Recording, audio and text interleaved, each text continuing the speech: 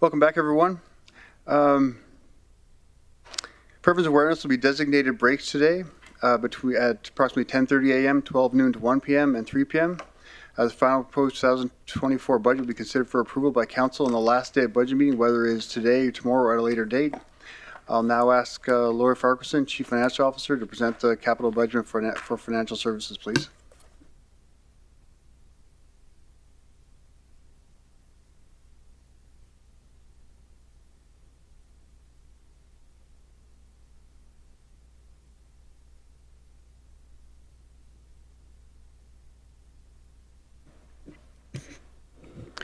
Good morning, Mayor and Council. For the record, my name is Lori Farquharson, Chief Financial Officer. Before we get started, I just wanted to recap from the past 2 days and some amendments that were made to budgets. So as a reminder, we had for the Community Investment Program a shortfall identified, which will add $310,264 to the CIP program budget. We also have a reduction for the waterfront consulting of $150,000. And then we have an increase for salaries for 3 FTEs for the purposes of reporting response under the RES department for $555,000. This results in a total increase of $715,264 to the overall operating budget. I will now turn it over to Anne-Marie Hintz to provide us with our capital budget for information technology. Good morning. As Lori had mentioned, my name is Anne-Marie Hintz, and I'm the Senior Manager for the Information Technology Branch. The total 2024 proposed capital budget ask is $1,100,000, and this is funding for one project. This funding request is to complete the necessary infrastructure upgrade planned for 2024. This includes replacing end-of-life servers and network devices based on the life cycle, as well as acquiring one additional storage device. A breakdown of how the funding will be used includes $450,000 to replace 4 physical servers. This is based on our server lifecycle plan of 7 to 10 years, depending on the device type.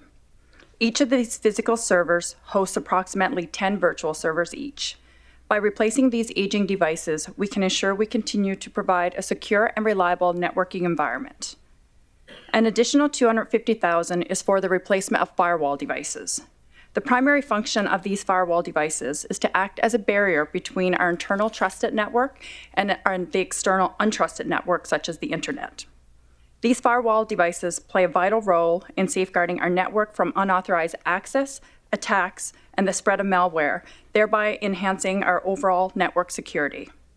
Replacement of these devices are a critical part of progressing our cybersecurity roadmap and improving our overall security posture. The remaining $400,000 is to replace an end-of-life storage device. This storage device has a capacity of 100 terabytes. To help visualize how much storage that is, 100 terabytes is equal to 50 billion pages of text, or 25 million standard photos, or 25,000 movies. This concludes my presentation. I'll be happy to answer any questions. Thank you. Do we have any questions from council? Councillor Stroud. Thank you, Mayor Bowman. Anna-Marie, which item were you speaking about? Is it in the capital projects here? Through the chair to Councillor Stroud, which item specifically? That you had up on the screen. She's just wondering where it is here. Oh, yeah. I don't have a copy of that in front of me. Just wanted to. It is one line item. Yeah, it would be the one. That. But what was it called? No, it would be the 2024 IT infrastructure upgrades is the title. I'm not sure what page it's on. IT infrastructure upgrades, okay. Somewhere here. Should be another White? 1 year project? It's through the chair to Councillor Stroud. Yes, it is just a 1 year single year project. White. It's white, yes. No, we split it out over 2 years. These members know what's going on. So it's orange. Through the chair to Councillor Stroud, on page 2 of your report, no, page 3 of your report, In the orange section, it is the fourth item down. So the reference number is 24-304, IT infrastructure upgrades. The big one? So the request is for $1 million for 2024 and planned for $500,000 in 2025.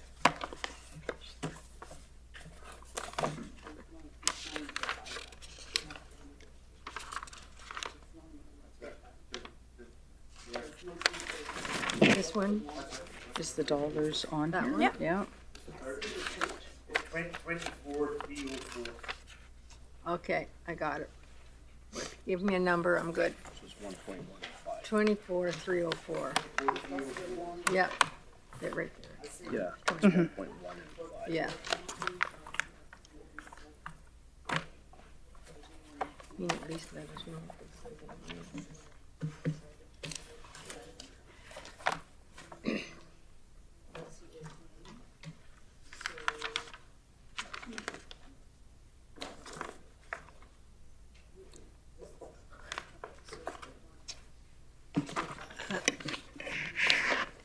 You're splitting it over 2 years. Through the chair to Councillor Stroud, yes, for 2024, the ask is $1,100,000 with a future planned ask of $500,000. Right.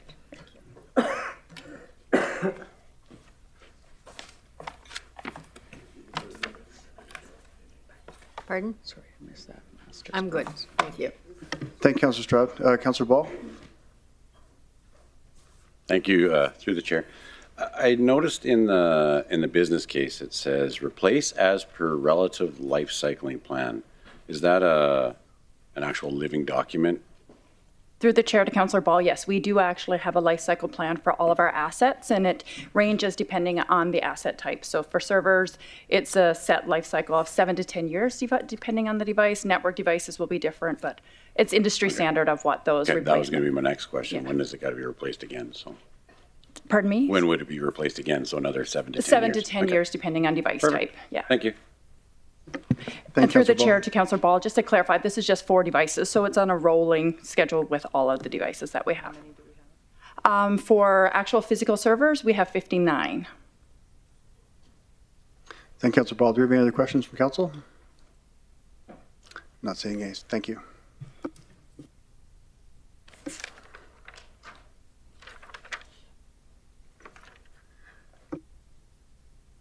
I'd like now to invite Keith Smith to present the capital budget for Public Works, starting with the transportation and facilities, please.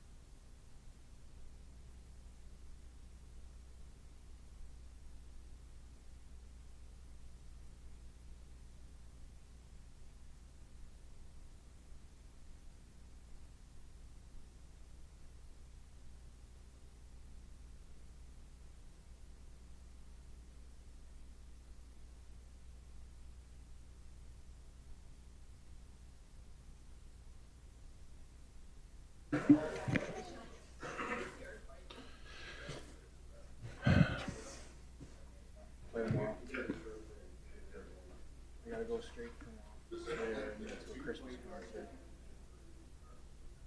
You know how it goes. Good to go. Yeah. Good morning, Mayor and Council. For the record, my name is Keith Smith, and I'm the Director of your Public Works Department. For process purposes, our presentation is broken up into 2 portions. I'll present the first portion, answer some questions, and then there'll be a second portion. Public Works consists of 2 branches with 7 very much front-facing disciplines that provide services to our residents. The first branch being Parks, Roads, Rural, and Fort Chipewyan. This branch is led by Senior Manager Barb Walsh, the lady to my left. The second branch being Transportation and Facilities. This branch encompasses transit, fleet, and facility services. It is led by Manager Joe Trudell, the gentleman to my right. I will now present the 2024 proposed capital budget for transportation and facilities. The proposed capital budget for transportation and facilities is $45 million. The following slides will provide a project breakdown. Jubilee major maintenance. Facilities is requesting $1,500,000 for Jubilee major maintenance in 2024. As part of the condo corporation, a recent example of the work completed through this fund would be the repairs to the parkade in Jubilee and updates to the electrical systems. It is through this project and others that the useful life cycle of these areas, the Jubilee building, continues to provide safe, modern space to conduct business. This represents the RMWB's proportional share of the Jubilee Condo Corporation's building life cycle program. Initiatives over the next 5 years will include electrical upgrades to transformers and the main distribution panel, partial roofing replacements, building envelope repairs, fire and life safety upgrades. The Public Works North facilities. Facilities are requesting $17,650,000 in 2024 for Public Works North facility.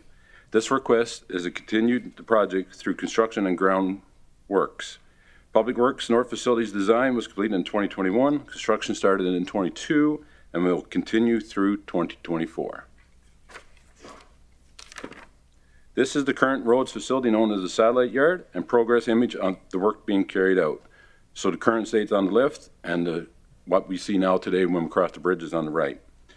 The current Public Works North facilities is the replacement of the temporary office building with a permanent office area and shop, as well as equipment storage building to protect the road's heavy equipment from the inclement weather conditions.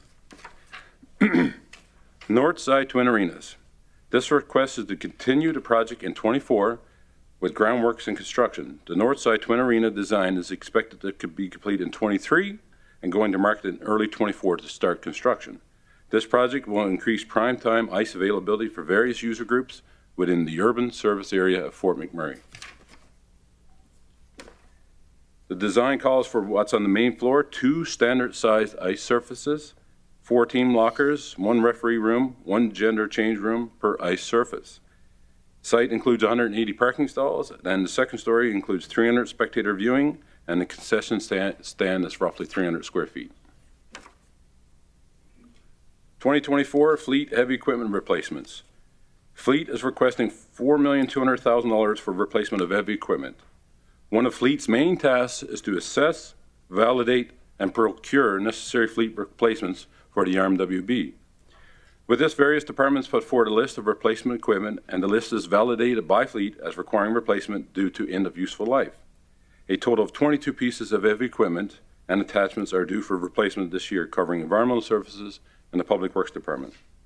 As a part of any well-planned asset management structure, the need to replace equipment in a regular and thoughtful process is critical to service delivery and a balanced approach to budgeting for both capital and operating costs. Here are just examples of a front-end loader and skid steers that require life cycling for environmental services and the Public Works Department. 2024 light equipment replacements. Fleet is requesting $1,650,000 for replacement of light equipment.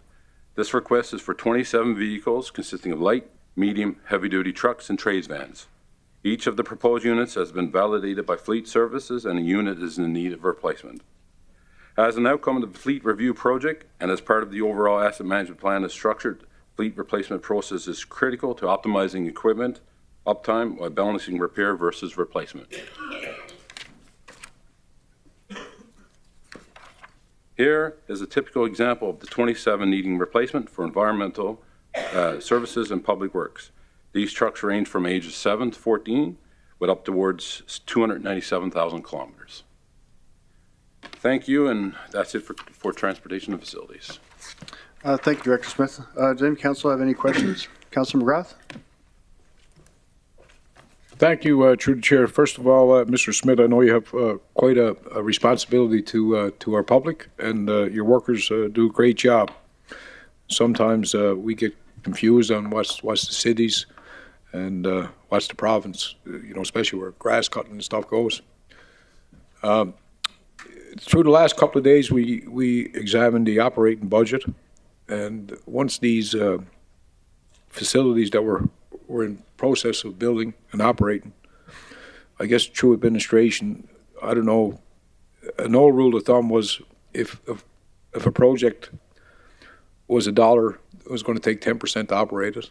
But given the fact that we're in such a competition for skilled trades, that I just go across the bridge and look at that facility, and I see electricians, plumbers, that work with the city.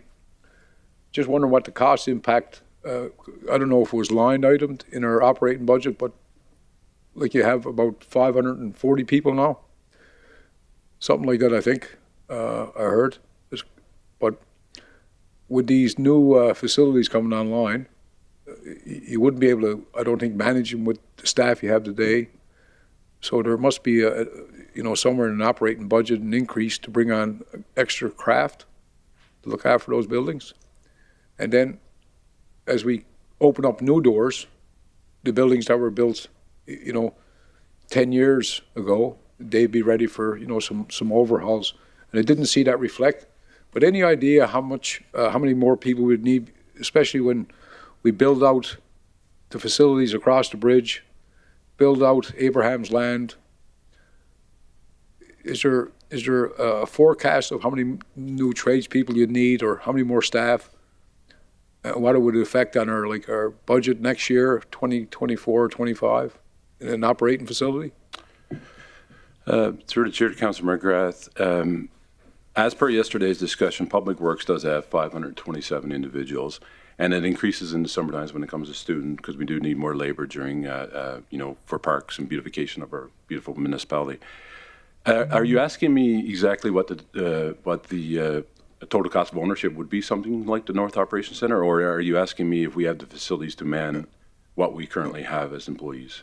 I'm sorry, and I know that I'll take my time. Yep. So when the building is ready for occupancy across the bridge, for example, yes, it's a building we don't have now. It's not like the Green Tip when we got a grant to build, the bus barns, but we were left then for years of operating it, so there's a cost. It was great to get the grant. So this building across the bridge, I'm just assuming, and we wouldn't be able to maintain that building with the same staff we have today, the same craft, because you'll have that building to look after, and then pretty soon we'll have another marina to look after. So basically, what kind of impact do you see yourself, getting more tradespeople, and what kind of, do you see, like equipment, for example, equipment probably has gone up 25% since COVID. Mm-hmm. Getting repairs on your equipment has gone up, in some cases, 30%. Mm-hmm. And it all involves around your operating budget. So I'm just asking administration, has that been realized as we go through this capital? Like, if there's a capital project, there's another 20% a year onto that, at least. Yeah. And then the competitors are, you got to get tradespeople. So I'm just wondering, through the budget cycle that was presented to us, was all that captured? Mm-hmm. Or do we push that Councilor out? McGrath, can you just pick your mic up there? I think some people can't hear you. Please. Thanks. Thank you. So I think, that's the, I guess to form that question, Keith, would be to administration.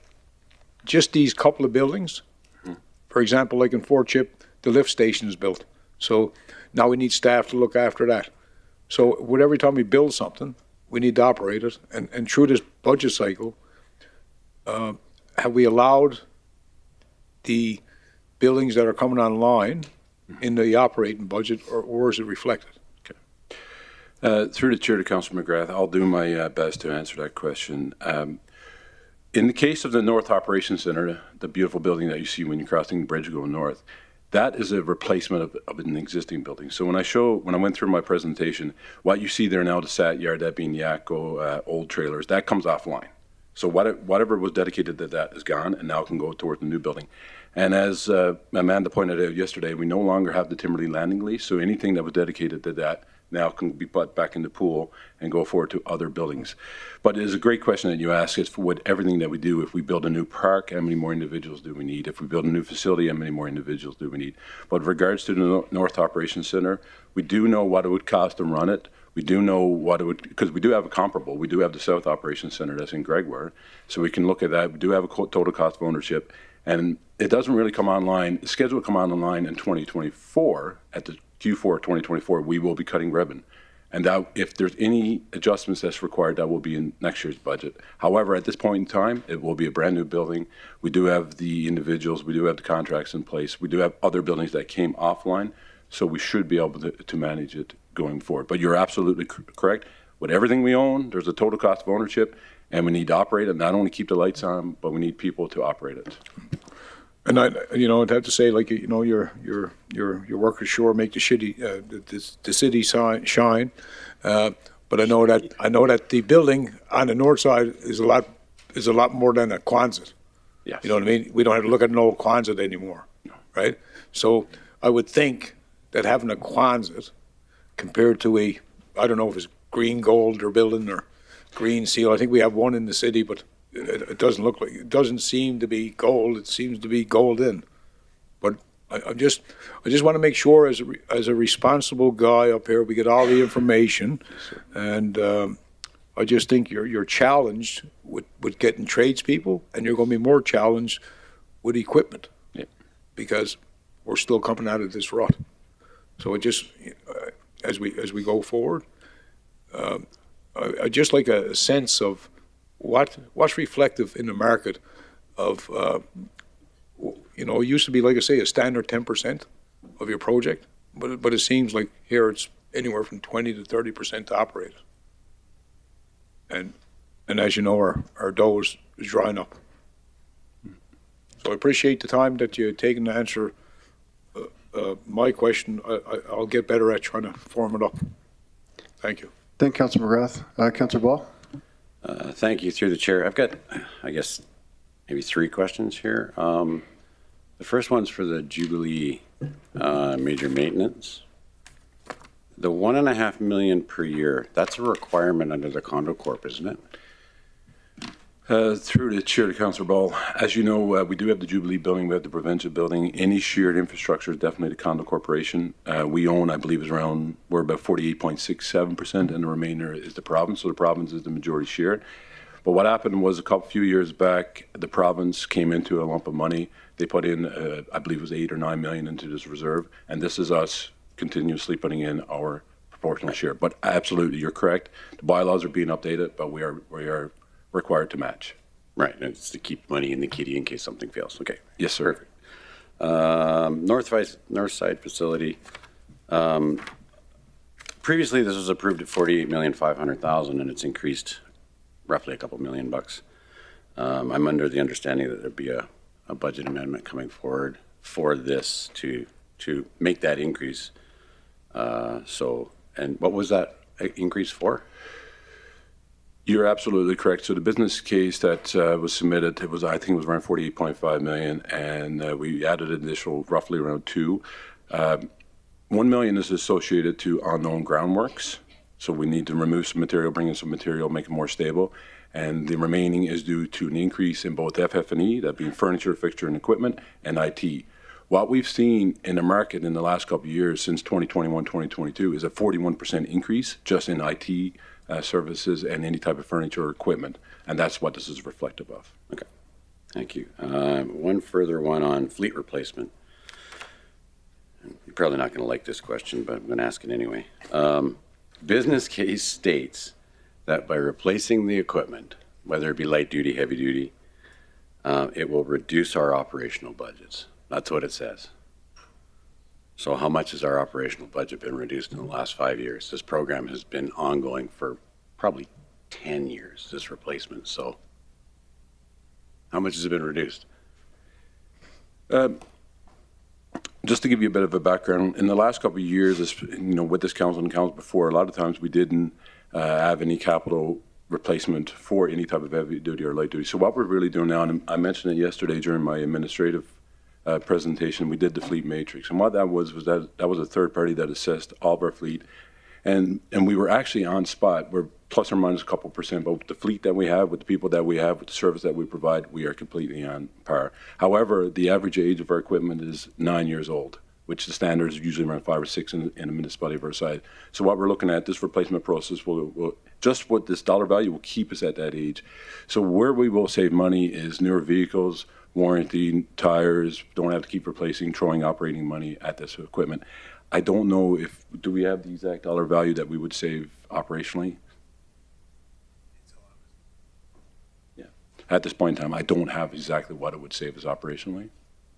But you got to remember the operational budget for fleet also includes fuel, parts, and all that would have inflated over the years. So technically, whatever we're saving with buying new equipment and not having to fix it regularly, it will be offset by the increase in fuel and parts. No, and I appreciate that, and frankly, it's a loaded question. I know our operational budgets haven't decreased; they've all increased. But in the business case, we're saying it decreases or will decrease our operational budget.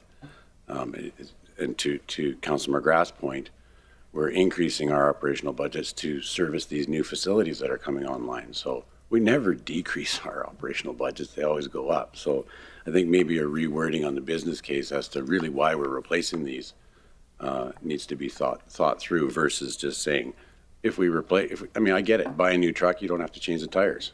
Mm-hmm. But tires are a lot cheaper than a truck, so. Well, I thank you for your input, and future years when it comes to the business case with fleet, we'll make sure that's reflected. Thank you, sir. Thank you, Councillor Ball. Councillor Boussier? Yeah, thank you, Mayor Bowman. Through the chair, Director Smith.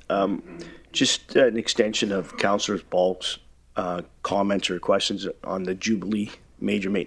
Given it's a condominium, do we, and I should know this, Keith, and I don't, do we have monthly contributions to a reserve fund, or is it just a yearly ask of council?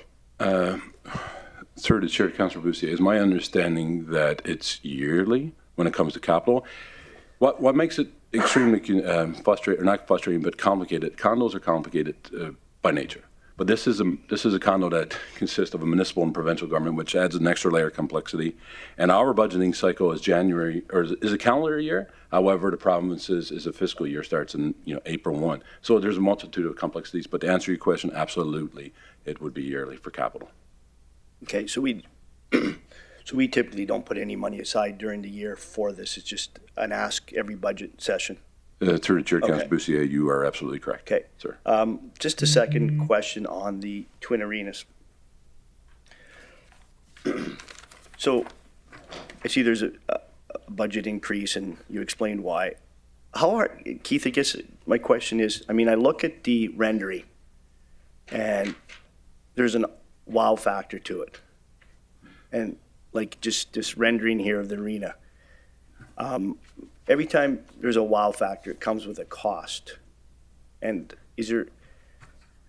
have we tried to reduce our cost by just making it a simple, plain arena with no wow factor? Like, you look at Frank Lacroix, it served the purpose, center fire, same sort of thing. And yet, it looks like we're trying to build something like a mini Mac Island again. And with that will come additional costs. What's wrong with just building two surfaces, just a kind of a rectangle or square box with a simple entry instead of something like that? Through the chair, Councillor Boussier, when I explained the groundworks and the IT prior to, that was with the North Operations Center. So your questions is regarding Twin Arenas? The capital Twin Arenas here. Okay, perfect. Just looking at the rendering, I haven't seen the entire, but the rendering here showing of the Twin Arena, It looks real nice. And I know, having dealt with the construction, but every time you build something nice, peaks, valleys, it costs a lot more money than just a square box. And all we're looking for is a couple sheets of ice for kids and adults to skate on. Exactly. Through the chair to Councillor Boussier, the renderings that you see on the PowerPoint, that would have been from the original drawings, the original design. You're absolutely correct. This is not by any means LEED standard or any type of gold plated arena. This is just to make it simple. If this was a rendering from the original, it may not make it to the actual on the ground what you will see. The point of this is to make it as practical as possible, so it will not be shiny and showy and just practical. But you got to remember that what we were asked to do was take the design off the shelf, update it, and move forward. And with the complication of any of these designs, if we change it either a great amount, then that will cause delays. And the delays will not only be time, but it will be inflation and additional money. And this all started, this Twin Arena was part of a much bigger facility. So that's why a lot of times you will see such as this rendering. Hindsight being 2020, it may not have been the best one to put in this PowerPoint. Okay, so at the end of the day, I guess we are cognizant of our building construction costs and trying to monitor and in some case, hopefully reduce some construction costs. Exactly. Practicality, make it right. Build it right. Okay, thank you. Thank you, Councilor Bussier. Councilor Benjoko? Thank you, Mayor Bowman, and thank you for the presentation. So I just want to be clear that we are not projecting any overage to the budget for Twin Arena at this point. Through the chair, Councilor Banjoko, at this point, no.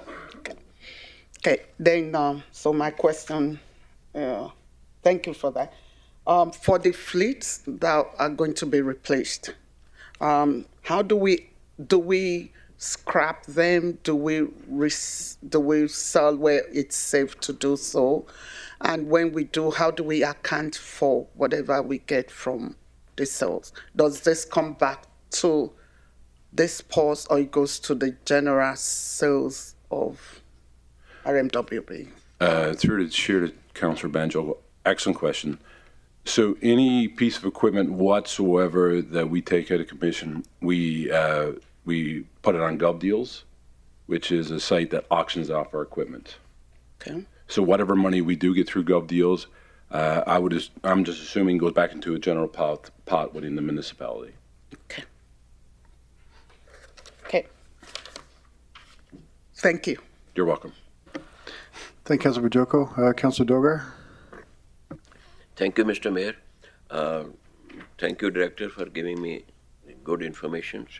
One clarification I want about the Twin Arena. You said no approval of budget this time.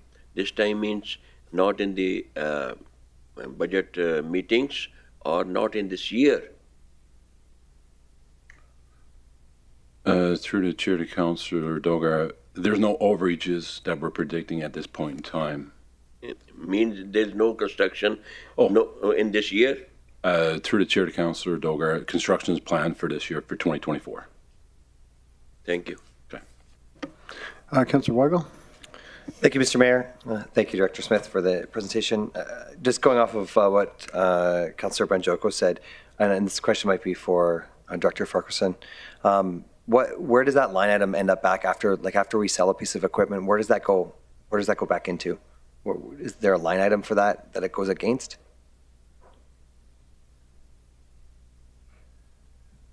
You're exactly right, Councilor Weigel. That would be a financial question. It would just go back to general coffers. I don't know where that line item would sit. Through the chair to Councillor Weigel, it would go back into some form of a reserve. It wouldn't necessarily go back into the budget. I'm not clear on the process, but my team's just confirming exactly where it would go. Sure. And so when we sell a piece of equipment or something like that, it doesn't go against where it came from. So based on heavy equipment purchases or anything like that, it doesn't go against the same budget.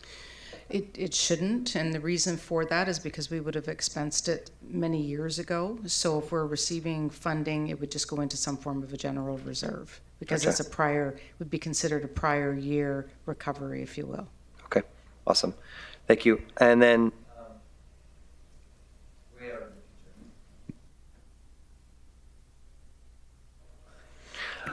way out in the future, 2029, I'm just looking at the heavy fleet and the light fleet looking massive jump in 2029. Was that projected just because 2029 and beyond, we're going to have to replace that? Or was that, are we looking to do a massive spend then versus trying to flush it out throughout?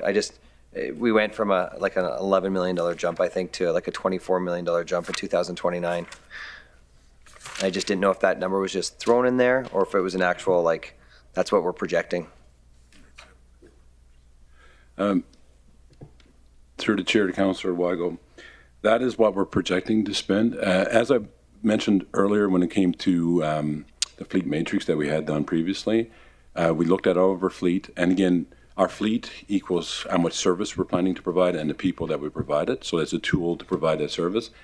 If we want to maintain the current fleet as it is, Right. then that is the amount of money that we would need to spend to keep it at its current age. Now, there's always different models. As Mr. Trudell spoke to yesterday, we're looking at leasing certain pieces of equipment, renting certain pieces of equipment. So we're always expanding and trying to save whatever money we can, both in operation and capital. However, to keep the fleet the way it sits now, that's what we would need to spend. Awesome. No, I appreciate that. And just the reason for the question is I'm looking at the next couple of years capital, and they're so large, we just realize that it's all going to get pushed all the way through. So looking at those years, making sure those balance out as well. So thank you. Thank you, Councilor Bargle. Councilor McGrath? Thank you, through the chair. Just two questions. Like the EDGE program just outside of Calgary, it has a couple of Quonsets, and they run some really good talent through there. And if you go towards Esterhazy and those places, you'll see some of the similar setups.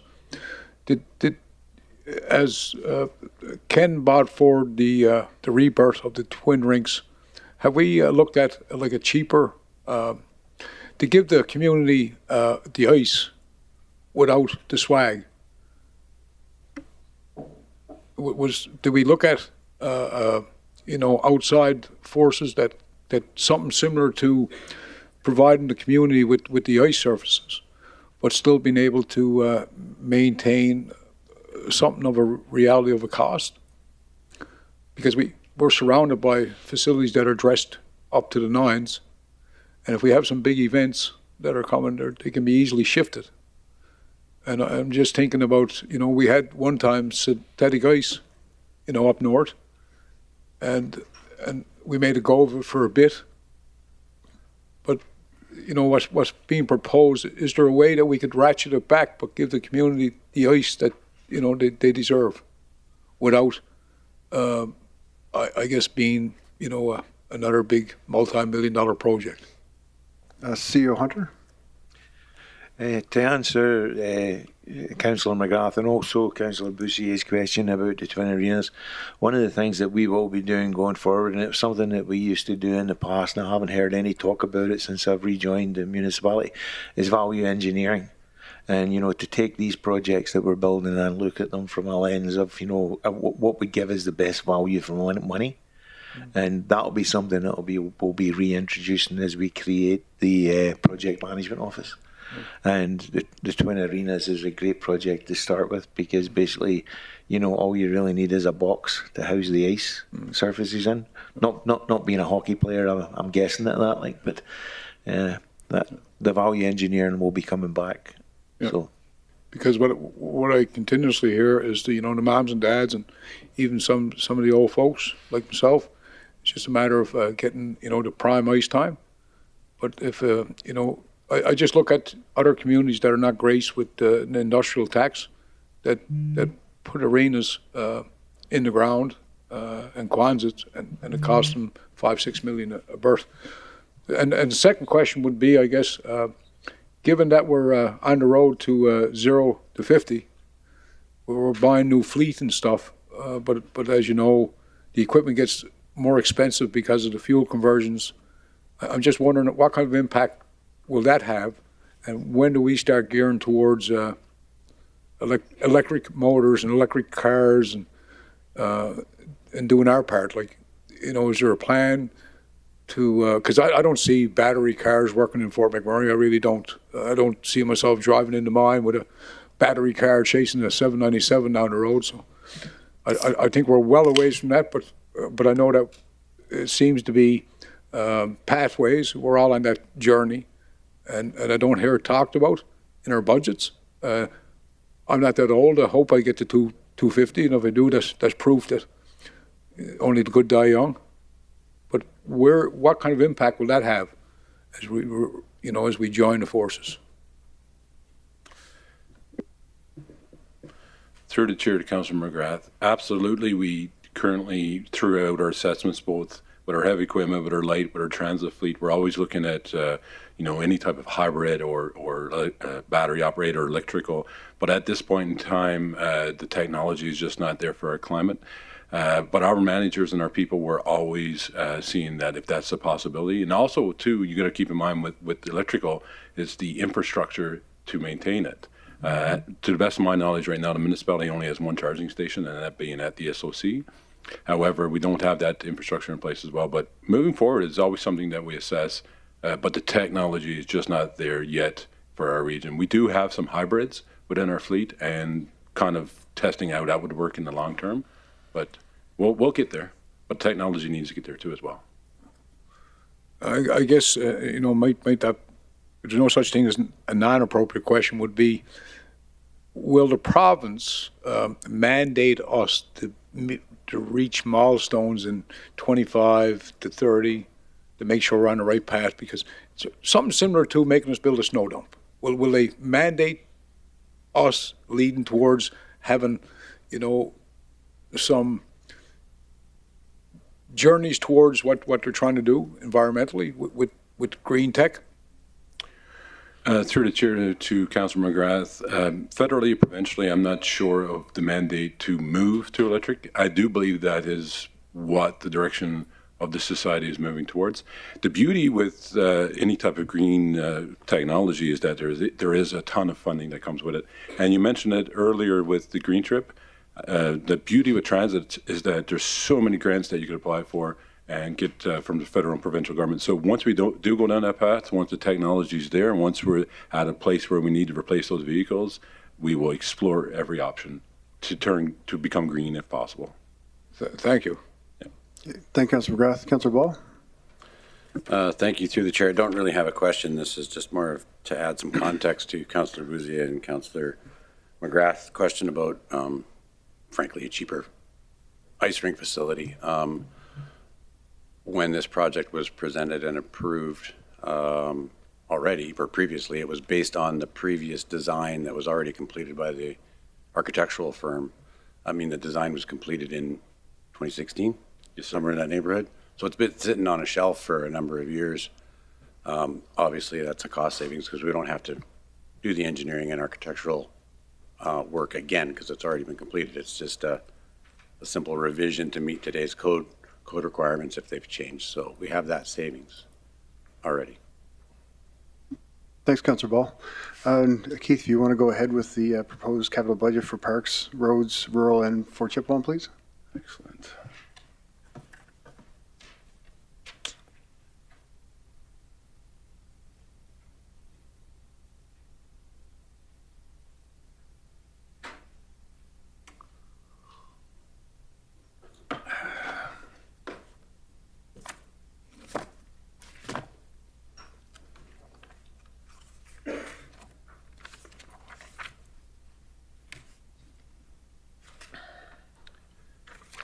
Good morning, Mayor and Council. For the record, my name is Keith Smith, and I'm the Director of the Public Works Department. The Parks, Roads, Rural, and Fort Chipewyan capital budget request for 2024 is $14,540,000. The subsequent slides will break down of each project. Partial playground replacement, that being Westview and St. Kateri. This partial playground replacement multi-year project requests a second portion of funds of $350,000 for 24 construction season. Partial playground replacement, that being component replacement, offers a feasible option to the extended life of modules as opposed to replacing the entire playground. The St. Kateri playground equipment has been selected and the order has been placed with an expected delivery of March of 24. Our rmwb team is currently in the process of retaining a playground supplier for the Westview equipment who will install the components in both locations. St. Kateri School Playground, which is on the left side of your screen, requires a significant drainage improvement, which is impacting playground structural integrity. Our rmwb also has received a few additional requests from the school for playground improvements, that being an additional pieces of equipment due to the increased volume of users since the playground was originally opened in 2014. Replace some equipment, that being the Apollo net, which is more suitable equipment to better meet the current age of the users. Install more equipment to enhance playground inclusivity. Westview Playground consists of 2 modules built in 2002-2007. The 2007 module already received new sub-drainage system in 2020, and this request is to address the drainage for the 2002 module. The existing site drainage issues significantly impact lifespan of the entire playground. A few pieces of playground equipment are already out of service and fenced off, as you can see in the picture on the right. Bear Paul Playground Restoration. Requested funds will be used for replacement of the Bear Paul Playground, which was vandalized in the fall of 2022. The playground was burnt down, and you can see it in the right picture, and this left the community underserved. The project scope of work will include full replacement of the play structure, playground surfacing, and drainage improvements. 2024 Playground Replacement. Requested funds will be used to replace play structures at Syncrude Athletic Park, St. Martha's School, and Cowit Crescent Playgrounds. Our goal is to select and purchase playground equipment, that being $600,000 in 2024, and complete the installation in 2025. Syncrude Playground rubber surfacing needs to be replaced with engineered wood fiber to meet Canadian Playground Safety Institute recommendations for playground surfacing. A few playground apparatuses were already closed there, and as you can see by the yellow fencing on the pictures, due to non-compliance with playground recommendations and no longer having available parts. St. Martha's School Playground, structural integrity and available parts is of concern. It is necessary to replace playground equipment to continue with the same level of service currently expected by the community. Cowit Crescent Playground has reached the end of its life cycling. Pea gravel surfacing needs to be replaced with engineered wood fiber to meet playground surfacing recommendations. Spray Park Replacement Program. This project is a multi-year spray park replacement program. KP Wong Spray Park was substantially completed in 2023 with plans to open for the public in 2024. Wood Buffalo Spray Park tender is in progress as we speak, with expectations to retain a contractor and complete the entire spray park rehabilitation in 24. Lakewood Spray Park is planned for replacement in 24-25. As you can see by the pictures, Wood Buffalo Spray Park and Lakewood Spray Park has issues with surfacing, above ground elements, and underground utilities. Project will completely replace spray parks by removing the old structure and surfacing, connecting parks to the sanitary sewer system. This replacement will provide continued service to the community and ensure many more years of play opportunity. Drainage improvements, that being in the playgrounds and the outdoor fitness modules. Requesting $150,000 will be used for playground and outdoor fitness module drainage improvements. Wood Buffalo and Dickinsville playgrounds experience constant seasonal and heavy rain drainage issues which affected the playground equipment lifespan, entire playground usage, and lead to increased operational needs and maintenance costs. Existing surface drainage system needs to be upgraded with sub-drainage system to protect the life cycle of the asset. Recreational trail life cycling. We are requesting $1.8 million will be used for life cycling replacement recreational trails, that being Birchwood Perimeter Trail and Lions Park Trail in 24 and 25 construction seasons. Completed works will be replaced at deteriorated sections of the trails and provide better recreational opportunities for all trail users. Birchwood Perimeter Asphalt Trail has reached its life cycle as evidenced by the major deficiencies such as cracks, potholes, and extensive root damage. Replacement of 1 kilometer of trails already scheduled to be completed in 23, with expectation that another 1 kilometer will be done in 24 and the remaining in 25. The Lions Park Trail offers access to the riverfront and the lower town site, providing numerous opportunities for a variety of outdoor leisure activities. The trail has also shown major deterioration that is beyond repair capabilities. The estimated distance of the trail to be replaced is 1.2 kilometers. Abasan Cemetery expansion. Requested capital funds will be used for Abasan Cemetery improvements such as the new layout for children's section, site lighting, hard and soft landscaping, space for a potential future columbarium, and seasonal mailbox installation. This mailbox is at the grave for family or friends to write messages to memories of their loved ones. As you can see on the slide, the current children's section, which is close to the highlighted green section, is adjacent to the cemetery operational yard and require proper layout and site access. The cemetery requires reconfiguration to provide proper burial and perpetual care of the Islamic children section. New memorial park signs. In response to the naming recommendations for the park area located beyond Eco Dickinsville and Sister Mary Phillips School, Council passed a motion approving the naming requests of Lawrence Dem Children's Park and also as well as Thickwood Park be renamed Jeremy Snook Memorial Park. Requested funds will be used for installation of the park signs in approved areas following the design recommendations outlined in downtown Fort McMurray wayfinding plan. You can see concept of the park's design or the park sign in the middle of the slide.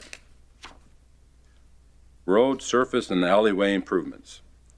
We are requesting $4 million to complete road surface and alleyway improvements. Many of these roads have become a safety concern for the residents. The assets are exhibiting signs of complete failure. The deterioration of many of these roads accelerated during the post-fire rebuilding process and waited for rebuilding efforts to be completed before we rehabbed. By not having this construction in 23-24, there is a chance some or all of these roads may become impassable and could significantly increase concerns for public works and the municipality as a whole.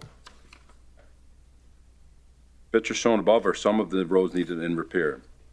2023 and prior budget was for $1.75 million, which included phase 1 and 2 of the contract. Phase 1 completed in 23 included Cruikshank Road and Bay, Parameter Crescent, Dickinsville Drive, and Piven Place. Phase 2, also requested in 23, is in contract and to be completed in summer of 24. This phase includes Astrom Court, Athabasca Place, Athabasca Avenue, and Alpine Court. The 2024 ask of $4 million is for contracts 2 and 3.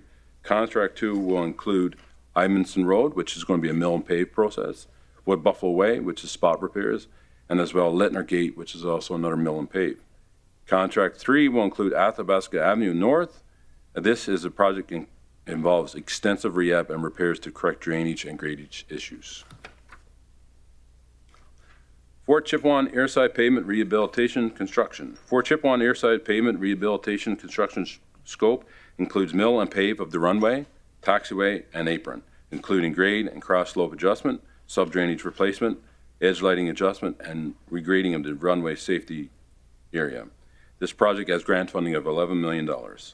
Project is in contract and has completed the replacement of the sub-drain, milling, adjusted grading, paving of the runway, taxiway, apron milling, and runway safety. Project completion scheduled for early 2024.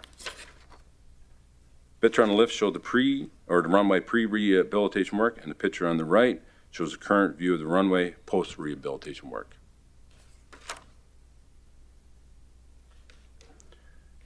Fort McKay Road South Waterline. The request for $2 million is for the water main, which will be completed in conjunction with the installation of the trails and lighting. Both projects were combined to reduce duplications and promote synergies. Construction of the walkway on the west side will be proximity of the existing water line. Upgrading of the water line in conjunction with the walking trail construction will prevent future disturbance of the trail when the line is upgraded. This project aims to improve pedestrian connectivity and safety in the hamlet of Fort McKay. Pedestrian connectivity will be extended south from the community core to McKay River Bridge through installation of a new walkway. There is an existing pedestrian trail from the community core into the Métis community and an existing walkway along the southeast side of the McKay River Bridge. This new addition will provide 1 additional kilometer of pedestrian accessibility through the community to the bridge. In conjunction with connectivity, lighting, and beautification will be installed along the new walkway. This picture is for reference as to the design of being created in Fort McKay. Anzac Recreation Center culvert, asphalt, and curb construction. Replace culverts on the entry road to the Recreation Center in Anzac and section of asphalt and curbs throughout the parking lot to eliminate the flooding issues and safety concerns. Culvert failure is resulting in floods, causing lifting in the roadways and sidewalks. This has caused safety concerns, and as you see highlighted in the pictures on the screen. Sapere Creek raise overhead lines. This work is required for the overhead lines to meet clearance requirements and eliminate the safety concerns in the community. The budget requested is based on the proposals submitted by Aqua Electric. Sapere Creek street views of lines being raised and proposed map highlighting the lines to be lifted. Thank you. Any questions? Thank you, Director Smith. One quick question. The four-chip runway rehabilitation, will that increase the length of that runway? Through the chair to Councillor, or through the chair to Mayor Bowman. My understanding, it won't increase the length. I don't believe it does, but what it does, it's due to the lighting and due to the new pavement, it decreases the ceiling. It goes from 500 to 250. So the planes and aircraft now land if there's more coverage in the sky. And what we've seen is that there's been an increase in usage. Yeah. So I can't say for certain if it's a length thing, but it affects the ceiling. Okay, thank you. Something I can work on. Councillor Stroud? Thank you, Mayor Bowman, and thank you for the presentation. I'm just going to speak on the John VA school site upgrades. The funding went into the budget in 2020, and that project is still not complete, and we're going into 2024. Is it the drainage that still needs to be done? Through the chair to Councillor, you're exactly right. What we've done is that we put that out and all the bids came in and over. So we're going back to the table, redesigning, doing what we need to do to get it back to the budget it is, but it is the drainage. So we're moving forward with that. It's not off the books. We're continuing with it. Yeah, I think the concern is as we move these projects further out, like it was in the budget in 2020, the costs are automatically going to go up. And that's why we're struggling sometimes in the rural, because these projects are taking 5 to 6 years and they're not a huge item. Also, I've noticed that the walking paths in Anzac that were approved in 2023, they've been moved out 3 years, and residents do not have anywhere to walk except on the road to school, to the stores, to the mailboxes. And as we keep moving these projects out, the costs are going to go up, and then you're going to be in this same situation. It provides the infrastructure improvement to rural and Indigenous communities. I think they're important. Also, does Public Works do an annual inspection on the playgrounds? Through the chair to Councillor Stroud, this great municipality has 104 playgrounds, and we have 3 playground technicians who do monthly inspections on all of our playgrounds, according to the CPSI recommendations. Okay, well, I want to thank Public Works staff for coming out to inspect the Anzac School playground. I believe it's direly in need, and I appreciate that. Thank you. Thank you. Thank you, Councillor Stroud. Councillor Boussier? Yeah, thank you, Mayor Bowman, through the chair to Keith. Couple questions. The playgrounds, there's 2 playgrounds referenced, I think Cartier Park and Bear Paw. Now, they're in the condominium. Would it not be the condominium's responsibility to replace the playgrounds?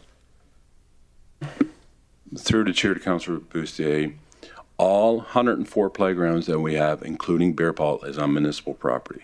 We do not have any playgrounds that is not on municipal property, even though that would be condo adjacent.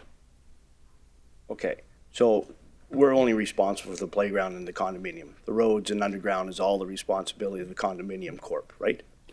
Through the chair to Councillor Boussier, the roads, I would assume, the roads underground I can't speak to, but when it comes to the playgrounds, if it's a condo property, condo playground, we would not maintain it if it's within the condo. The property that Bear Paw Playground is on is municipal property. Okay. Yeah. But it is a condominium corporation surrounding the playground, though. That's condominium lands outside of the playground, you're saying? You're exactly correct. I live there and I pay condo fees. It is a condominium. Okay. Yeah. The Abisan Cemetery, Yes, sir. there's for an expansion. Just curious why why we would look at expanding that one when we have the one on Real Martin Drive that I'm assuming is not full. Through the chair to Councillor Boussier, that is a fantastic question. In the urban service area, we have 3 cemeteries, that being Pioneer, which is downtown. We do have the Highview, which is in Abisan, and we do have Woodlawn, which is in Wood Buffalo. I do believe there was a plan that was done in 2016 that operationally for the cemeteries. And the one in Woodlawn is definitely the one that was built for expansion of any type of, use into the future. We are expanding the boundaries of Abasan, but it's not necessarily to create more traditional plots. What we're doing, the expansion, is to better reconfigure the cemetery as you see it. I should have pointed out when it was up on the screen, but what we're going to do is we're going to reconfigure it so that the operational portion, that being the CCAN, the backhaul bulldozers that's used for cemetery operations, is further away from the children's section. And what we're going to do is refence that, and at the same time put in more lights, beautify it. What you see there now in the children's section, unfortunately, is gravel. We're going to landscape that and make it more beautiful. And at the end of the day, I mentioned a potential columbarium. Within that expansion, we'll ensure there's an area for columbarium throughout the municipality, the province, even the country. What we're seeing is more and more people are going for cremation versus traditional plots. And what we're being requested of is that even though Woodlawn is full of traditional plots, pretty much full to traditional plots, people are going towards cremation and they want to be with their loved ones. So the footprint for a columbarium is not very big. However, they can be in the same location as their loved ones. So it's not an expansion. I understand completely that Wood Buffalo is for that, is expanding to better reconfigure. Okay, and then just last question for now.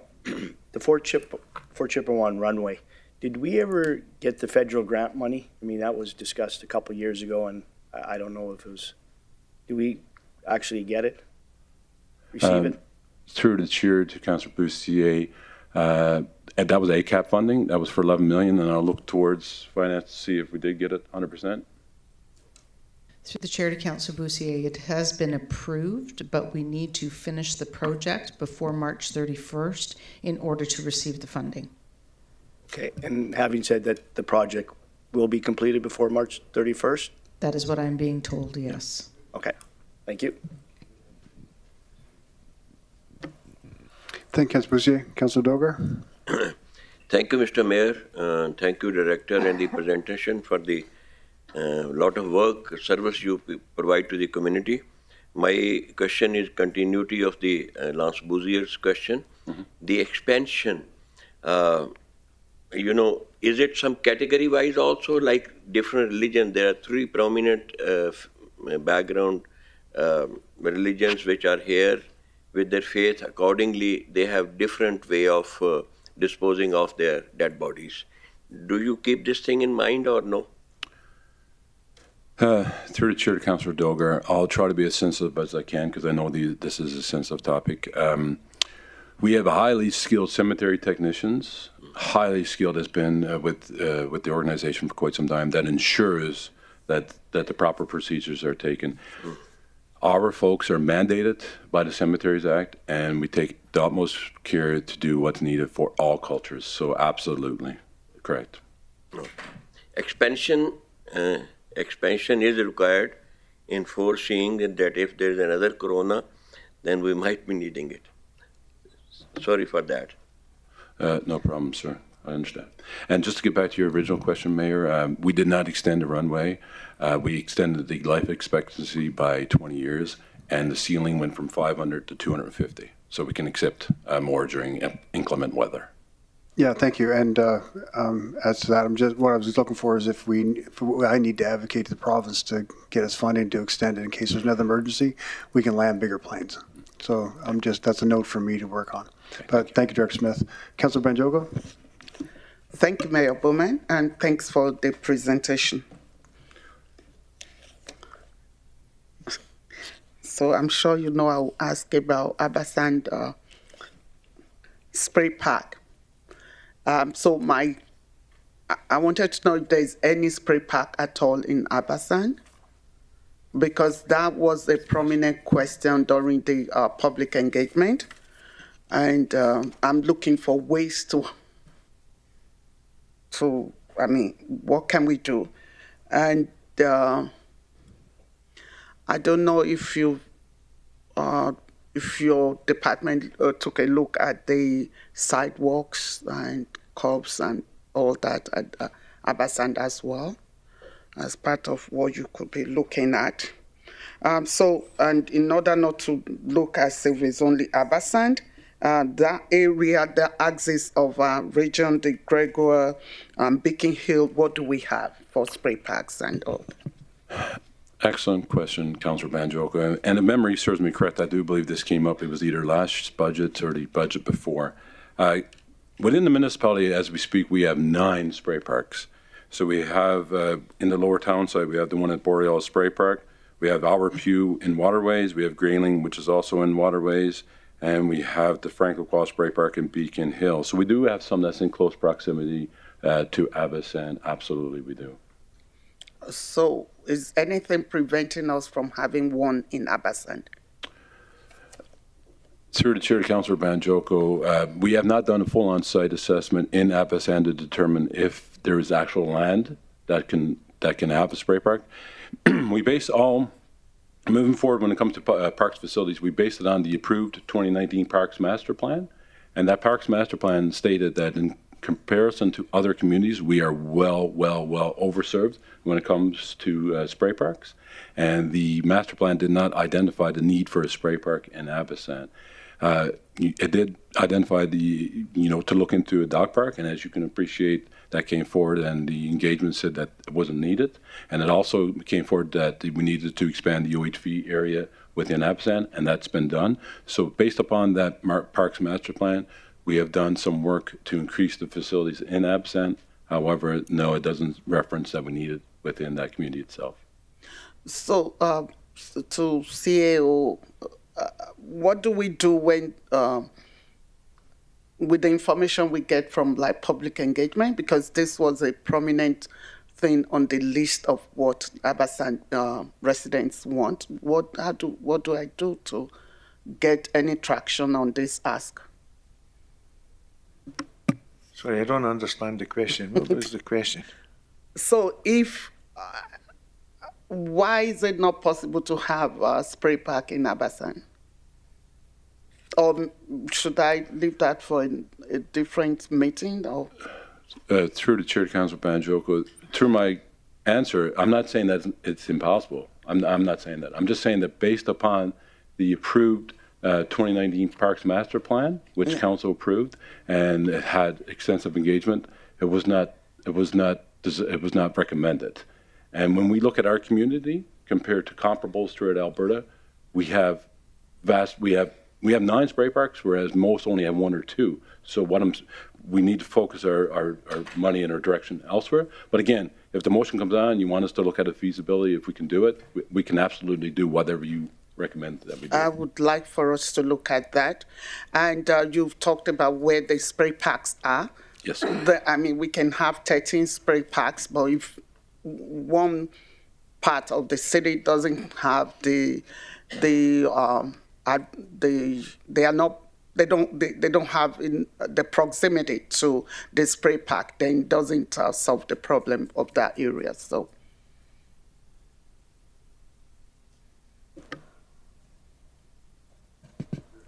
Thanks, Councilor Bureau. Do you have another question?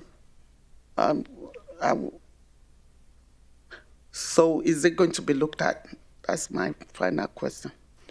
For that, you'd have to make a motion for administration to go back and do them to do a feasibility study on it, like we do for so other I'll do projects. that after, based on our plans. That's not now yet. Okay, thank you. Thank you, Councilor Joko. Councilor Stroud. Thank you, Mayor Bowman, and through to the presenters. Keith, has the municipality needed to acquire provincial lands around the municipality to build, for example, the Abasand Cemetery or the OHV project? Through the chair to Councillor Stroud, I'm not certain with regards to the expansion of the OHV staging area. That would be 100% our property. Any type of project, a pilot, that would not be our trail, so we not required any type of property for that.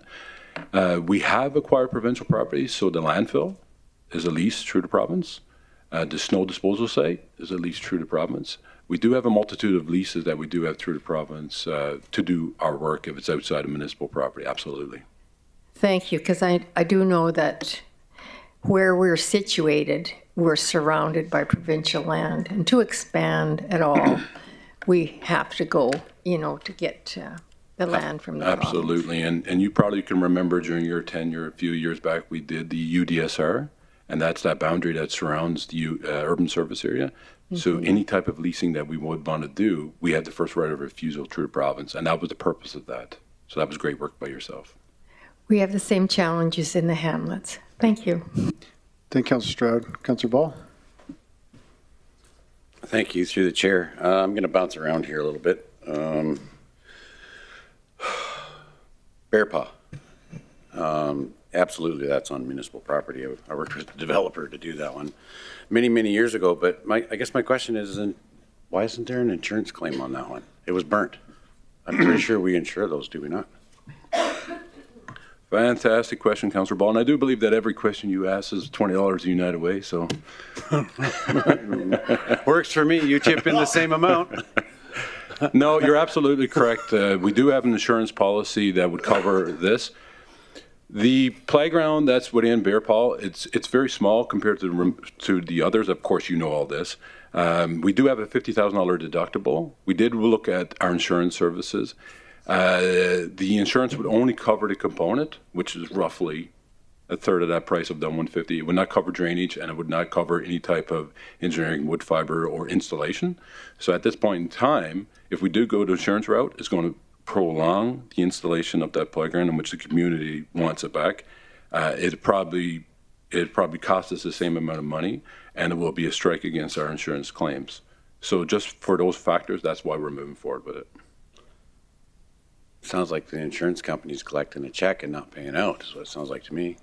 Possibility to cancel the insurance, what happens there? And I'm asking that because I know the answer. If there's someone injured severely, we're covered that way. So replacement, we're not covered for replacement, we're covered for liability. That works well for them. Spray parks. Your program is for the 3 years. I know KP Wong is well underway. Wood Buffalo certainly needs the work. That's been in there for quite some time, but I'm a little amiss on the numbers or the valuation. Lakewood at $1 million and Wood Buffalo at 1.3. Considering there's no above ground components at Lakewood and there's a lot of above ground components at Wood Buffalo, it seems like it's maybe a little high as far as the budget number goes. I'm certain you guys can work that out, but why would that be? Is there a component I'm missing? Through the chair to Councillor Ball, as you can appreciate, the 1.3 includes design on the Lakewood, so there may be a change in design. We're replacing it completely, but as we spoke about earlier, when it comes to any type of infrastructure, as we see it going forward, it's just the prices are continuing to increase. Fair point, but I mean, just looking at the two side by side, they're significantly different. My assumption is this isn't just a replacement. Is it also an upgrade? Because it doesn't stipulate that in the business case. So, through the chair to Councillor Ball, I'll have to look into if it's an upgrade or not. But a lot of things, what we need to keep in mind with the spray parks is the cost of the concrete itself, and also the underground network and the underground drainage and piping is just not what you see on surface. Obviously, you know all this, but I'll get back to you if the business case don't speak to an upgrade or an additional components. If it is, it should, then we can rectify that. All right, thank you. I want to hop back to Abasand Cemetery. I've just got the business case here in front of me, and oddly enough, it reads very similar to, I think, a document produced in about 2008, 2009, where it says the Abasand Cemetery is reaching capacity and requires expansion. 2008, 2009, there was a document that said that same thing, but it didn't say requires expansion. It says we need to build a new cemetery in Wood Buffalo. So as a result of Abasand Cemetery reaching capacity or near capacity, that was the entire reason why Wood Buffalo Cemetery was built. Wood Buffalo Cemetery has a columbaria. It has many, frankly, open plots. There's lots of room. why are we expanding one when we have room over there? I can see that you may want to do some improvements to the one you have here, but that's not what this says. This says because it's reaching capacity. Through the chair to Councillor Ball, you are absolutely correct. I hear what you're saying loud and clear. When it comes to the business cases, they need to be sharpened up and a lot more detailed. I appreciate that feedback, and we will ensure that feedback is taken. You're absolutely right. The expansion when it comes to capability is in Wood Buffalo, and that would be Woodlawn. As I explained to Councillor Bussier, what we're doing here is we're expanding it. The current cemetery is 2.965 acres, and we're adding an additional acre, and that acre is just to better reconfigure what's there. So when you walk through the cemetery, it's quite packed, and as you walk towards the end, you'll see it, and that section almost looks like it's outside the cemetery. And what we're doing is we're just beautifying it, reconfiguring it, making it more respectful. The children's section, as you see it now, if you go there in the summertime, unfortunately, is not much grass, mostly gravel. It's fenced off. You got the operational side, which is the C-can, the bulldozer, the whatever equipment we need to bury folks, and also we're just expanding it for future potential columbarium. And I do agree with you. I believe in Avisan, I believe we have 39 spots. I do believe in the columbarium, but as I suggested earlier, what we're seeing in not only McMurray, but in Canada, more people are being cremated. And what we're getting the feedback on is that they want to be with their loved ones. So obviously, they can do the 2x2 plot within the traditional, but that will fill up too as well. So in the future, if the columbarium that's within Avisan does become full, we have the potential to have the location for another. That way, those individuals can be with their loved ones. So it's a different trajectory now when it comes to interments. Okay, fair point, but I think what we're trying to do is give people options in that case. Relative to the columbarium, you can either be in this one or that one. Obviously, your loved ones are here. You're going to make that choice. So, I can appreciate that. So, all right, thank you. Thank you, Councillor Ball. Councillor McGrath.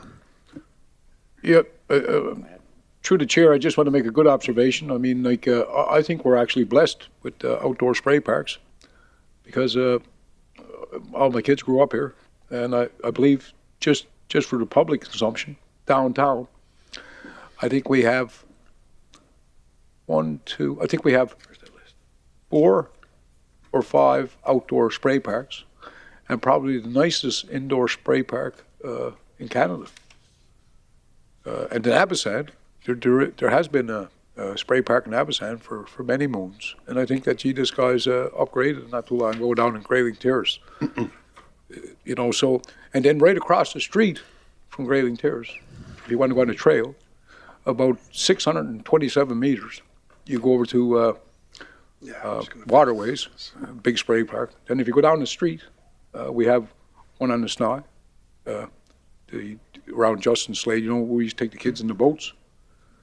Then we just built a brand new spray park across the street. I think I'm half right, but I just want to say, because I don't want people to go away today thinking, like, we have 5. No, I think you're on the right. You're right, Councillor McGrath, and if that comes up as a motion, we can debate that motion. Thank you. I just want to make a funky. Now you're back. We got 5 spray parks downtown. Okay, if that comes up, motion, we'll debate that then. But you're Thank correct. You, sir. Thank you. Thank you, Councillor Weigel. Thank you, Mr. Mayor. Through the chair, just 2 things.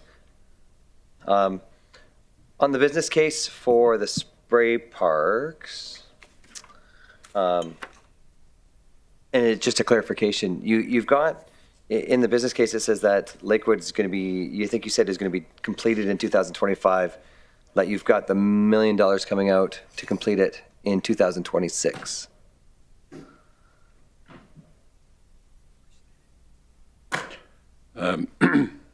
Through the chair to Councillor Weigel, that was a budgeting exercise, and I do believe that we pushed it from 25 to 26. Okay, no problem. And then the second thing is, and this is, again, an education for me and anybody that's listening, mostly for me. In 2022, we approved the Sapri Creek mailbox intersection of design and construction. Money got approved for 2023, got put aside for it. We didn't use it. Where does that money go? is the reason it doesn't get moved over to 2024 is that we don't no longer have that money? Is it in reserved? And then why wasn't it started? Through the chair to Councillor Weigel, I'll try to answer my part the best I can. If you recall, this came forward previous to this council, and what it was a walking trail. And at that time, the community wanted a walking trail, but since the walking trail is no longer required, and they wanted more beautification around the mailboxes. So what we're doing is it's currently in design to beautify the mailboxes, beautify that area, and that design will give us a better indication of exactly what it will cost to do this. Now, once that cost is calculated, we will come back to council with the change of scope, because apparently it doesn't fit FIN 160, correct? It's a change of scope. Where that money sits right now, I do believe it's either pushed off to 25 or 26. We're not at a point right now where we can even spend the money because the design and engagement is not complete. And so, sorry, when you say that money's pushed off, so we physically had that money last year and then it went to reserve, or just, again, ask these questions all the time and I don't have an exact answer when somebody asks me. Through the chair to Councillor Weigel, when we have a situation like this, it's just a cash flow adjustment, and all the funding actually sits in the capital infrastructure reserve, and then we draw on it once we have approval based on timing and whatnot.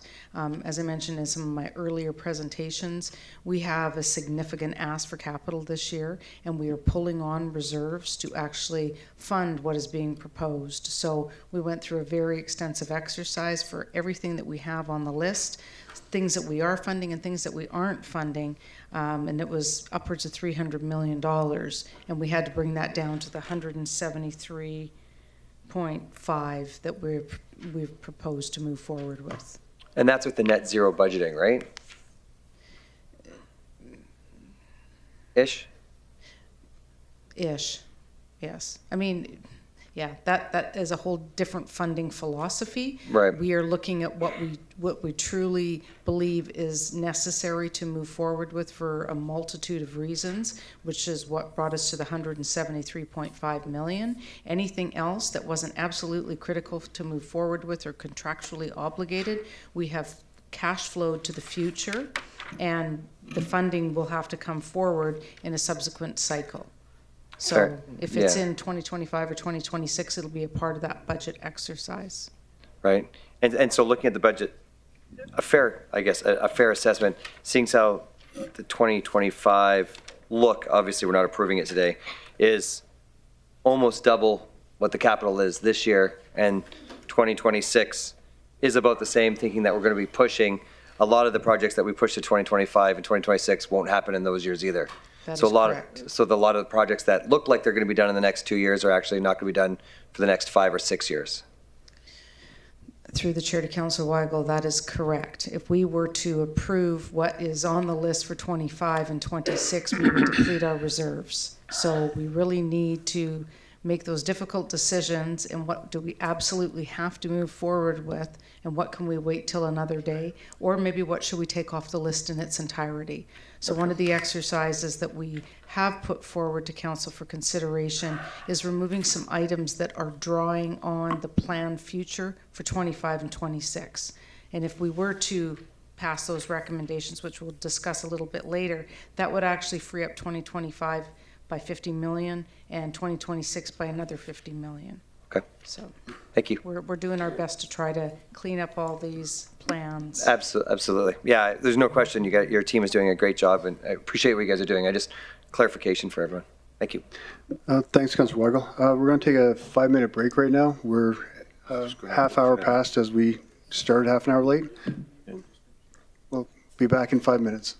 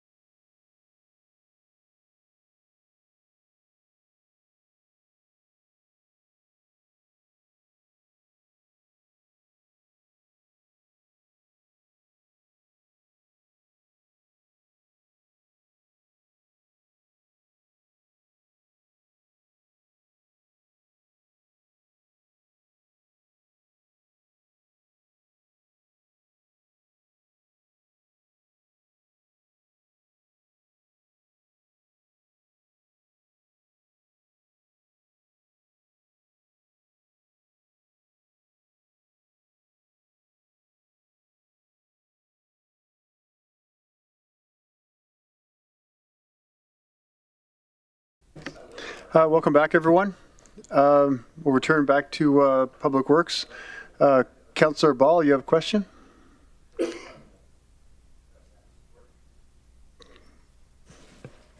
Go ahead. My turn? You're on live. I do. Thank you.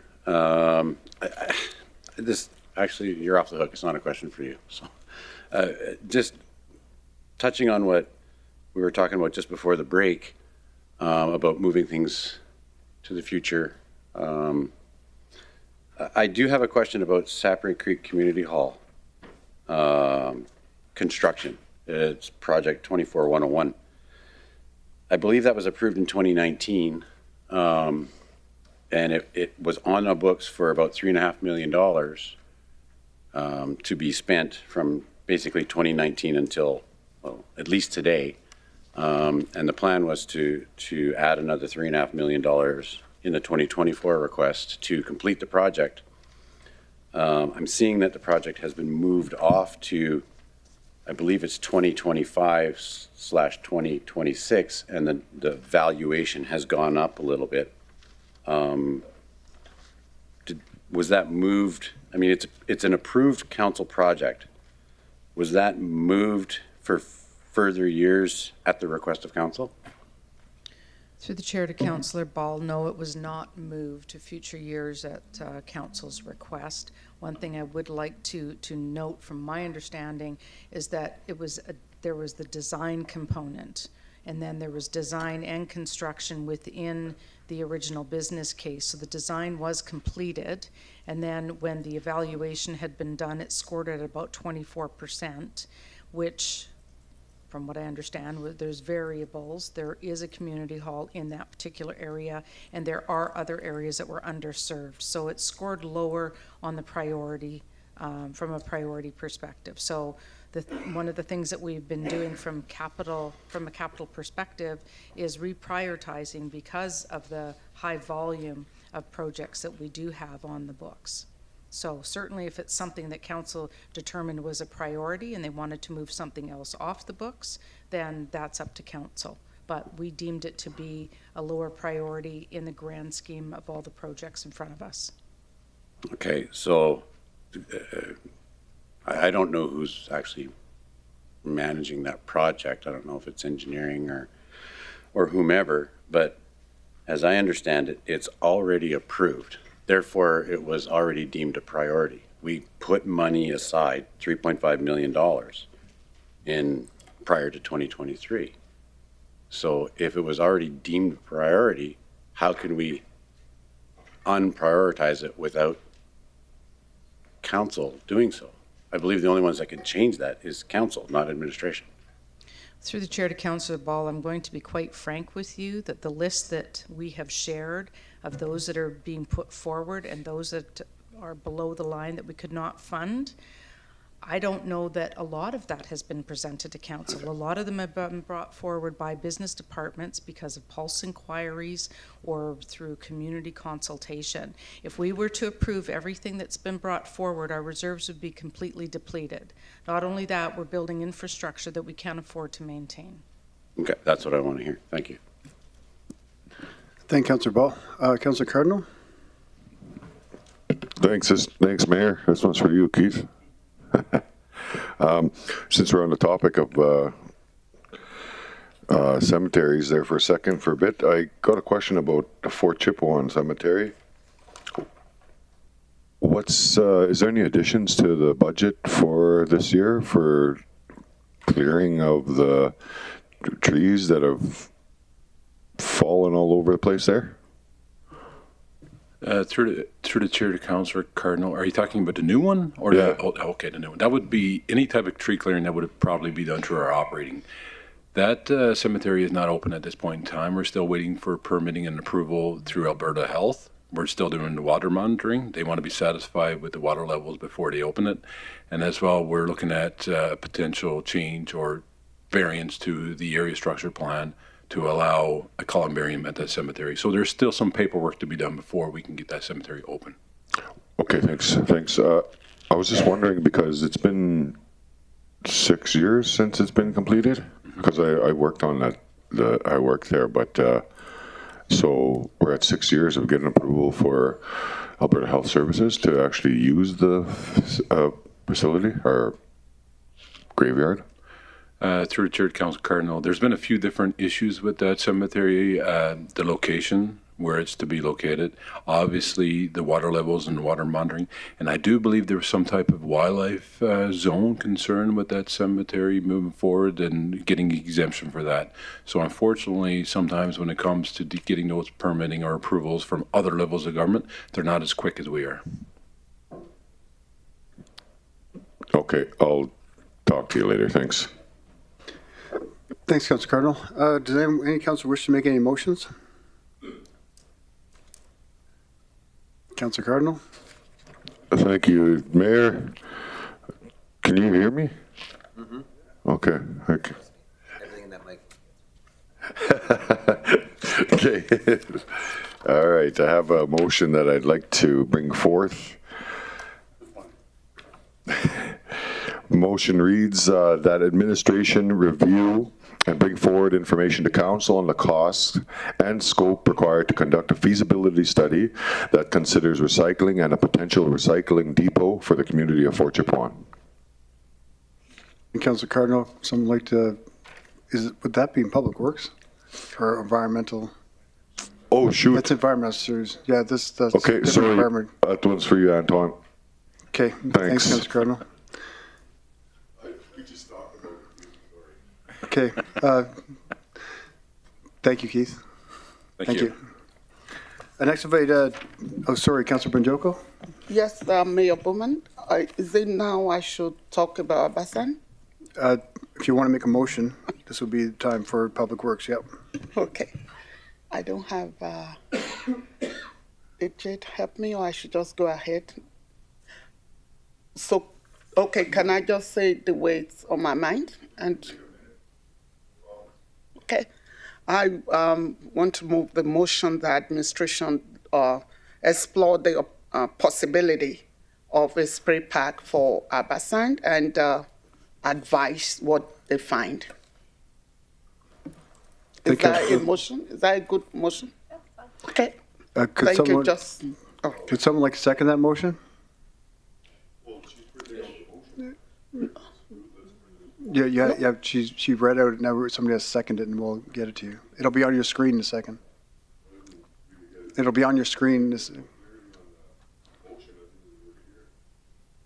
you want to repeat it again, Councilor Banjoko? Okay, I thought Councilor Cardinal's motion would go first. No. Did we? Oh, okay. Councilor Cardinal's motion is for environmental services. Oh, okay. CLO Brown will have the motion up, so right now it should be on everyone's screen on Excel. Okay. Okay. I move the motion that administration explores the opportunity of a spray pack for Abasan and bring forward a report to council. Someone like to second that motion? Councilor Dogar? I second the motion. Thank you, Councilor Dogar. Councilor Banjoko, would you like to speak to the motion? Yeah. Thank you, Mr. Mayor. I'm moving this motion as a follow-up of feedback that we got from the community of Abasan, and this would demonstrate that we listen to our residents. We asked them what they would like to see, and this is high on the list of what they would want to see in Abasan. I have been to Abasan a few times, and I was at the public engagement, and the conclusion for me is that we could do better for the community. I know that there is a spray park that is close, that it's not so far from them, but this community particularly feels unheard. And I think the least we can do is to explore the possibility. I know this is it's going to be some cost attached to this if we would go ahead. But my intention is for us to at least check and see, including the cost, does it make sense? And all of that. The physical would there be a land where we can use? Is the cost going to be reasonable compared, in terms of the value, what the value to add versus the cost? So just all the analysis, and then we can take a decision on whether to go ahead or not. Thanks, Councilor Joko. Do anyone have any questions, comments, or debate points? Councilor Grandison? Thank you, Mr. Mayor, through the chair. As much as I appreciate it, and I'd love as a councillor to be able to do everything that our citizens wanted, but I need a couple things clarified, Keith, because they just came out. So we have a recreational master plan for the entire community, correct? That we paid a consultant, they looked at the whole area, needs, consultation with community, the whole 9 yards, correct? Through the chair, Councilor Grandison, we have a parks master plan, which we done in 2019. In 2024, we will be doing a recreational master plan. Okay, so we have done the consultation, looked at the specs, looked at all the needs and everything else, and council approved that document, correct? Which is the master plan you just spoke of. Yes, sir. In 2019, the parks master plan was approved by council. All right, so Councilor Banjoko also indicated in terms of cost, just based on what we did, I believe it was what, 1.3 million for the park up at TAPS, Timberley Athletic Park, KP Wong, thank you. 1.4? There you go. Through the chair, Councilor Grandison, you're absolutely correct. It would be anywhere from 1.4 to 1.5. So it's 1.3, 1.4, somewhere in that neighborhood, and it's like 80 to 100,000 a year maintenance, somewhere in that neighborhood per park. You're absolutely bang on. 80 to 100 grand a year to maintain a spray park. Yeah. So that's basically what the costs are. We have more, almost double than most communities our size in terms of water parks. Through the chair to Councillor Grandison, the municipality currently has 9. In the Parks Master Plan, we compared to Fort Saskatchewan, which had 1, Grand Prairie had 2, Red Deer has 3, St. Albert has 1, and Fort St. John has 1. Okay.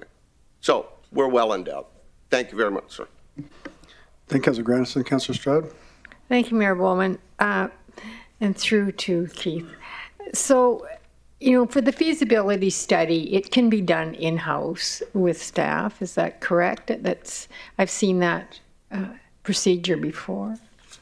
Through the chair to Councillor Stroud, with this, 2 things would need to happen. Number 1 would be the engagement, which can be done in-house, the same as what we did for the Apps and Dock Park. And the second part is, if we can physically do it, do we have the land? Do we have the water pressure? Do we, especially when it comes to spray parks, there's so much more, what you see on the surface is just literally the tip of the iceberg. You get parking lots and all that adjacent to it. So there will be 2 things that happen, but yes, we can do that in-house.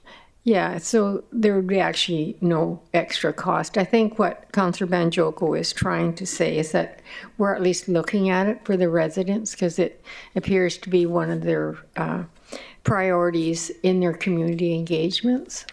So this is how I'm looking at it. I realize the cost would be little or none, to actually look at the project. And we're actually then giving some assurance to the community, explaining how many parks we've got and things like that, just so they understand. Thank you. Councillor Weigel? Thank you, Mr. Mayor, through the chair. I guess, again, an education piece, just playing off what Councillor Stroud was actually asking. What is the cost of a feasibility study? I think we throw that out quite a bit, but I don't understand the cost associated with that every time we do that. Absolutely. Through the chair to Councillor Weigel. It depends on the feasibility study itself, and if we do have that skill set internally. I can see this very similar to the dog park. The community engagement would involve our community engagement folks, and our public works folks would obviously be there to answer questions. And when it comes to if we can physically build it between public works and Amanda's land people, we should be able to do a high level to determine if we have the land, if we have the resources, if we have hookups. It should be done in-house. What the actual cost would be is employee wages. So I wouldn't have more people to do this. So what I would have to do, obviously, is a council motion, so it takes precedence. So I would have to pull people from other projects to put on this project. So the cost would be the dollar value in wages. And the time that it takes away from something else.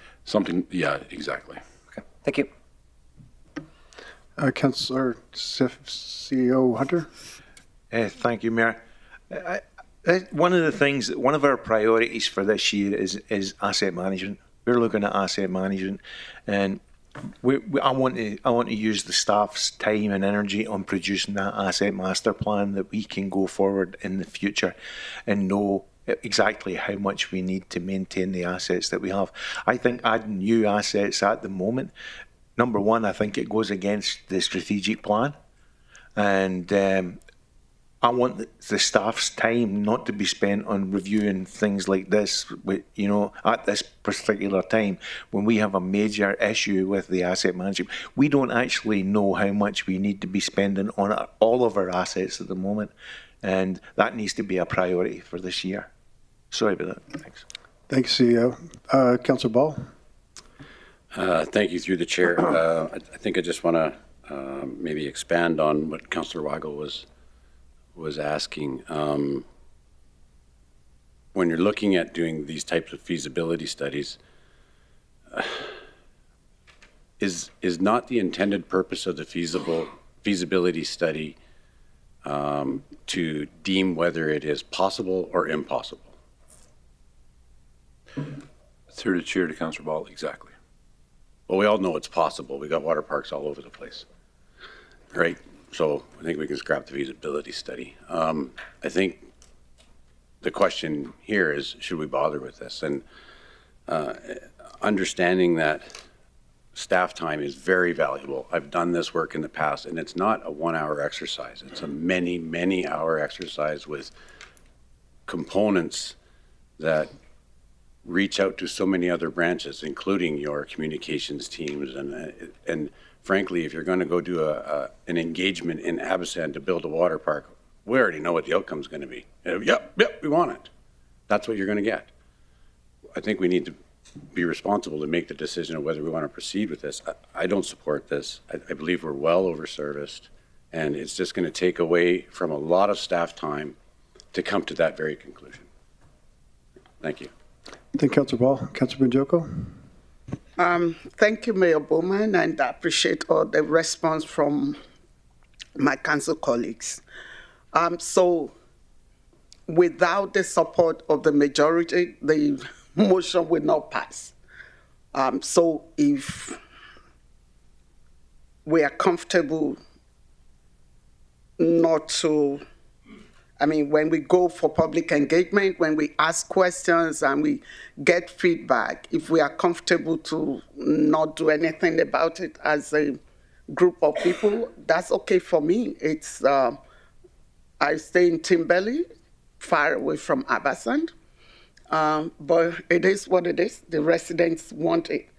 And also, I value and respect the feedback from CAO, that there's more work and other priorities, and so I can withdraw the motion because there's no point bringing up the motion that would not pass. But I have voiced my opinion, and one of why we are here is to speak and advocate for the people. No, it's equal opportunity for all, and I have made my point.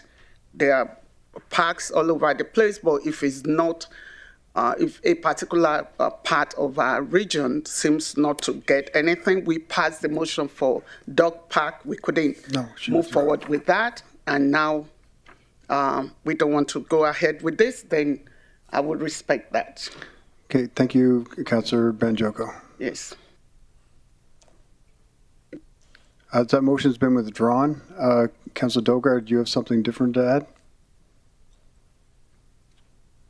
Thank you, sir. I was present with Funky Banjoko, and she took a keen interest in discussing. Okay, it's been withdrawn now, though. Okay. Thank you. Thank you, Councillor Banjoko. And thank you. Next, I'd like to invite Dennis War to present the capital budget for Engineering Department and Rural Water Sewer Servicing, please.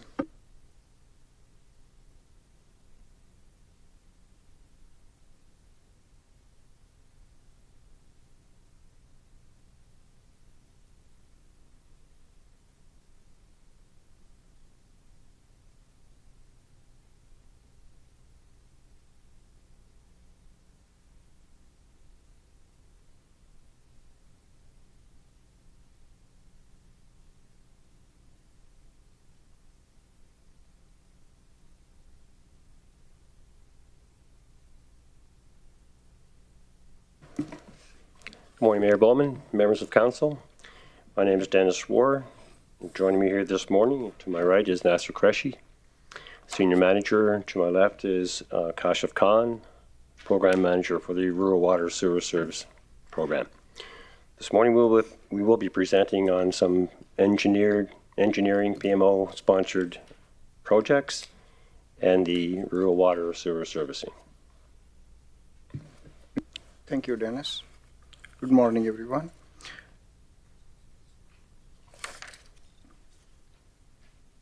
So this table highlights the total budget approved from 2023 and prior, proposed budget for 2024, and budget plan for 2025 to 2029. To summarize, our proposed budget for 2024 is $24.2 million as a sponsoring department. We'll provide more information on each project and program as we go through each slide. Fort McKay Community Center. This project will be used as a community gathering place and a venue with the ability to host several events and activities. We are requesting the committed funds of $8.5 million in 2024 and $3.5 million in 2025 to continue with ongoing work. The work started in early Q3 of 2023. Currently, we are at 30% completion and plan for substantial completion by Q1 2025.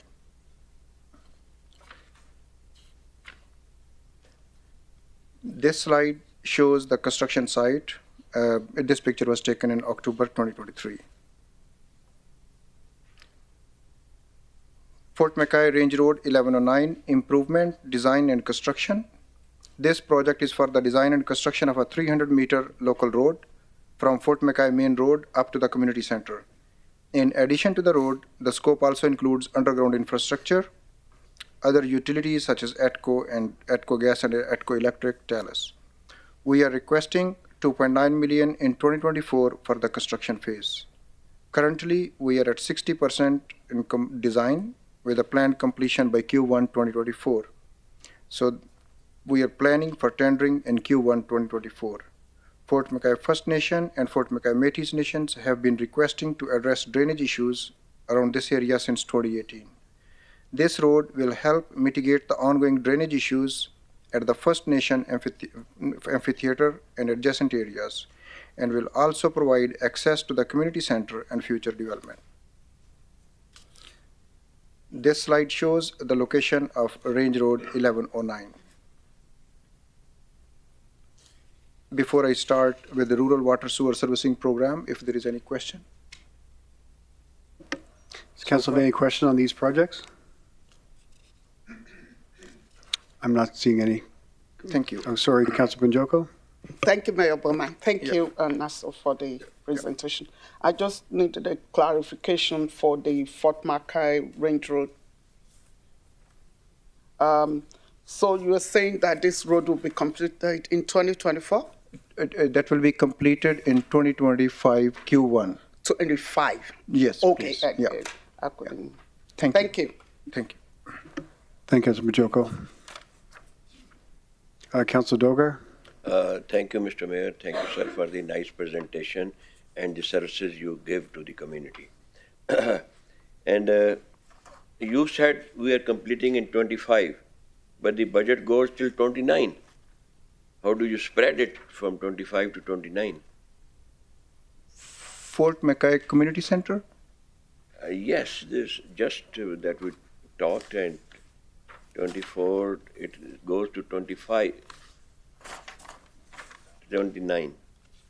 Chair to Council.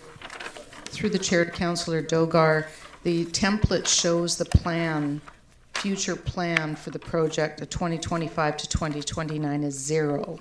So they are only asking for $2.9 million in 2024, and the project will finish up. So any remaining dollars in 2024 would carry over to finalize any invoices. So they're not asking for funding in 25 or beyond. Thank you, madam. Thank you, sir. Thank you. Councillor Weigel. Thank you, Mr. Mayor. Through the chair. I'll withdraw my question. Okay, thank you. Any other questions concerning these two projects? I'm not seeing any, so okay. Thank you. So in the next few slides, we will cover Rural Water and Sewer Servicing Program budget presentation. The RWSS Rural Water and Sewer Servicing Program includes the construction of 2 projects: rural infrastructure rehab, which includes roads, sidewalks, drainage, ditches, culverts; rural water and sewer servicing.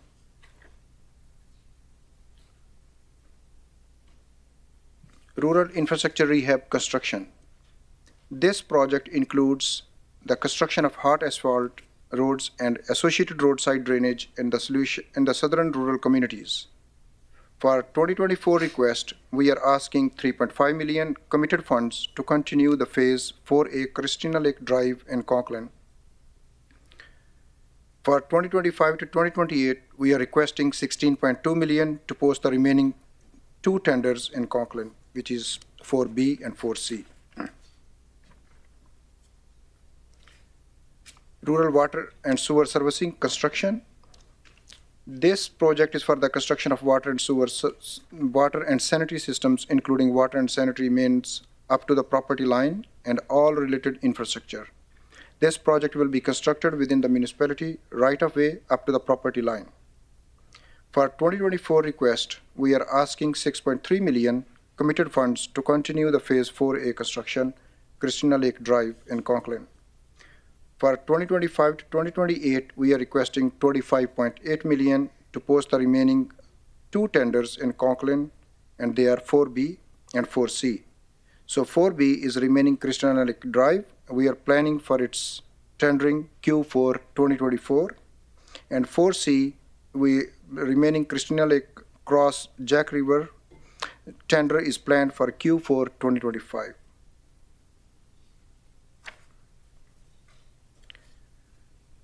This slide shows the remaining work to be completed under this program in the community of Conklin. All contracts are completed except for Christina Lake Drive and Father Mercedes Trail.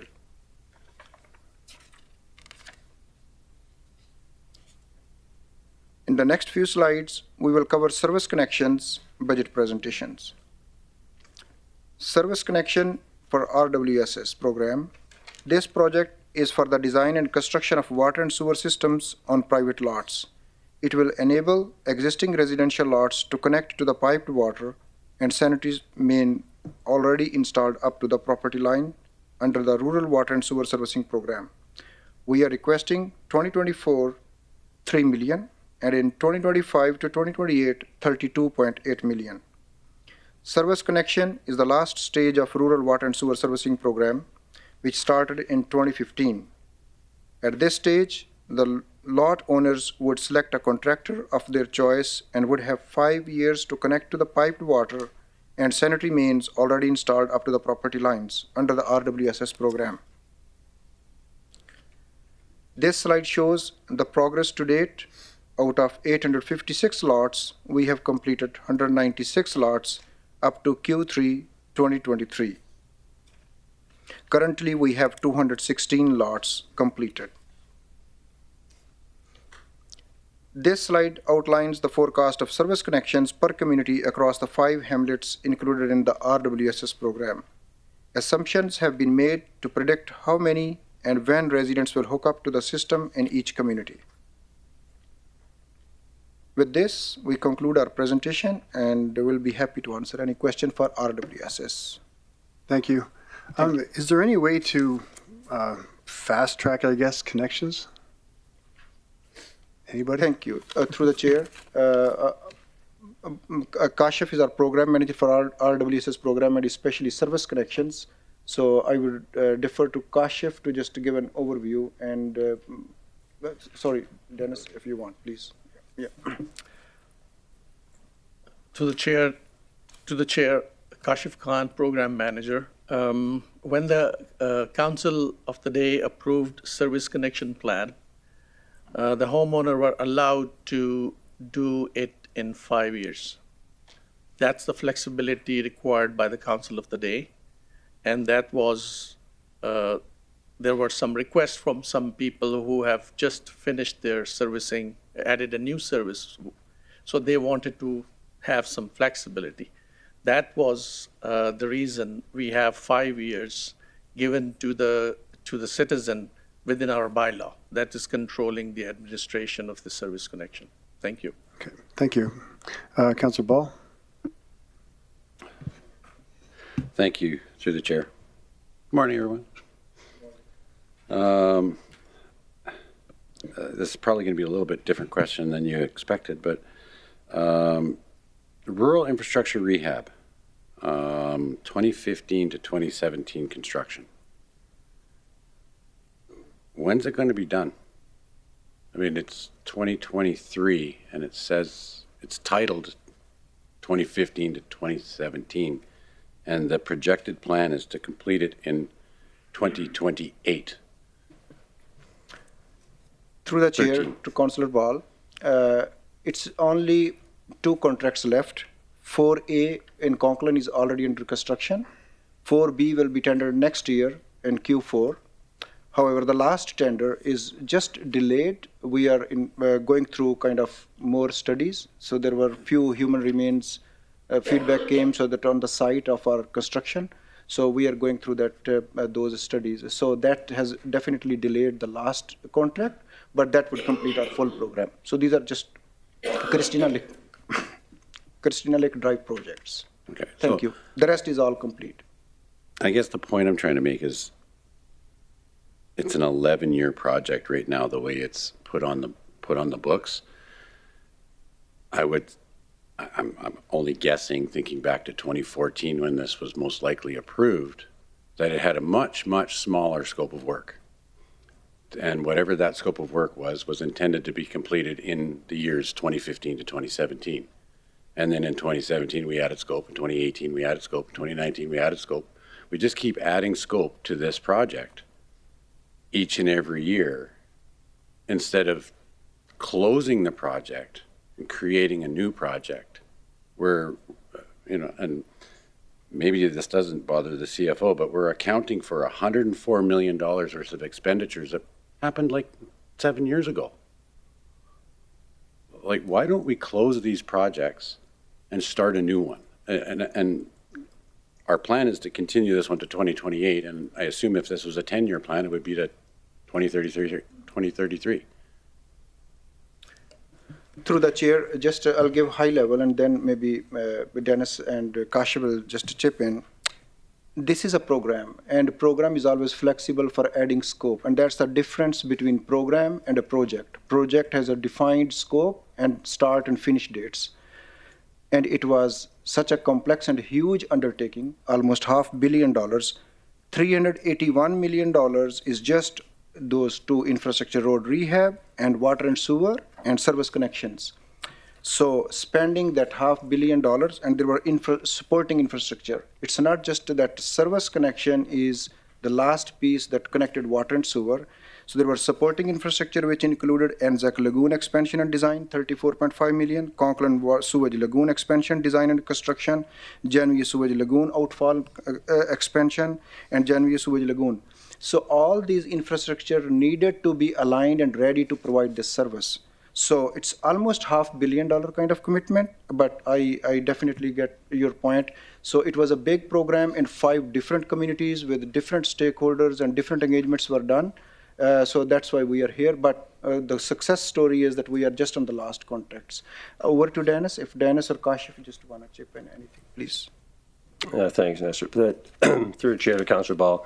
And you're right, it's been ever changing, and since 2014 or 2015 since we started. And as Nasser mentioned, there have been changes as we've moved along with the program, but we can certainly undertake to look at closing it out per se, if it's the will of council, so we can make those necessary adjustments. But I don't think it's going to change the outcome with costing. But if that's something we can certainly take away. And fair point, but what Nasser just spoke to, for the most part, was rural water and sewer. I'm talking about the road rehabs. Like this year, it's scheduled, I believe it's drainage ditches or culverts or something like that. There's nothing to do with rural water and sewer. So it's a different project. They're 2 separate entities. I understand that they need to, mesh together, but we have all kinds of projects across this community that need to mesh together, and they end. It would just make more sense to me that we have a scope of work, we finish it. We have a new scope of work, we finish it. But this just continues to draw on, and I can only imagine the accounting process for it can be somewhat arduous. So, all right, thank you. Yeah. Through the chair to Councillor Ball, thank you for the feedback. Just a bit clarification. So that rural infrastructure rehab 2015-17 was a separate project, and rural water and sewer servicing was a separate. However, due to the synergies, it became like a rural water and sewer servicing program, because ripping off roads and putting roads was not making any sense, and then going for water and sewer or just any individual projects.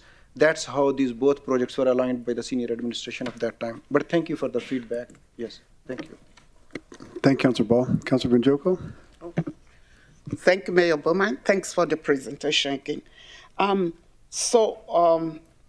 I'll take the rural infrastructure rehabilitation 2015 to 2017 construction, or maybe I should take another example. The rural water and sewer servicing. So I see the 2023 and prior budget of 165 million and 6 million for 2024.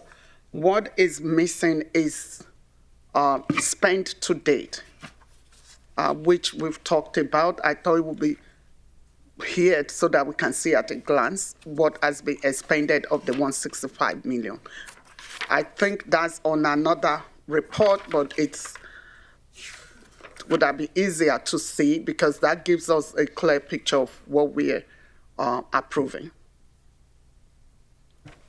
Yeah. Through the chair to Councillor Banjoko, are you just for the infrastructure piece, or for all the reporting? But I think the CFO is ready to.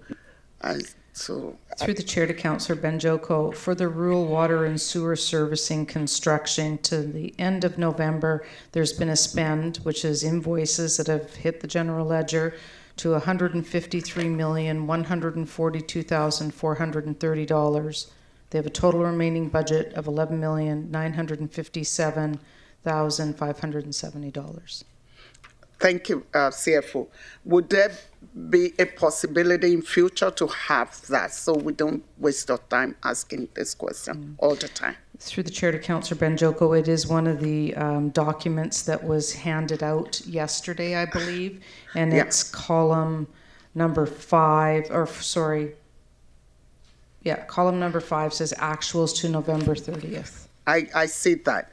But I'm saying if it could simply be here, then we don't need to go back and forth flipping the reports. Through the chair to Councillor Banjoko, I can totally appreciate that. Unfortunately, we submitted the budget binders back in November before the books were closed. And yeah, it's progressive improvement. Okay, continuous thank you. Improvement. I appreciate you take that feedback. Thank you. Through the chair to Councillor Banjoko, just one update overall program. So just to answer your question, for infrastructure rehab and water and sewer and service connection, by Q3 we had $270 million spent to date. Yes, thank you. Thank you, and you did allude to that. It's a program, not one project. Yeah, thank you. Thank you, Councillor Banjoko. Councillor Cardin, have a question? Thanks, Mayor. Thanks for the presentation. Liking the beard, Dennis. Right on. I got a question about the connection. Is there, in the bylaw, is it state how far your home has to be away from the actual line to get to be a part of that connection? Is that along with the connection fee that you guys are talking about? Through the chair to Councillor Cardinal, are you saying is it part of the? Well, for a person to get their water connected, I'm understanding that's what you were explaining earlier. And how far does a person have to be away from the water line to get to get connected? Is what I'm saying. Through the chair, It's not, I don't think there's any specific distance per se. It's everybody is eligible to connect once we put our main lines through. It varies. Some people are closer to than others, of course. But Kashif, is that something further to elaborate on? Yeah, through the chair to Council Cardinal. Right now, the service connections are available for the people who are within the hamlet boundaries, which are the boundaries where the services are provided. Any lot outside that limit is not, we have not catered for them. Under this program, they can definitely connect, but the fee structure or connection protocols will be different than this rural servicing program. Rural servicing program the council of the day approved was within the hamlet boundaries, where the defined boundaries where the most of the houses exist.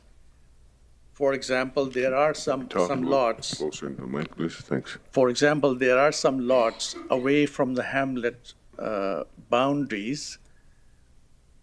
They are not part of this service connection, but they can connect outside the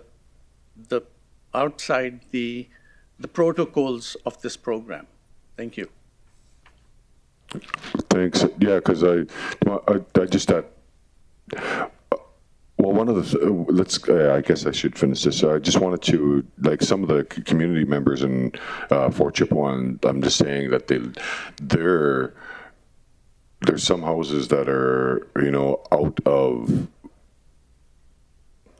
No, there's some houses that are a distance away from the actual main water line, but. How are they eligible to get hooked up? Because they're quite a ways from the water line. That would be an extensive amount of budget approval to approve something like that. I can't see that being.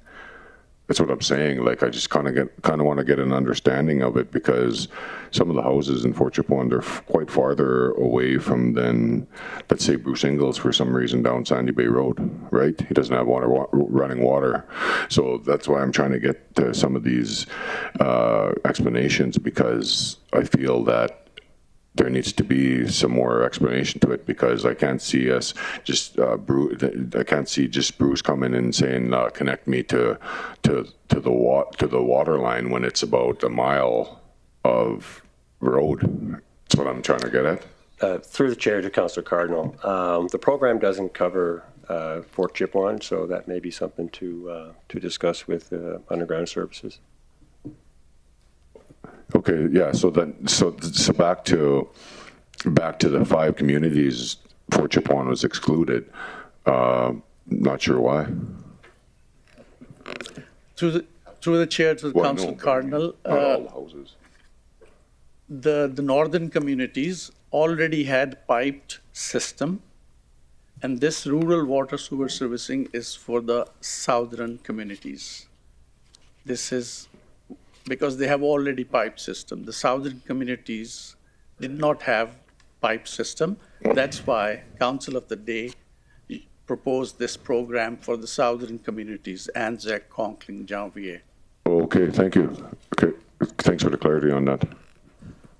Thanks, Council Cardinal. Council Boucher? Yeah, thank you, Mayor Bowman, through the chair to Dennis. Dennis, on the service connection, there's I think a total budget of 48 million, which I think works out to, if my math is right, about 57,000 per lot. Do we have a cap on individuals looking to hook up, whether it's Sapri or Conklin? Through the chair to Councillor Boucher, Kashif is part of the applications committee, which handles all of these, so I'm sure he's more suitable to answer that. But cap per se, we do review, but I'll let Kashif elaborate on that. Thank you for the question. To the chair, to Council Bouzier. When the Council of the Day approved the service connection plan, they approved a certain budget, and it was that the service connection cost will vary lot to lot, because if you if you go back in the history, it's a program where the house is built earlier than the service connection. So we are retrofitting to the existing built house. So previously the houses were built far away from the roads. They were not built closer to the road, so the service connection's length is low or less. So since this was a program to fulfill 95 amalgamation promise, it was designed the way that we will service the lot where it is, whether it is 70 meters away from the road or whether it's 20 meters away from the road. So we are getting the estimate, and we have done lot by lot assessment in the past where we sent our contractor to estimate how it will cost each lot. Based on that, each house is different based on its location from the, so to summarize your question, answer to your question, there is no budget, but the bylaw allows us where the cost of service connection prohibit the justification. For example, if it is a reasonable length, reasonable cost, which is within the established by the pre-design estimate, we will approve that. But if it is cost prohibitive, the bylaw which governs this program allows us to deny that because other provisions or other method of supplying water and collecting sewage may be cheaper. Thank you. Okay, through the chair, and I appreciate that, and maybe this is a discussion that happens not in the capital discussion, but I guess the reason I ask is if 57,000, I've known a few folks that have hooked up, and I think there's been a fairly simple connection, and again, I don't know if you go farther south, like to Conklin and John V, those become a bit more complicated or a bit more expensive to hook up. I'm not sure, maybe there isn't any rationale for that. I'm just assuming that some of the acreage living outside of Sapri is going to be more difficult, or the runs will be longer, or whatever. So I guess the question is 48 million budget, is that realistic?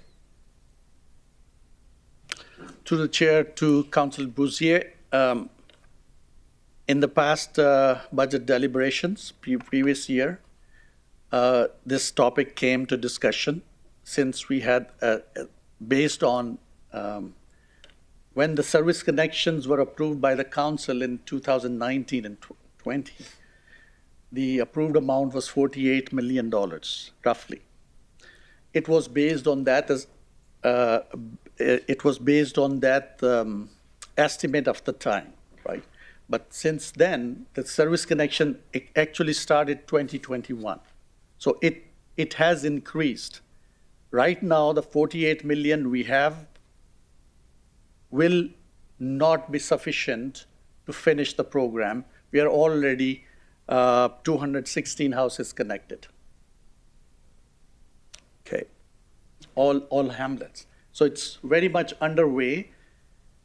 The price fluctuates. COVID hit us really hard on us. 35%, my estimate is the pricing increase due to COVID was 35 to 40%. And when we actually estimated and got this approved service connection through the council, we had $45 million. And that was not projecting it for the future. It was 2020 pricing, 2019 pricing. So 48 will not be sufficient. Thank you. Okay. Just one final question, Mr. Mayor. So just as an example, just talking to some folks. So if I have two quotes, if I live in the rural, and I have a quote from Councillor Stroud to 75 and Councillor Dogar for 100, they're both reputable contractors. Am I obligated to use Councillor Stroud at a 75, or can I pick the 100,000? And then the second question is, if you force me to use Councillor Stroud, and after a year or less than a year, her business closes for whatever reason, how are you protecting the rural residents from the cost to replace or repair the service that Councillor Stroud put in, or who pays for that? Through the chair to Councillor Bouzier, during the gestation period when we were getting close to the service connection stage, we had a meetings or series of meetings in which we were discussing these risks. This risk is non-performing risk of a contractor. What if? And we also discussed that, okay, how we will evaluate the pricing. So at that, the council of the day allowed us to do costing by sending contractors, real contractors who are in the business, to go lot to lot to estimate the pricing. And then that is one guide that we are using, plus the inflationary increases over the years, plus the COVID impact, which determines the price for each lot. For example, one contractor gives a price that comes to us. A committee of 3 reviews it based on the previous estimate, based on the estimate provided by other contractor for similar apple-to-apple lot comparisons, and see if it is reasonable, and then that committee approves that estimate for that contractor. Thank you. Okay, obviously I don't want to get in a big debate. What I'm just worried about is what happens to the rural folks that pay for the contract, much like the fire. We had a bunch of builders come in, reputable at the time, built or signed people up for $1 a square foot instead of the going rate of $2. Left town, a bunch of people got stuck with houses that weren't completed, lost them for whatever reason, couldn't get money from insurance. Insurance had paid these contractors or builders and left. So I guess I'm just hoping we have something in place to protect the rural residents after being told they have to use a certain contractor for the servicing, and if the service fails, that it's not going to come out of the rural pocket. Like, that we have some protection in place for these rural residents, because we are going to tell them which contractor to use. They're not probably going to have a choice. It's going to be the low contractor, and sometimes low isn't the best. So it's just more of a comment. I mean, I know it's been a long project. It's probably a lot more than we thought it would be at the end of the day when we spoke about this 10 years ago. Certainly been much more expensive, and it probably hasn't gone as well. And we didn't plan on COVID, and we didn't plan for fires and everything else. But I'm looking out more for the residents of the rural and what happens if the system that they've been told to put in fails. Through the chair to Councillor Bouzier, thank you for the question. It allowed me to elaborate what risk management measures we took in account for such events or such occurrence. There is a application committee of 3 members, and there is an appeal committee of 3 members, senior levels. Outliers such as this, a non-performing contractor, we have incident of one contractor who passed away. We have dealt with it. And then the committee of 3 reviews a quote and the performance of a contractor based on its past performance. And if we accept one application and for some reason the contractor is not non-performing, there is a recourse within the bylaw which governs this program for the protection of all 3 parties, including, number 1, the homeowner, even the contractor, and the taxpayers. So, to wrap this answer, if such eventually occurs, there is a mechanism in place instrumented by bylaw to enforce that. Thank you. Thank you, Councillor Boucher. And also to add to Councillor Boucher's questions, so for the incident, if let's say in Sapere Creek or Conklin or whichever rural community, the project's done, the person's connected, and it fails, does the resident have to, do they go back to the municipality to try to get this fixed, or do they go back to that contractor and have to get them to come and get the problem fixed? Thank you for the question to the chair. Outliers can be handled within the provision of the bylaws. A contractor is pricing the work for 2 years warranty. So the price that the municipality is paying to the contractor includes 2 years warranty. And even the 2-year warranty have some warranty coming from the manufacturer. For example, the pump, $7,000-8,000 item. The pump manufacturer that is used provide even more warranty, 10 years, 8 years warranty. So the warranty mechanism we have placed to protect the house owner. And another beauty of the program is this: since this program is on a private lot, municipality works on a municipal land under direct contract with contractor. Here, the contractor is in direct contract with the homeowner, because homeowner is controlling the timing of his coming and going, the dogs and all. He's the master. He can schedule the timing. If for some reason contractor becomes non-performing or some complaints arise, the bylaw governing the program allows some outliers to be handled through appeal committee. Thank you. Perfect. Thank you. Councillor Cardinal? Thanks, Mayor. Through the chair, to the presenters, I'm wondering about Sandy Bay Road. I'm going to ask that question now about, do we ever do a feasibility study on trying to get the water hooked up to down Sandy Bay Road? Through the chair to Councillor Cardinal, I'm not aware. Again, I think environmental services may be more apt to have an answer for you on that. Not sure.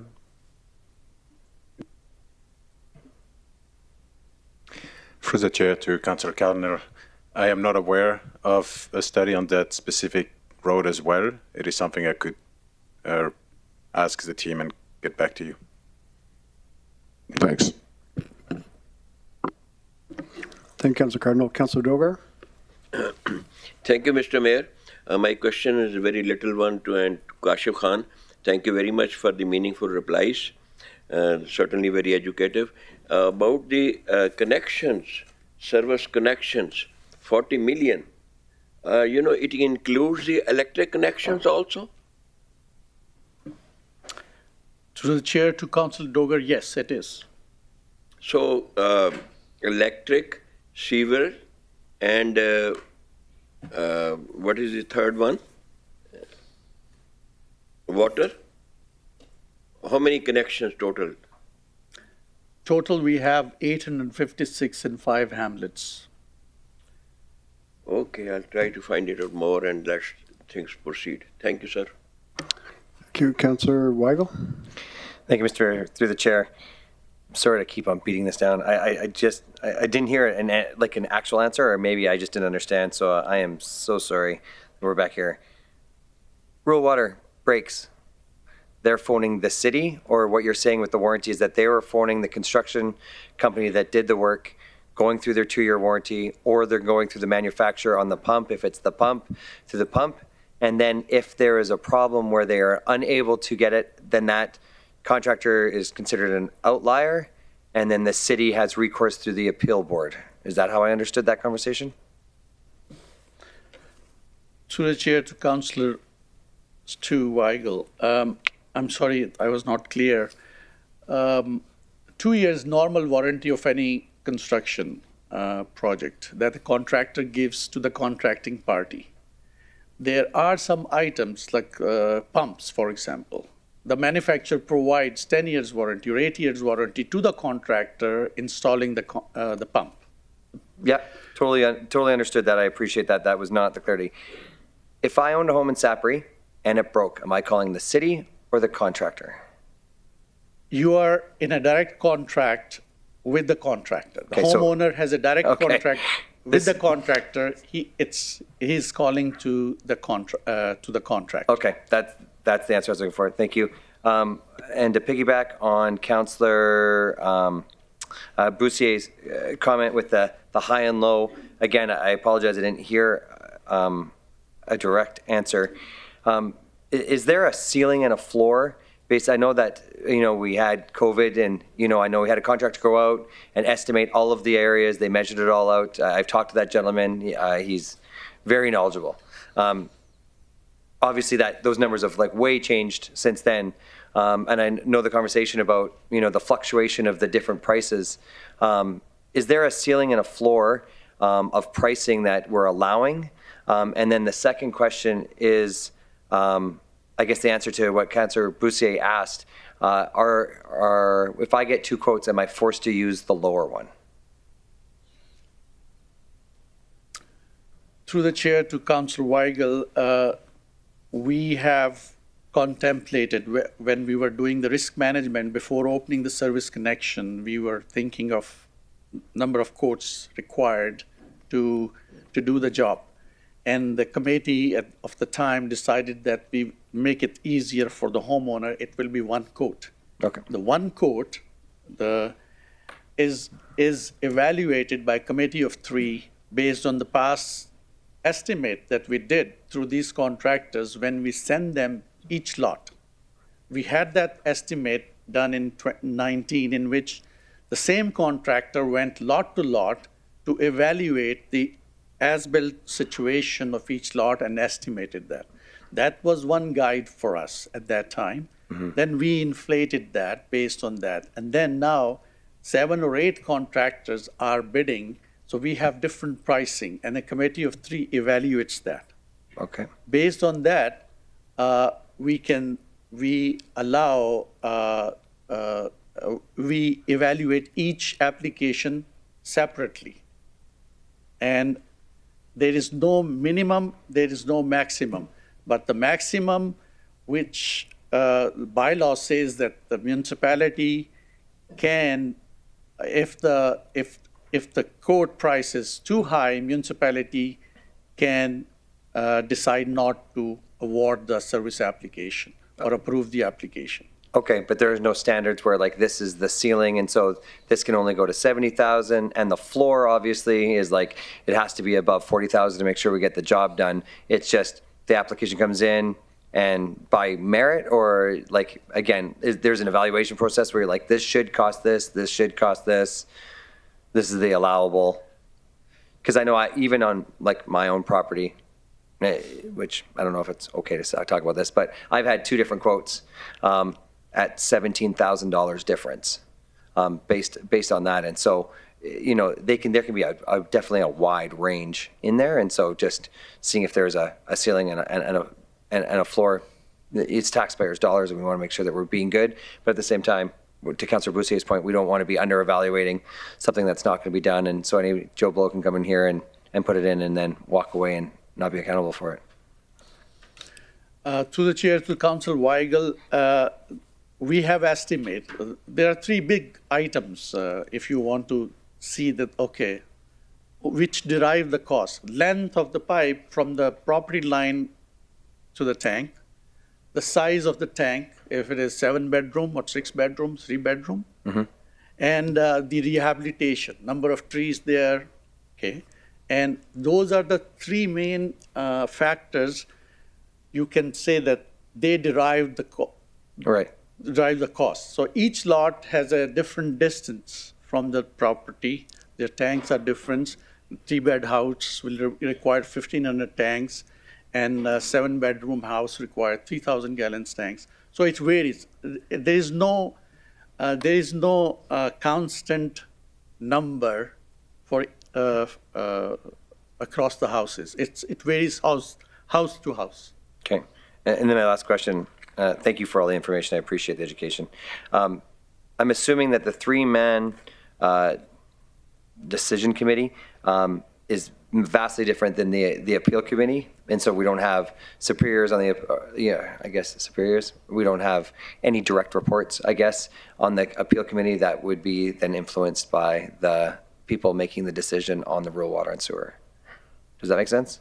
Through the chair to Councillor Weigel, the governing instrument is the RWSS bylaw, which stipulates that the powers or what appeal committee will do and what application committee will do. For example, a homeowner under the bylaw has a right to appeal committee if they are not satisfied with the application committee's approval. For example, approval is the contractor is asking 80,000, 70,000, and appeal committee is not approving it. Homeowner, contractor can go back to homeowner. Homeowner can appeal the decision on behalf of contractor that this decision is, and then a separate body called appeal committee will hear that. And we have out of these 200, about two occasions where the homeowner was not accepting the decision or the amount approved, and it went to appeal, and then it was resolved. Okay. Thank you. Okay, thank you. Thank you, Councillor Weigel. Councillor Boussier? Yeah, thank you, through the chair. When does the actual infrastructure become the responsibility of the rural homeowner? Like in the urban, I'm responsible from the city line to my house if it collapses or whatever. In the rural, we're hooking it up for them. We're paying for that. When does that asset become the responsibility of the homeowner? Well, through the chair to Councillor Boussier, the assets belong to the homeowner. It's the 2 years warranty on the workmanship that municipality is paying to your contractor. I respectfully repeat, the contract is between the homeowner and the contractor. Municipality is funding on behalf to the contractor for 2 years warranty. So if the workmanship is lapsing or a pump is not working, pump's warranty is more than 2 years, coming from manufacturer to the contractor to the homeowner, but the workmanship of installation, settlement, compaction is all by contractor, and it is paid to contractor by the municipality for 2 years. 2 years. Okay, thank you. Through the chair to Councillor Boussier, just I would like what Kashif has explained in detail, everything. The way this program is structured, the service connections, basically, it's for the homeowners from the property line to keep the ownership. What our role is under that bylaw and the governance body, we are keeping controls in place so to facilitate and to support the taxpayers and to the residents. So we provide them the pre-qualified contractors. And there is a learning curve amongst those contractors as well when they are submitting their quotes. Kashif and his team, they have engineering estimates. So when any bidder is submitting their bids, 1 or 2 or 3, so Kashif and his team or the committee can just rationalize with the quotes. If it's a reasonable, they proceed with the second step. And if it's an outlier, so then there is a negotiation going back to that vendor or to the homeowner. But they don't release after the substantial, so the lien hold back until we get signature from the homeowners. So we are trying basically to protect the interests of the homeowners through our governance body. But again, that ownership remains with the homeowners from the property line of anything line going inside. Thank you. After 2 years? From the day one. Because within the property line, they select their contractor and then they just execute it. We just provide them the funding and we approve their invoices as per the approval of the homeowners when they submit. And Kashif may supplement if there is anything to add, please. I guess maybe given it's more of a debate, I could go on forever, I guess. So this is capital. Maybe we'll just have a meeting because I already know of an instance where a resident in Sapri had a contractor, but wasn't allowed to use that contractor because there was another contractor that was cheaper. So yeah. She was told who the contractor was, unless she wanted to pay the difference. And at the time, she wasn't prepared. So It's a discussion for another time, but I do appreciate you. Thank you. Thanks. But we have developed a lot of Q&As whenever we go in any other community. Recently, we just started in Anzac and other communities, Janvier. We have Q&As published online. All this information is available. We do open houses to educate all that community so that they can access all that resources. But thank you so much. Thank you, Councilor Boussier. Are there any other questions? Councilor McGrath. Thank you, through the chair. I think back in the early days, we figured it was going to close in at close to $1 billion when it's all said and done. By the time you get the velocity through the pipes and maintain pipes, but just for, I guess, my own reflection, it seemed to me that when the bylaw was passed, I think it was 18 or 19,000 per household. That's what the owner had to put in. And that could be layered over 25 years and also transferable should the land be sold to another owner. After that 18, it seemed to me that we were going to fund it out of the 48 you're saying, and certainly between chemicals, pipe, modules that we're short of, it just creates a whole lot of challenges for you. And putting in a double-walled septic tank myself on a farm, it's expensive. But when you put them in, and then you come along 2 years later and offer up a connection service, you can't forget the people that spent the $50,000 to comply with the provincial government environmental standards. So my question would be, you have just a little over 300 connections made. And what kind of velocity do you need in that pipe to keep it maintained and fluid? Is it 1,000 homes? Is it, you know what I'm saying? Like, because again, I go back to the operating budget. Until you have, even when you have a full connection to the end users, you'll still be short capacity to keep the right flow in the pipes without additional manpower and resources. So it comes back to Smith and these people, or whoever it is, to maintain it. But there is a cost outside of all what we're talking about. Do you feel that we're in a, you know, the summary that we just gave, I think it was kind of equal to every homeowner? And as far as deep lots, you know, there's deep lots in Safri, there's deep lots in Conklin, there's deep lots in Janvier, but you know, there's lots of multipliers.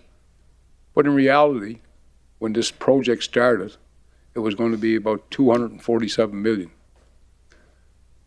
And fair to say that when it's all said and done, it'll be almost triple that, because steel, you can't buy it like you used to. Tradespeople, you can't get them. So I'm just wondering, sir, to where you're at today, and your spend, is it on the homeowner?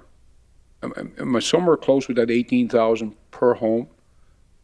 That's just a standard that the homeowner has to pay, and they're allowed to amortize it over, you know, whatever the municipality. I think it was 25 years.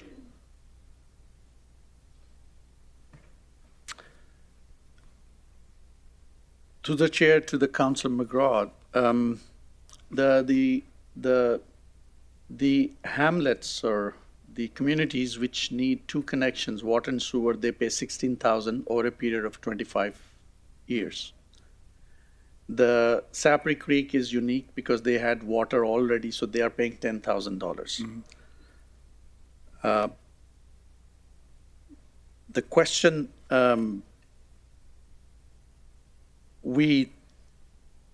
Council of the Day decided 16,000 and 10,000 after a great number of debates on this, and eventually ended up giving flexibility of 5 years to connect, not putting it mandatory, and choosing this fee structure. And they said, Council of the Day decided that if the program is rolled out in 2021, for example, homeowner will still pay 16,000 for 2 services and 10,000 for 1 service. So that was the decision points of the day. And certainly, I'm not like some other people. I was part of that council of the day, and I wear it full brunt. And it's okay to adjust the sail to the wind, because back in the day, that 18 grand today would be the same equality, or would be of just like 30,000, just because trades, materials have gone at least 30%. But the question is, at one point, we were going to run a line across Pacific Developments that had a lift station to get you over and get it started. But that got pushed out, and they gave easements and stuff away. So there is a bit of history. So going back to the question, is the 18,000 enough to keep within that budget of the day based on the information we were given? Because we were provided the information. That's where we made the consensus. That's where we picked that 18. We never got up out of bed and picked up the 18 from the sky based on what the cost was of the day. So, and the other thing is, maybe the 5 years is not sustainable to give a hookup. Maybe we need to expedite that to get the service delivery done. And because 5 years is a long time. And you're going to be looking at a pipe that needs to feed. And if it don't, it's going to triple our cost. So we here, believe it or not, is where the buck stops. So we carry success or we carry failure, given the information that we're given. And if we get good information, and if you can say today, I can safely say that 5 years is too long.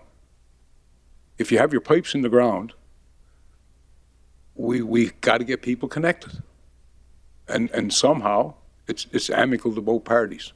At the end of the day, though, it has to be amicable for the whole region. We can't be paying 2 bills, and I know that's a lot to put on, but it's on us. And I think 5 years is a long, long time to get people connected. Because at the end of the day, that was the goal, to do what should have been done 25 years ago when we amalgamated. And this council now wears it. The last council wears. We can go on about yesterday forever. But we got to look ahead, and if it makes sense financially, socially, and morally to give people the one necessity that is not an option is water and sewer. So if we need to go back and rescind that bylaw that says it takes 5 years, I might not be around in 5 years, but if you have your pipes in the ground ready in these 4 areas, then maybe it's in the good of all the region to get the hookups done today, because there's a lot more headwinds coming for this municipality other than water. And I guess it may be in time as we go through and debate, there's motions that were passed that never hit the light of day. But now that we know that we have a stall, we owe it to ye guys to help. And that's done by a motion of council. The hookup shouldn't be 5 years. As soon as you come in a community and got your pipes in, like you do in 3 communities I know, not only is it good for homeowners, but you can imagine, I'll give you an example. There's a laundry facility down 881 that'd be crying for this water supply.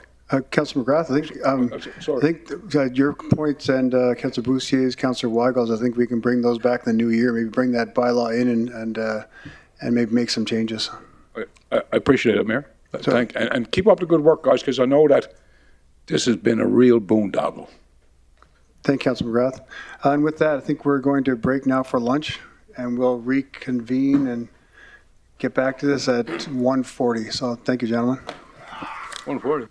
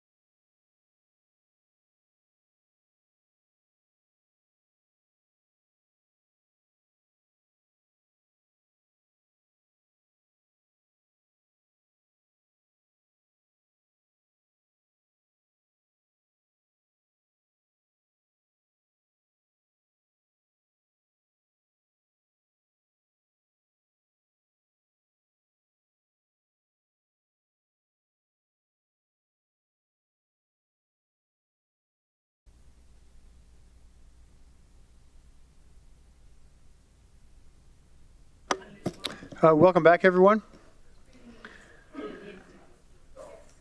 And moving forward, Director Ward, we can work into the proposed budget for the flood mitigation.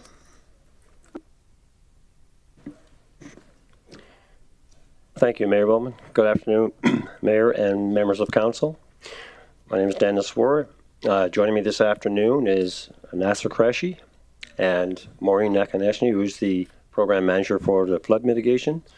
And we're here today to present the proposed capital budget for 2024 for the flood mitigation program. Nasser. Thank you, Dennis. Good afternoon. This slide shows the map for all the reaches. The original flood mitigation program, or stage 1, is divided into 11 reaches. The slide illustrates the spend per year for flood mitigation program up to September 30th, 2023. For the year 2023, we have spent $25.5 million as of September 30th, 2023. However, we are currently at $30 million spent to date by November.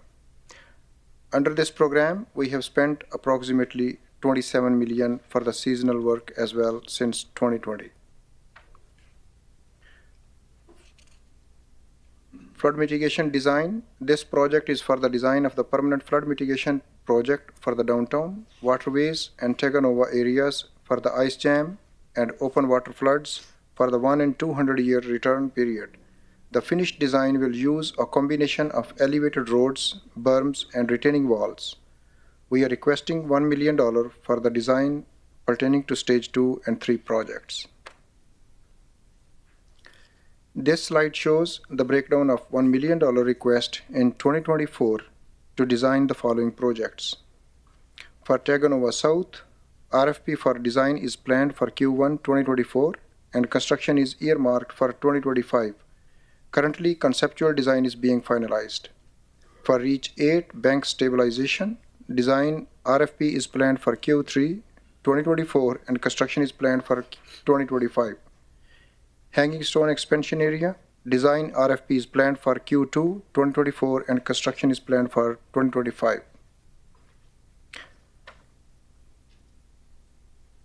The next slide, this project is for the construction phase for downtown, waterways, and Teganova areas for the ice jam and open water floods for the 1 in 200 years return period.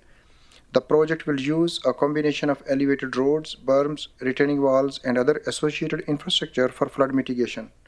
We are requesting $33.8 million in 2024, and a detailed breakdown will follow on the next slide.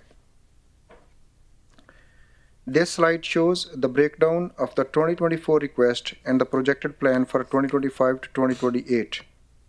For the 2024, our request consists of the following work. Reach 5, the committed funds of $6.9 million is to complete Reach 5, which is currently 60% complete. We have completed sheet piling, storm sewer, and related manholes. Earthwork and bracing will start once the materials are received. The remaining work is planned to be completed by Q3 2024, which will include landscaping, bioengineering, and deficiencies.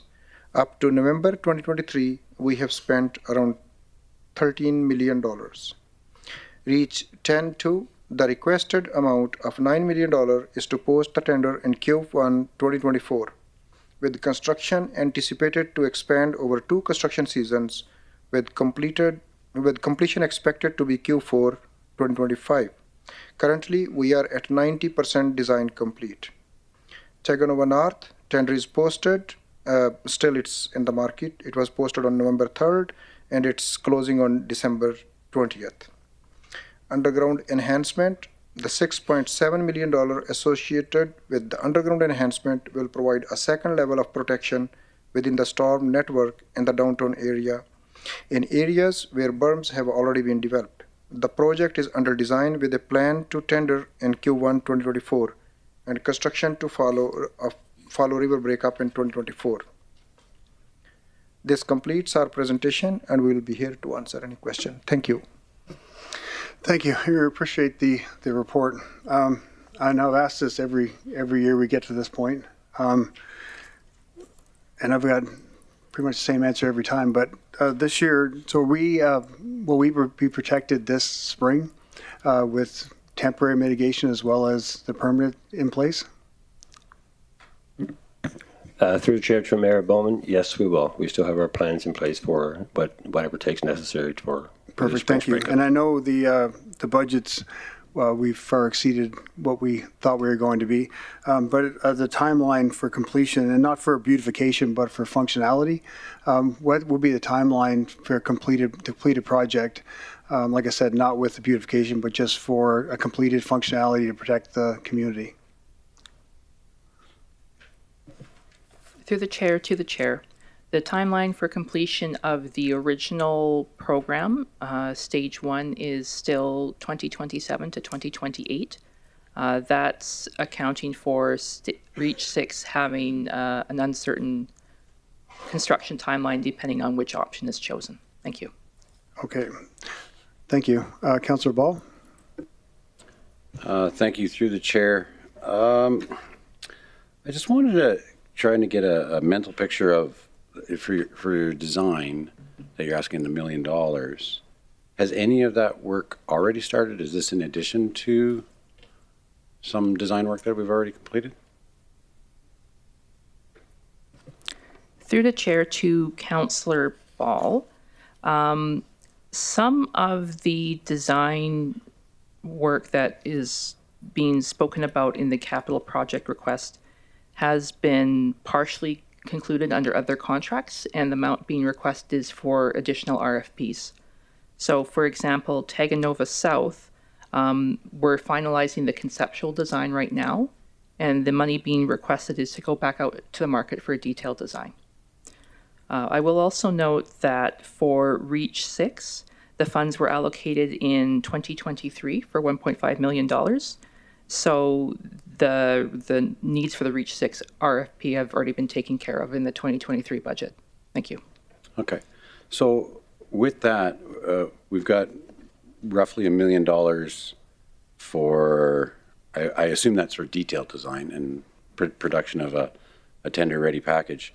What's the construction value of what that design work would be?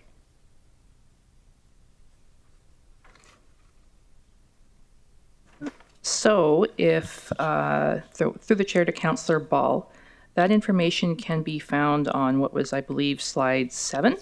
So, pardon the flipping back and forth. Taganova South, we requested $180,000 in 2024 for design.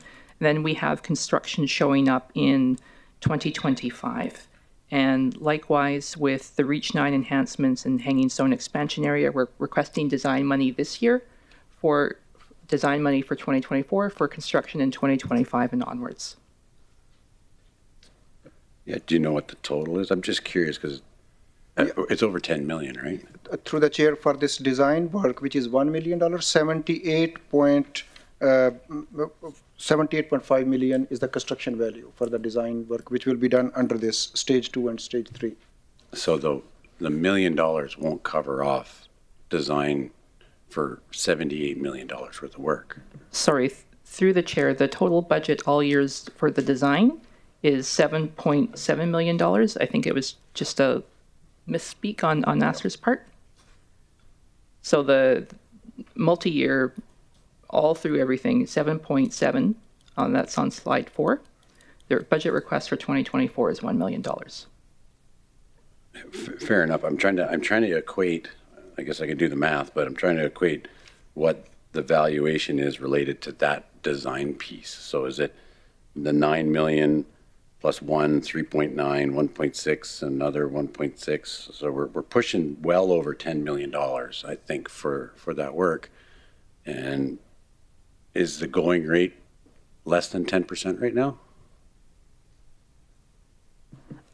Through the chair to Councillor Ball, we usually use 10%, but that does also generally include construction engineering services, which can sometimes be more costly than design.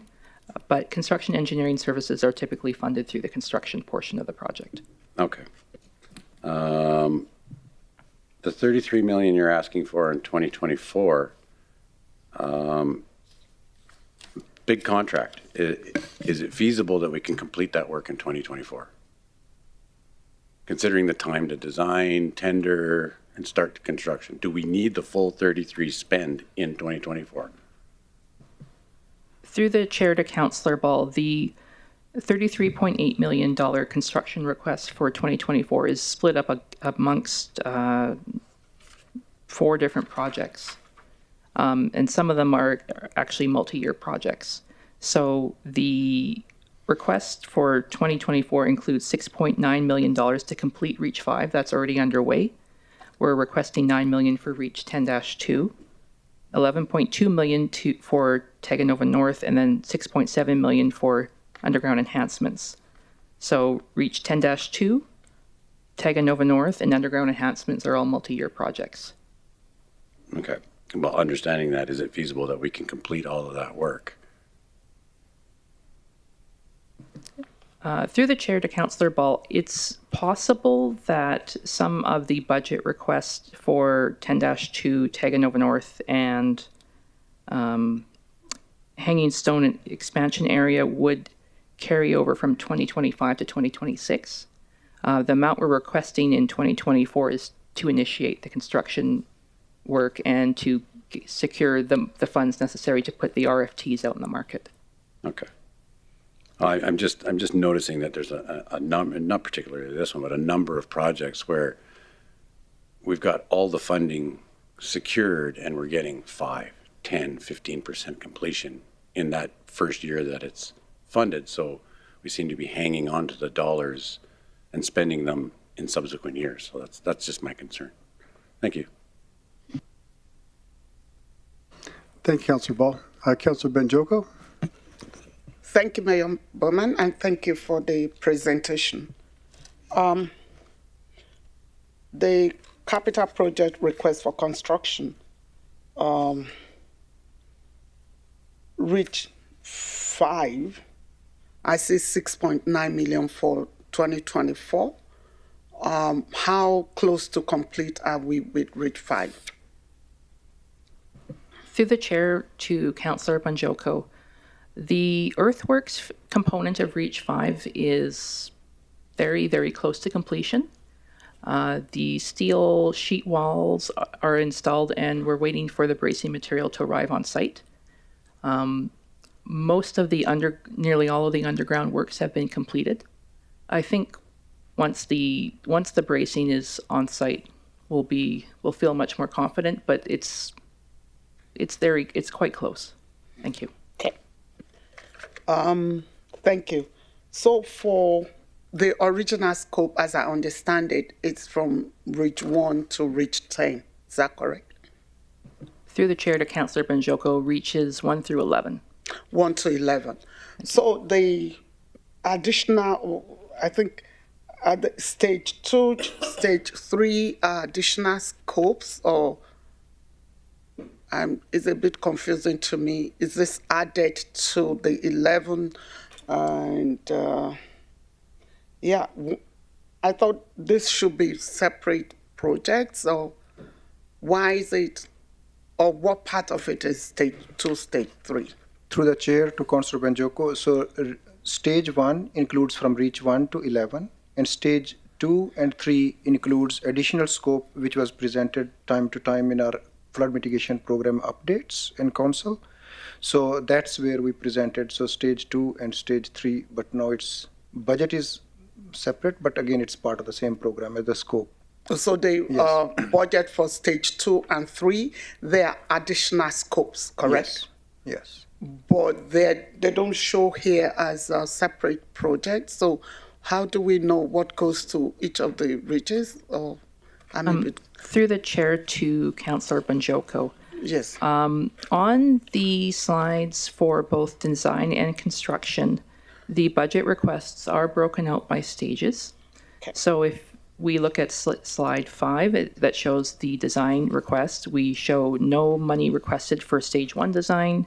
Teganova South, Reach 9 enhancements, Hanging Stone expansion area, those are stage 2. And those design requests are shown there. as well as stage 3. And likewise with construction on slide 7, the construction money requests are broken out by stage 1, stage 2, and stage 3. So for a refresher, stage 1 reaches 1 to 11, the original flood mitigation program as conceived in 2014. Stage 2 are projects that were introduced in the immediate aftermath of the 2020 flood, such as the underground enhancements, Taganova, North and South, etc. And stage 3 are more cleanup type projects, and those will help transfer the projects from capital assets to operating and maintenance. Thank you. Okay, so it's in effect correct that these are additional scopes? Through the chair to Councillor Banjoko, you are correct. Stage 2 and stage 3 are additional scope additions to the original program. Okay, thank you. I was thinking they will be listed as separate items, but okay, thank you. Thank you, Councilor Joko. Councilor Ball. Thank you, through the chair. I was just looking at the future plan, 25 to 28, roughly $100 million. I assume that $100 million does not, because it's listed under construction, does not include any of the design costs related to that work. Would it be a reasonable assumption that we would most likely see a design request in either for the 2025 budget or on for an additional, say, $10 to $15 million? Through the chair to Councillor Ball, we don't have a projection at this point of the total cost of design.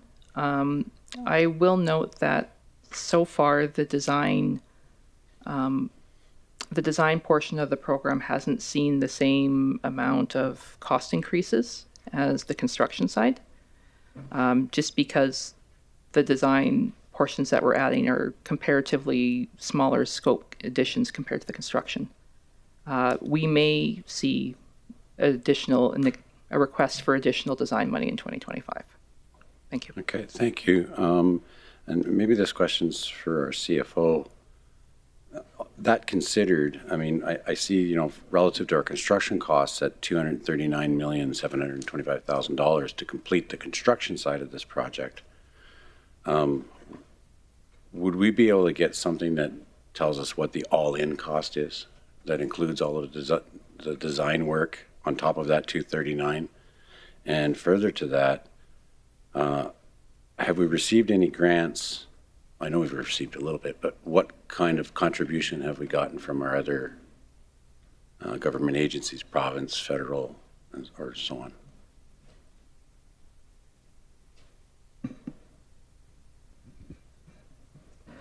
Through the chair to Councillor Ball, I can answer on the grant piece. We've gotten approximately $20 million worth of grants from both provincial and federal combined. Thank you. Okay. Through the chair to Councillor Ball, and just to add to that, we did put in a significant request to the federal government for an additional grant of I'm going off the top of my head here, 40 million-ish.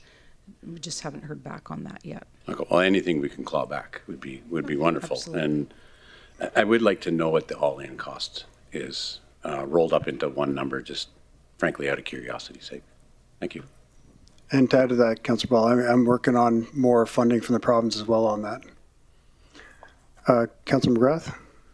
Thank you, through the chair. And, I don't know your first name. I'm sorry, ma'am, but you've always came here with good information, always ready to tackle the questions. I respect that, and you're a book of knowledge. The Reach 1 and Reach 2 in 26 shows an enhancement. Would that be the floodgates that were going to be between the boat launch, between Reach 1 and Reach 2? Through the chair to Councillor McGrath, The reaches 1 to 4 enhancements are to bring reaches 1 to 4 from 250 to 250.9. So those areas were completed previously. We went before council changed the return period to be 1 in 200 instead of 1 in 100. And that it is simply just to raise top up. We were previously referred to as the top up. It's just to raise those areas. So so I guess through the chair, you're going to put another couple of lifts on I think we started out at 249 and a half, 250. Now we're at 251 because of the 201, I guess, from the feds. Through the chair, you are correct, Councillor McGrath. That is what we're doing. We're just adding some more height there. Thank you. I appreciate what you do, ma'am. And like I say, you've really been on the ball here with the berm stuff, And I think that, just like Mayor Bowman said, some of that work with the committee, we certainly are getting directed by the feds. First, we were directed by the province, and that's when we were building Clearwater Drive. And we bid and hid some of that work while we were building the road profiles. And shortly after we got it built, there was another half a meter. So I think it's our duty to go back and get, some, because this project, when it started, was going to be about $55 million. And back in the day when you were probably still in high school. But now it's the better part of $350 when it's all said and done. So I appreciate what you do, and I guess we have our work cut out first to get funded properly. Thank you. Thank you, Councilor McGrath. Do you have any other questions from council? I'm not seeing any, so thank you very much.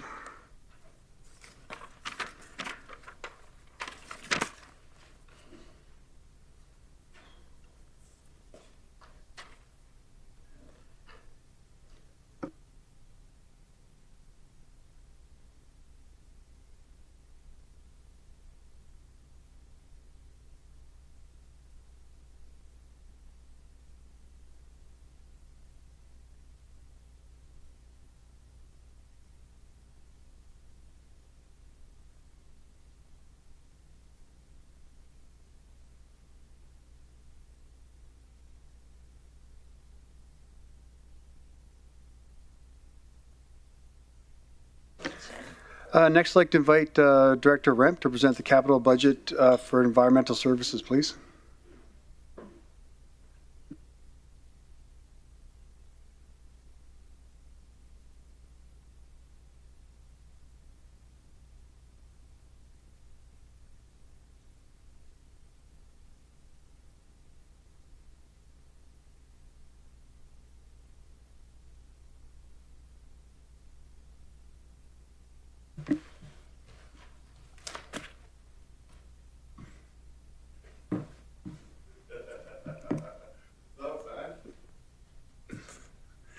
Good afternoon, Mayor and Council. For the record, my name is Antoine Ramp. I am the Director of Environmental Services. I'm here today with Justin Canning to my right and Elliot White to my left. Justin Canning is the Senior Manager for Water, Wastewater, and Maintenance, while Elliot White is the Senior Manager for our Underground Services branch. Today, I will present our proposed 2024 capital budget. As you can see in this table, all our projects fall under the public facilities category. The budget carried forward into 2024 from previous years is $58,970,000.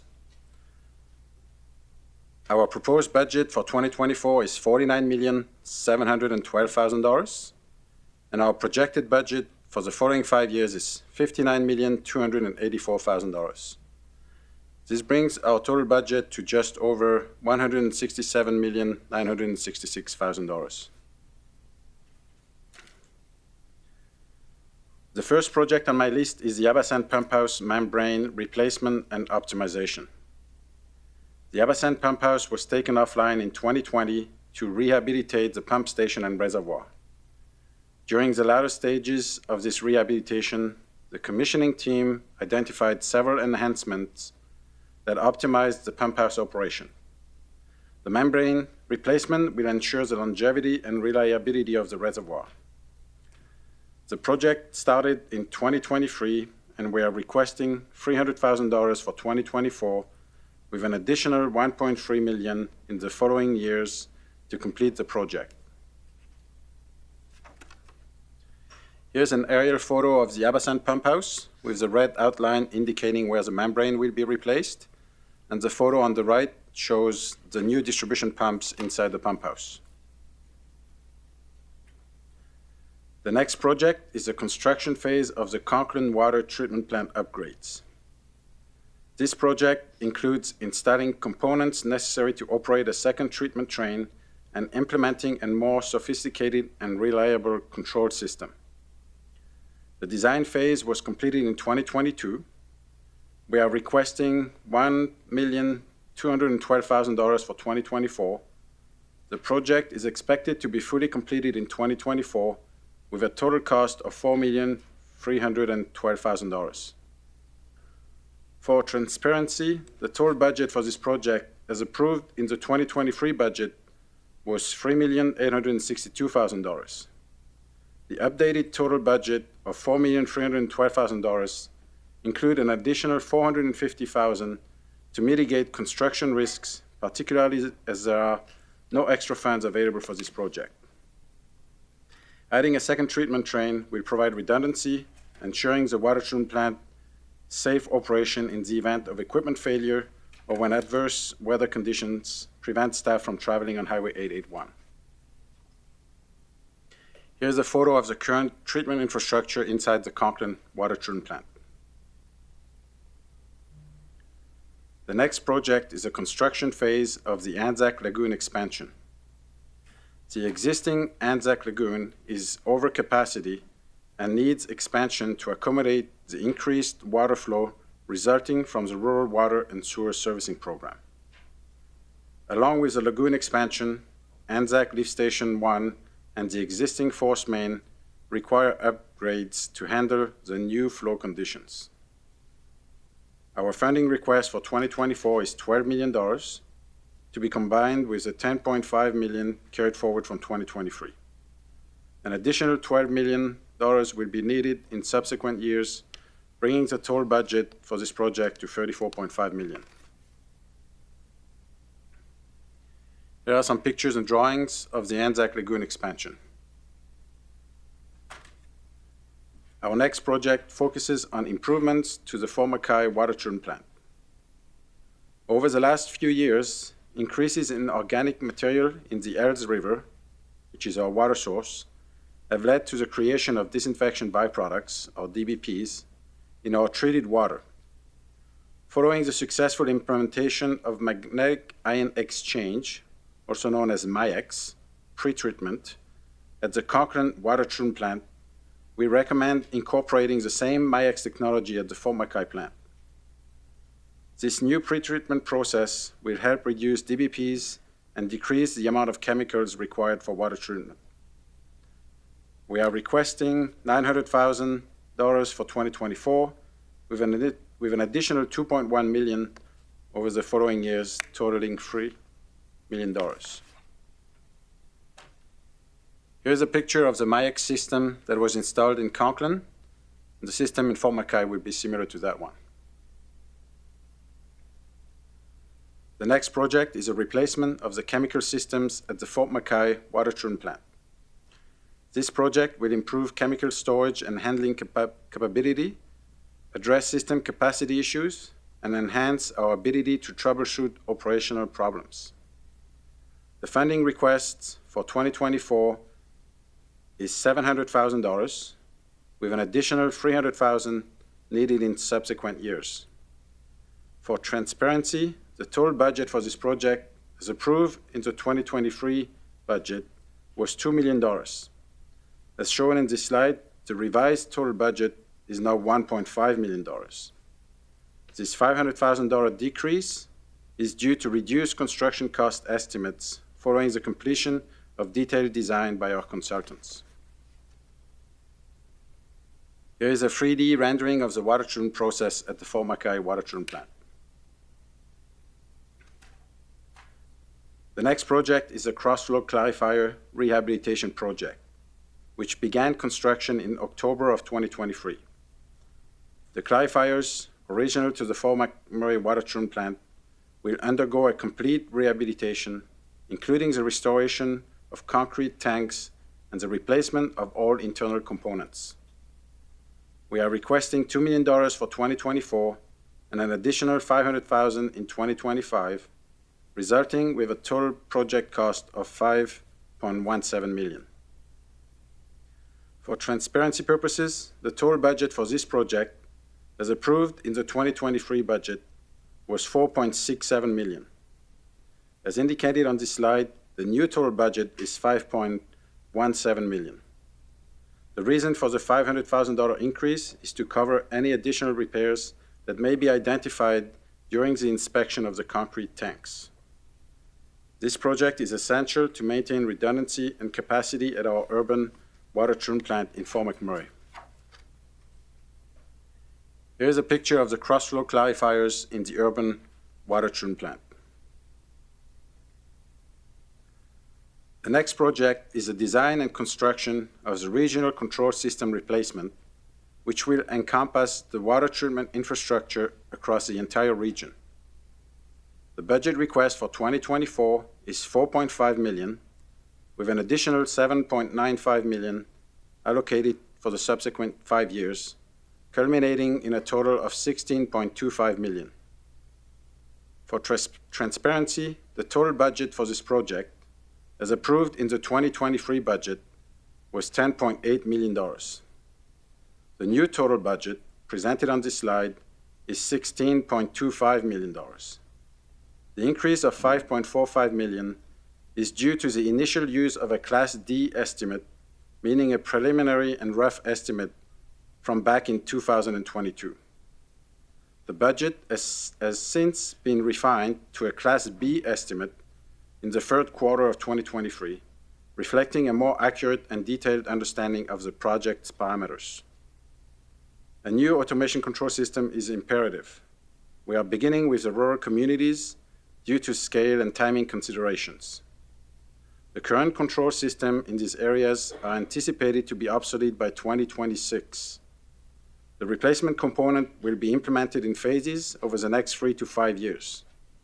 This project is essential for maintaining robust cybersecurity defenses and ensuring continued compliance with the regulation of Alberta Environment and Park. Here are some examples of the Delta V technologies that will be employed across water treatment and distribution assets all throughout the region. The next project is the design and construction of the Timberley Reservoir and Pump House. The Timberley Reservoir and Pump House have been operational since 1981. As they are both nearing the end of their design life, rehabilitation is required. This project will refurbish these facilities to continue meeting the community's current and future demands. We initiated the design this year with completion expected early next year, enabling us to tender for construction in 2024. We are requesting $1 million for 2024. The total budget for subsequent years is $15 million, resulting in a total budget of $16.9 million. Here's a picture of the Timberley Pump House and Reservoir. Our next project focuses on the water treatment plant overflow piping isolation, which is a new project to be started in 2024. The Fort McMurray water treatment plant's potable water overflow system is currently connected to the stormwater collection system, discharging into the Athabasca River through a common overflow storm outfall. During the 2020 flood, river water entered the common system and contaminated the potable water reservoir, impacting the entire city's distribution system. This project aims to permanently separate the potable water overflow from the storm water system, ensuring isolation from the Athabasca River and protection against future flooding. For this critical infrastructure improvement, we have allocated $100,000 in 2024. We will request an additional $2.884 million in the subsequent years, totaling $2,984,000. Here's an aerial photo of the Fort McMurray water treatment plant depicting the storm collection and the overflow protection systems.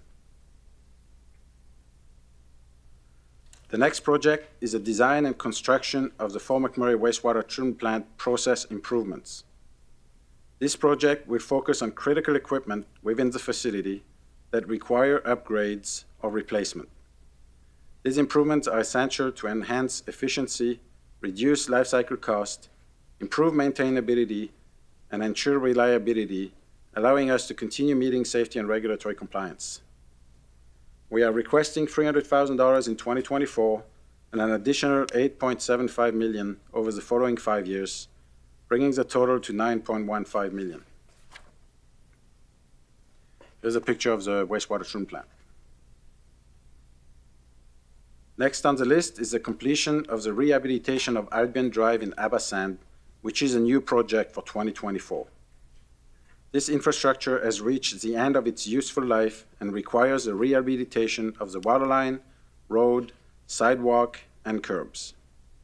We are requesting $1 million in 2024 to complete this crucial project. You can see on this photo Albion Drive showing the poor condition of the asphalt. The next project is the Sanderson pressure reducing valve construction. This project started in 2023 and is in progress. It involves the replacement of water mains along McDonald Avenue and Biggs Avenue, as well as directional drilling from the community of Abasand to downtown, which was completed earlier this year. Our plan is to complete the buildings that will house a new pressure release valve system for downtown next year. This project plays a crucial role in enhancing the reliability of our potable water distribution system in the downtown core. For funding, we're requesting $15 million in 2024, with an additional $2.7 million in 2025, bringing the total to $47.6 million. This picture showcases a directional drill that was completed earlier this year from Abasand to downtown. The next project is the construction of the Celine Forest Road deep utility upgrades. This project will reduce the incidence of sewer backups in the project area by increasing sewer pipe sizes and strategically altering the flow direction of the sanitary and storm sewer networks. We are requesting $9 million for 2024, with an additional $5.8 million needed to complete this project, bringing the total to $21.28 million for all years. Here's a photo of the construction site earlier this year depicting a new water line. The next item is a purchase of a garbage collection tracking system that includes both the hardware in the trucks and the software. This project will improve the functionality of our current tracking system and provide a more advanced and efficient garbage collection solution.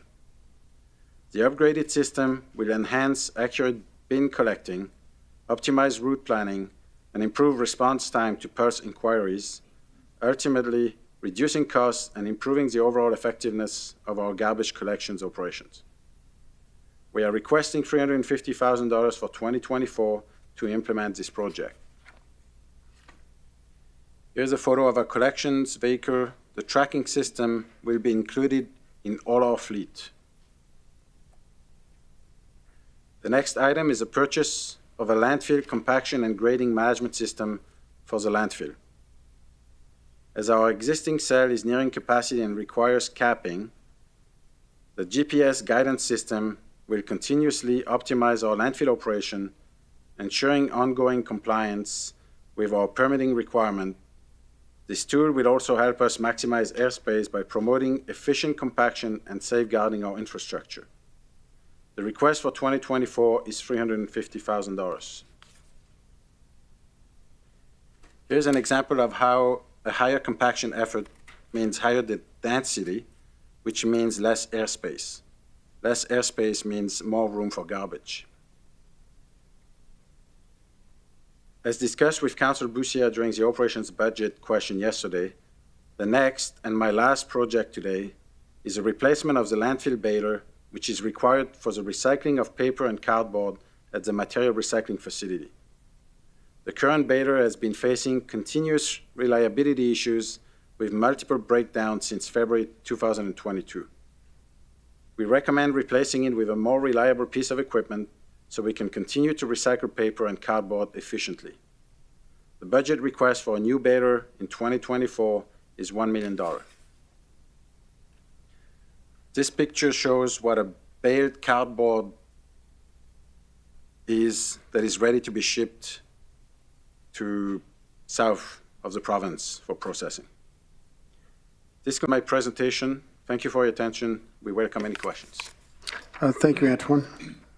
Just a quick question with the Fort McKay water treatment upgrades. Does that water treatment plant provide water to both First Nations and municipality?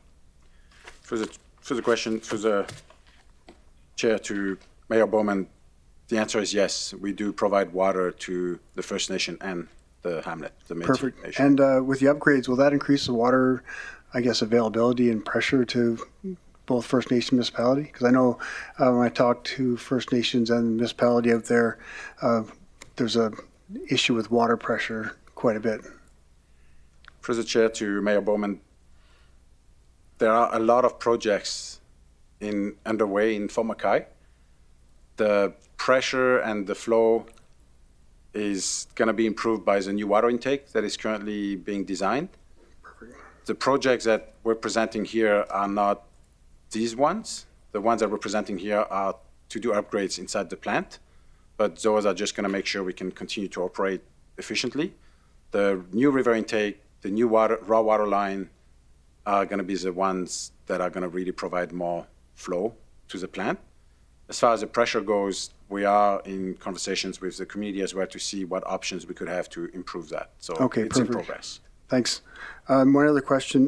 When we do work on underground services, do we communicate with our stakeholders like ATCO when these jobs are going to happen in case they might have some jobs that could run concurrent with those?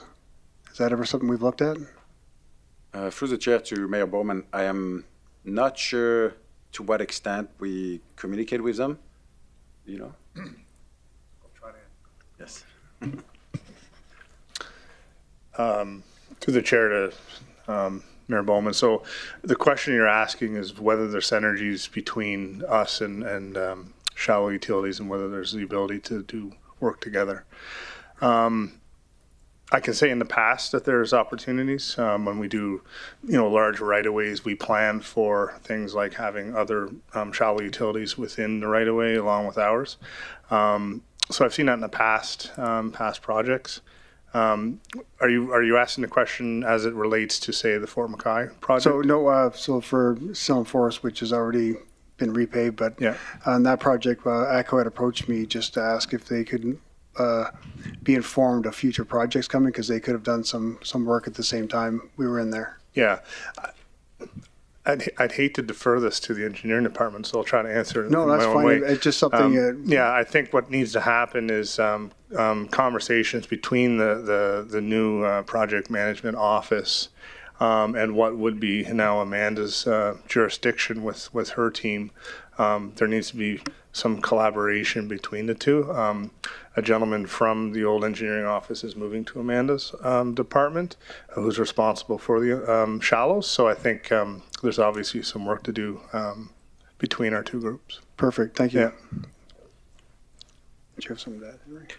All I have to add to is that in the past there used to be a group that discussed the ongoing projects with ATCO and all of the other utility providers to make sure that there was some, whenever we were doing like a road project, that they would be afforded the opportunity to do their road crossings and things like that at the same time.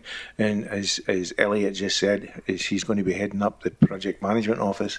He'll make sure that happens in the future. Thank you. Thank you. Appreciate it. Councillor Ball. Thank you, through the chair. I just wanted some clarity on the Anzac Lagoon expansion. Is it with an assumption, rural water and sewer is what's basically dictating the fact that we need the expansion based on volume? For the chair to Councillor Ball, the answer is yes, that lagoon has been under capacity for quite some time. When we the wastewater treatment plant that was built back in 2015 would have taken care of the capacity of the region and RWSS, but since that facility is not usable, it required the expansion of the lagoon. So RWSS contributed to the effort, but I'm not sure if it was just because of RWSS. Okay, fair enough. And did I hear that the Mackay chemical system, the budget was reduced by $500,000? Through the chair to Councillor Ball, that is correct. After design, and it came out that we didn't need as much money. So for once, we went down. Is that possible? Yes, we did it. Good to know. First I've heard of it. Timberley Reservoir, I find that one a little bit interesting that the title of the project is Design and Construction.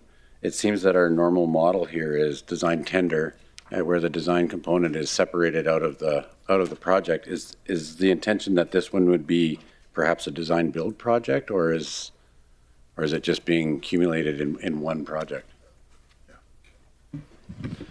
Through the chair to Councillor Ball. There's more of an initiative within the organization as of late to combine the design component and the construction component on the funding side, so it becomes sort of a capital expenditure line item. One of the reasons why we do that collectively as a group is that it allows us to hire a consulting engineer to do the design and be part of the construction, to do the construction engineering services. And so the construction is done separately, your traditional model of tendering. So you'll see a lot more projects come out that have the design and construction, but it's for the purposes of allowing us to go to RFP and get the designer and the construction engineering provider under the same contract. Okay. No, I'm good with that. And one final one, the landfill baler. Appreciate that it's at its end of life. What is the normal lifespan of one of those things? For the chair to Councillor Ball, that's a great question. I will have to get back to you about the life cycle of a baler, but what I know is that we've been having a lot of issues with it since February of 2022. So we've been trying to fix it, and it's not working. And so further to that, basically one of the outcomes is that, obviously you get the baler back online, we can restore some revenue streams. What kind of revenue are we talking about? What kind of revenue does this recycling program actually generate versus what it costs us to perform the service? For the chair to Councillor Ball, it's actually interesting. It's costing us more money to recycle cardboard and papers than it is not to. So we're actually seeing an increase in revenue by not using it and not recycling cardboard and paper than it would be if we were to get a new baler and recycle. So we're not necessarily doing it to make money. We're doing it because of the environmental benefits. Are we getting credits at least? No. Okay, thank you. Thank you, Councillor Ball. Councillor Stroud? Thank you, Mayor Bowman, and thank you for the presentation. So I'm looking at the Conklin Sewage Lagoon. It was in the budget in 2021, and then 2023 and prior is $7,200,000, and then a request in 2026. I'm just curious, it was pushed forward for a couple of years. Is there a reason behind that? For the chair to Councillor Stroud, this is a great question. We did bring this project up to previous budget presentations. We came across the fact that in order to build the facility, we needed access to a piece of property that we thought we had ownership and we don't. So we had to put this on the back burner so we could get the approvals we need and get this going again. So we are kind of stalling so we can get up to speed with our approvals. Good, So that's the thank reason. you, Antoine. Yeah, there's always a challenge with land in the rural. So for the John VA water treatment plant upgrade design, that was also 2021. And you've got 100,000 prior, and then 500,000 and in 2025 and 2026. So I just noticed there's a gap in the 2024. I do know we had a challenge with the water treatment plant at one time, so I'm not sure where we're at with that. For the chair, to Councillor Stroud, great question again. We do have some upgrades that are severely required at the water treatment plant in John. Severely required? Yes, we need it. It's due for an upgrade. The challenge is we've been working with the community to identify which water source would be the most appropriate for that plant. So until we figure out where we're going to get the water from, we can't really figure out what upgrades we're going to do to the plant. So we've been working with the First Nation community for the last 18 months, I would say, on identifying which best potable water or raw water source we could use. So it's in motion. It's just been delayed now because we're waiting for more studies, more feedback from the First Nation side, and then we're going to push this back again. So it's ongoing. Thank you. Thank you, Councillor Stroud. Councillor McGrath. Thank you, through the chair. And just, I don't ever have a great question, so we can cut through that. I agree with you about the cardboard and stuff, because being on the farm, you know what we do with the cardboard. There's a nice fire on a Saturday night. But I'm just wondering, being all eyes are on us in this region about the environment and stuff, you trimmed your budget request of about 40 million, close to, it's 37 something. Did that put us at risk or I know you wouldn't, but how did you manage to take something so sensitive to the region, just cut it by 40 million? For the chair, to Councillor McGrath, it's a great question. We have a lot of work to do, but we also have just so many resources internally. So we had to really dive down and see what could be pushed to future years. A lot of these projects have not been cancelled, they've just been delayed. So we're looking at our capacity to deliver internally and externally to go to market. And we had to make some hard choices. We started with a much bigger list, but we understand that reality, over the last few years, we've experienced that we have a wish list and then we have what we get to do. So we're trying to be a little bit more reasonable with what we're asking, knowing that it's not coming off the list, it's just being delayed. It's almost like that beer on TV, the beer necessities, you know, Hakuna Matata.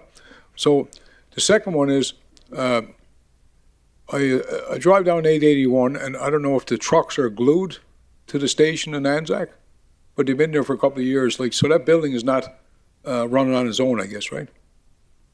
You know, and just so people don't think, you know, I'm getting crazy, the lift station that's brand new in Anzac on the right-hand side of the road, just a little bit down from the Esso, they've had outside support, third-party support, since it's been commissioned.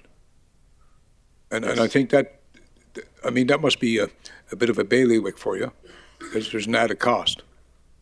Through the chair, to Councillor McGrath, if you were to drive down 881 now, you probably wouldn't see any trucks there, because we have solved that problem, even if it's not permanently. Now those trucks, you have to drive a little bit further down the street to see them. So they're parked at the old wastewater treatment plant site, and we're using the Headworks building as storage. As we're continuing to upgrade the lift station, the force main, and the lagoon. So we've moved the problem. So it's more in an industrial zone now, so it's not affecting residents as much, and it's a better site for it. Well, I certainly wouldn't know what moving the problem is. I've been moved a few times. I guess my last question is, I know there was big dreams about a utility corp, you know, and that was, like I say, that's, you know, we're built on other people's dreams. But the carbon capture on cell 1 and 2, I think in this chamber I heard one time that we were going to offset some costs by capturing some on the old cells. And I don't know how we done with that. And this is not to put you on the spot. It's just about, I think, the environment. We really get tagged in this region, and you've had, all of us have had experiences in the last couple of years with the thing that you do need is water, and we've had it shut down in a few different places. but we're supported. We have water treatment plants that are independent of the municipality. So we're kind of in a unique situation. And my question is, have we ever gone out to say our recycling, and some of this water treatment that we have able people in the community, take that off your hands? And that would allow, that would allow them to focus on some of these other projects that have been lagging for a decade. And that's not to slight any, it's just, sometimes we got to know what we're good at, and certainly if we were going to do EPC, that'd be a different story, but we got to focus on what we're good at. And then at the other time, we have people in the community that are good at these skills that we need, like recycling, So through the chair, to Councilor McGrath, I think part of the question you've asked is about the carbon recapture at the landfill. Is that correct? Yeah, them pipes. I just remember some guy with white hair telling me it was going to make us a fortune. And I don't know if I don't even know if there was a piece of smoke come out the pipe, only what come out of his cigar. So maybe I'm going to answer. Through the chair, Councillor McGrath, one of the things that we are going to look at, and that we've made some organisational changes just recently. One of the things that we are going to look at is the efficiency of our whole organisation, and we will do that probably the end of January, the beginning of February, and start to look at. And we'll be looking at just what you were talking about there, is what can be done better by organisations in the community than we're doing, and what we're outsourcing at the moment that we may be able to do internally. But that's a whole study on its own right, and we intend to move forward with that in February. Well, I appreciate that, sir, through the chair, because that's the first time we interengaged here. All I know is a lot of these guys bust their arse, but the people that came with these dream machines, they're gone on to their next place. So as a councillor, I want to make sure that the people that put me in this chair, the people that take me out, we're giving you the tools to work with. And I believe that it's okay to check in, because if you're told something 5 years ago, it's all right to check 5 years later. And I think that we have identified that we're not good recycling. It's a cost burden to our citizens, but maybe there's an outside entity that we could have a partnership with that brings you in solid dough every year without touching a thing. And I know you might think I'm dreaming, but it's done in some other places. So I commend you for the work you got, and sometimes you've been handed a real bag of fish, we'd say. But I look for them trucks. Don't tell my boss I wasn't down the highway in a couple of days either. Thank you, Councilor McGrath. Councilor Benjoko? Thank you, Mayor Bowman. Thank you for the presentation. Just my curiosity with the last statements from Councilor McGrath. If we, when you ship out the cardboards, we have to pay to dispose them, right? Or For the chair, to Councillor Benjoko, the process of recycling cardboard and paper comes with, like, for example, the baler is only one piece of that recycling process. And once we bale the cardboard and the paper into those big cubes, then we have to put them on a truck and ship them south, and then we get some money for that. always to But get when something. when we look at the revenue that we were generating by recycling and the reduced expenses by not recycling, since when the baler is down, it's actually showing us that it would be cheaper not to. I'm not suggesting we shouldn't. I'm just suggesting that the economic side of things is not about saving money. It's not that's not the motivation. It's not like. Correct. Okay. Thank you. So my question now is about the Silent Forest Road deep utilities upgrades. And what caught my attention there is the impacts to sewer backups for homes across the Thickwood network. So when I hear backups, it's scary. I've had an experience before. So can you educate me on the risk we have or what this process is. Through the chair to Councillor, the project that you're referring to originally started as a program called the Thickwood Perimeter Sewer Program. The Thickwood Perimeter Sewer Program has since sort of divided into, I think, approximately 7 contracts. This is one of them.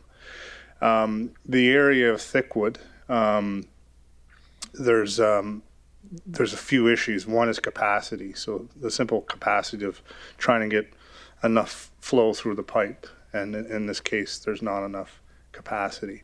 The other part of it is that Thickwood was designed at a time when there was only 2 pipes used. One pipe was for water, and the other pipe was for a combination of sewer and storm, so stormwater, rain, that type of thing. Nowadays, neighborhoods are built with 3 pipes, water, sanitary, and storm. So by having this combined pipe, what happens is that your rainwater impacts the capacity of your sanitary. And when you have a large rain event, that rainwater can backflow through the underground system into people's basements and bringing everything along with it. So yeah, it's a project that's been on the books for a long time, and we're slowly year over year just picking away at it, getting it done. So okay, thank you, and I appreciate that should be done.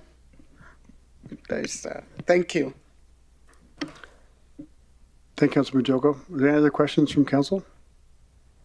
Councilor McGrath? Thank you, through the chair. And I got one question.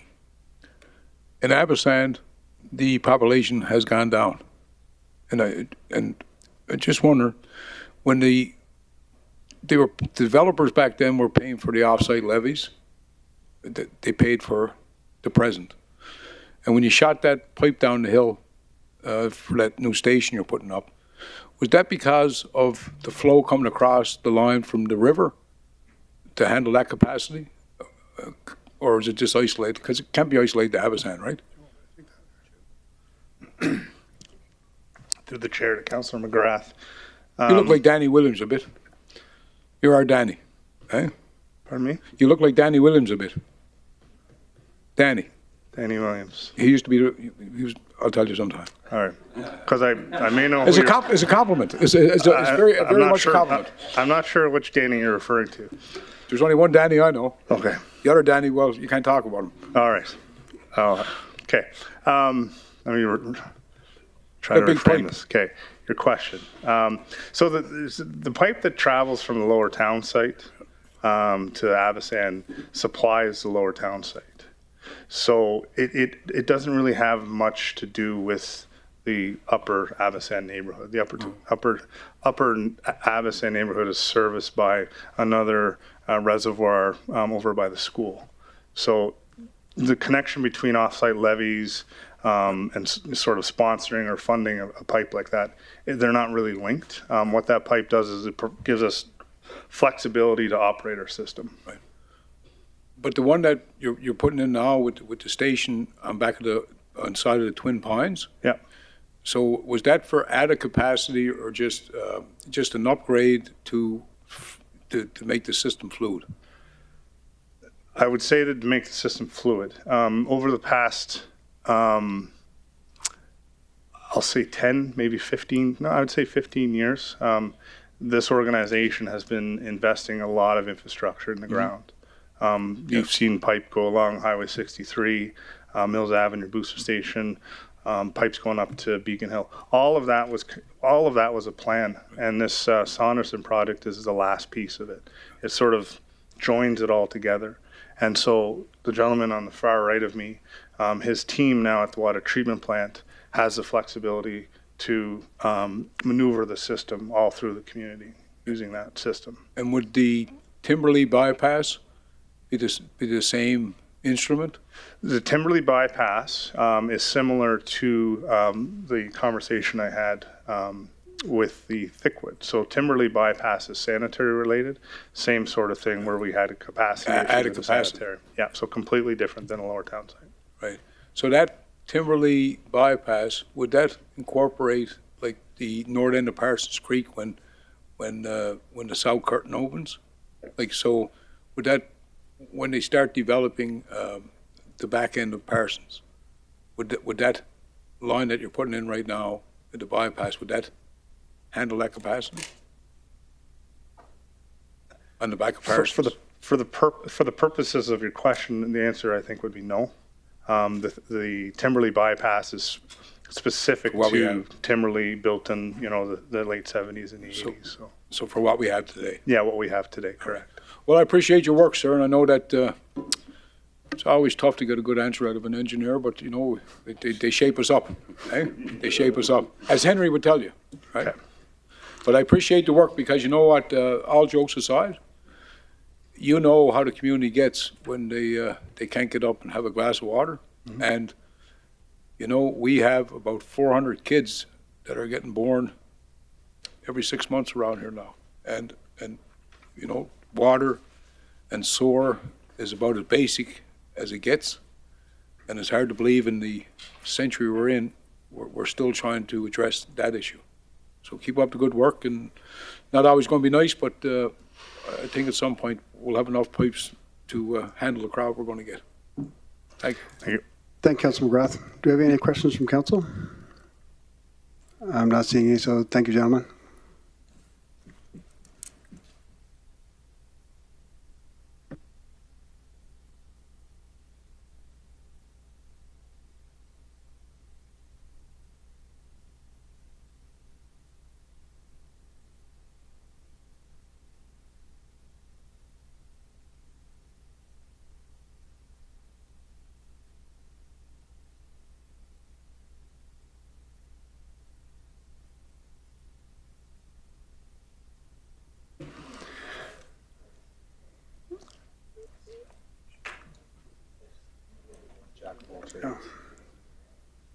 Next, we have Chief Jody Butts, Regional Fire Chief, present the proposed capital budget for RES services.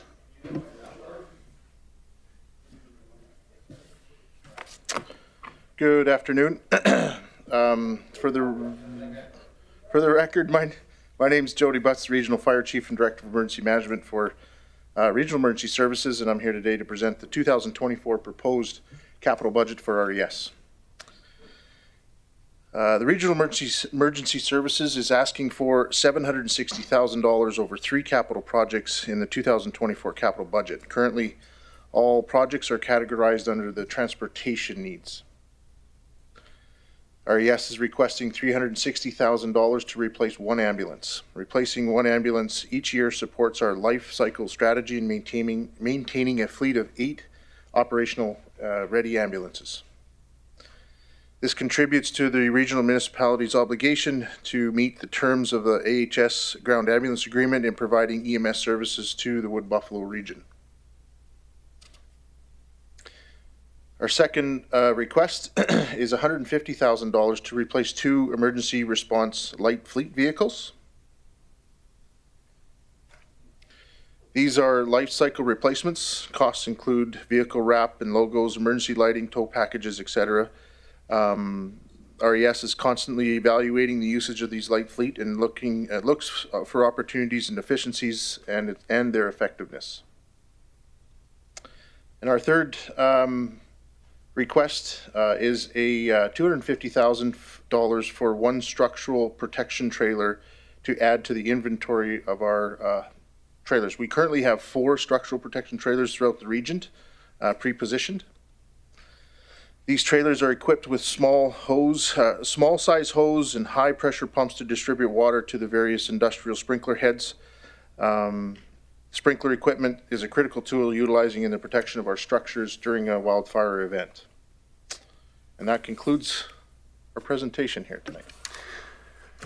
Thank you, Chief Butts. We all seen the value of all that equipment over the last summer, so appreciate your report. Councilor McGrath. Thank you, Chief Butts. I never got the chance yesterday because I didn't want to interrupt anybody because I was online. I didn't want to seem like it was rude, but I wanted to say thank you very much for mentioning Mr. Gauthier, because he was an example of just about what you are. It was great people looking after our citizens. And my question is not about the tools you need to work with, because you need them. The replacements, do we follow suit on smaller communities that might need a used vehicle, like say a pickup you're going to replace?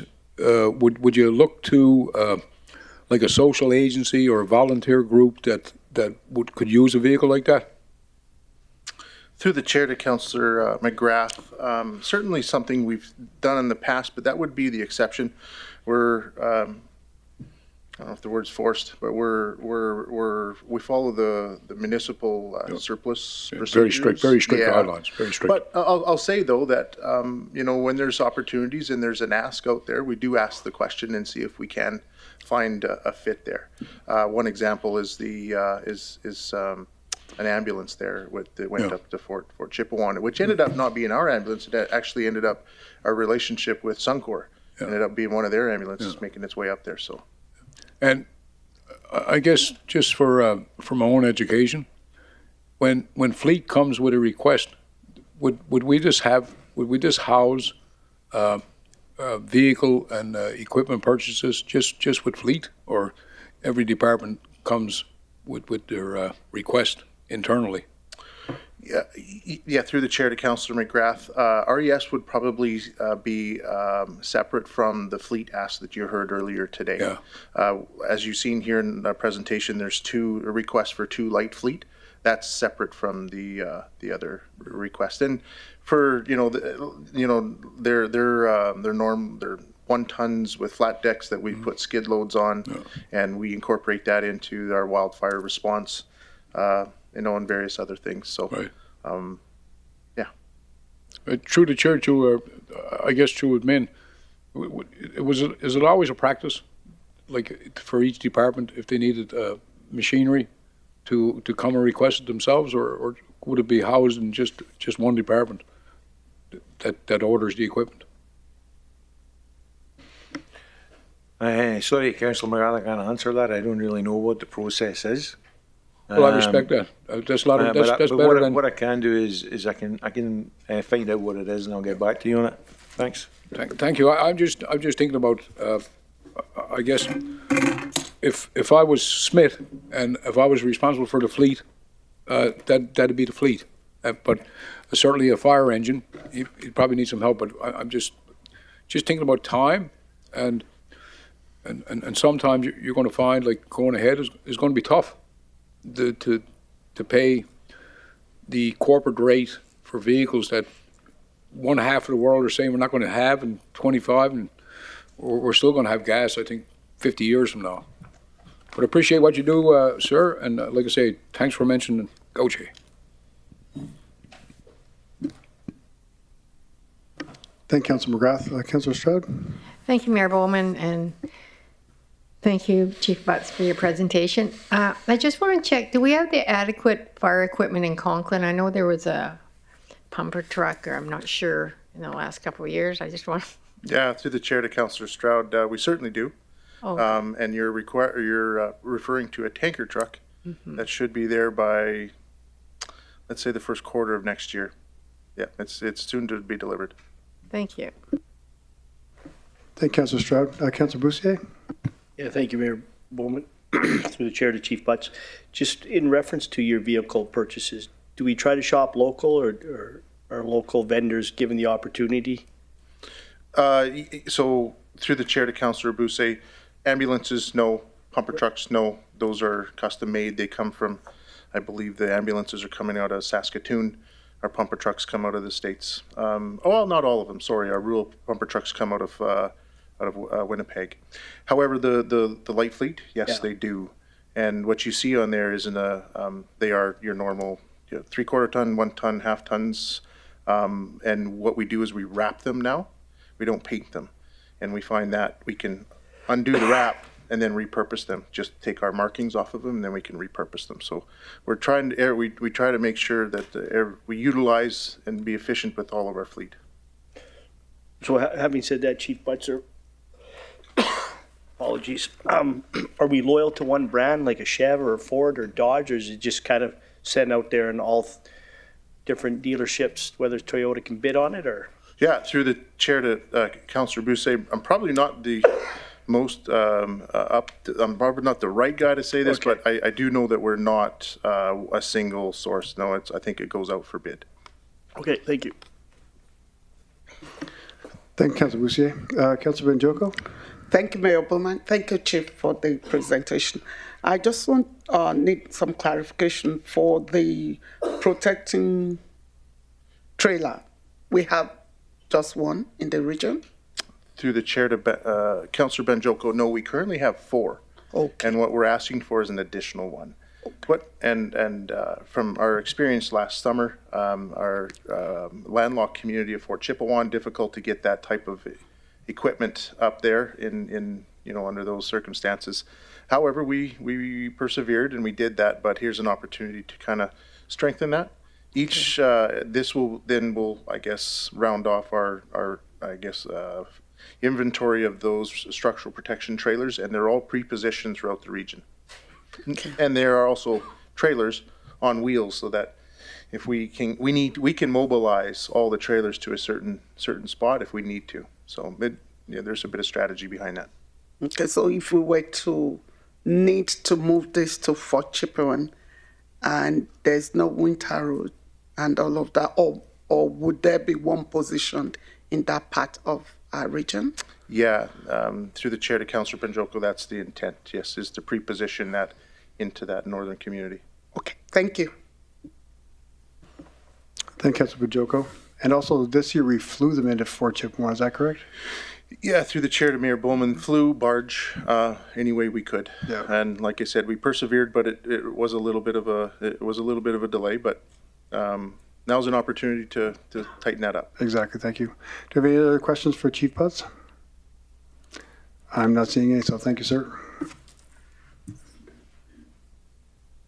And right now, we're going to take a 10-minute recess, and we'll be back at 3:20.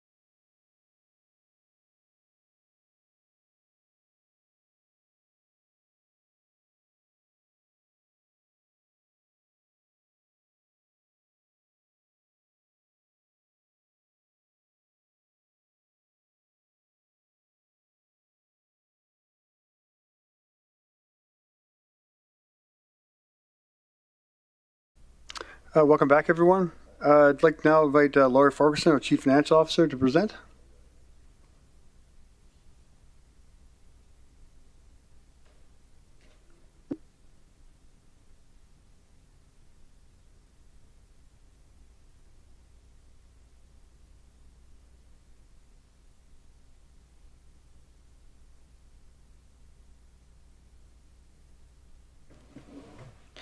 Good afternoon, Mayor and Council. For the record, my name is Lori Farquharson, Chief Financial Officer. One of the items that we wanted to bring forward for Council's consideration is reviewing the capital projects that have been presented historically that have not had any forward momentum or are overfunded or are requesting additional funds outside of the regular process.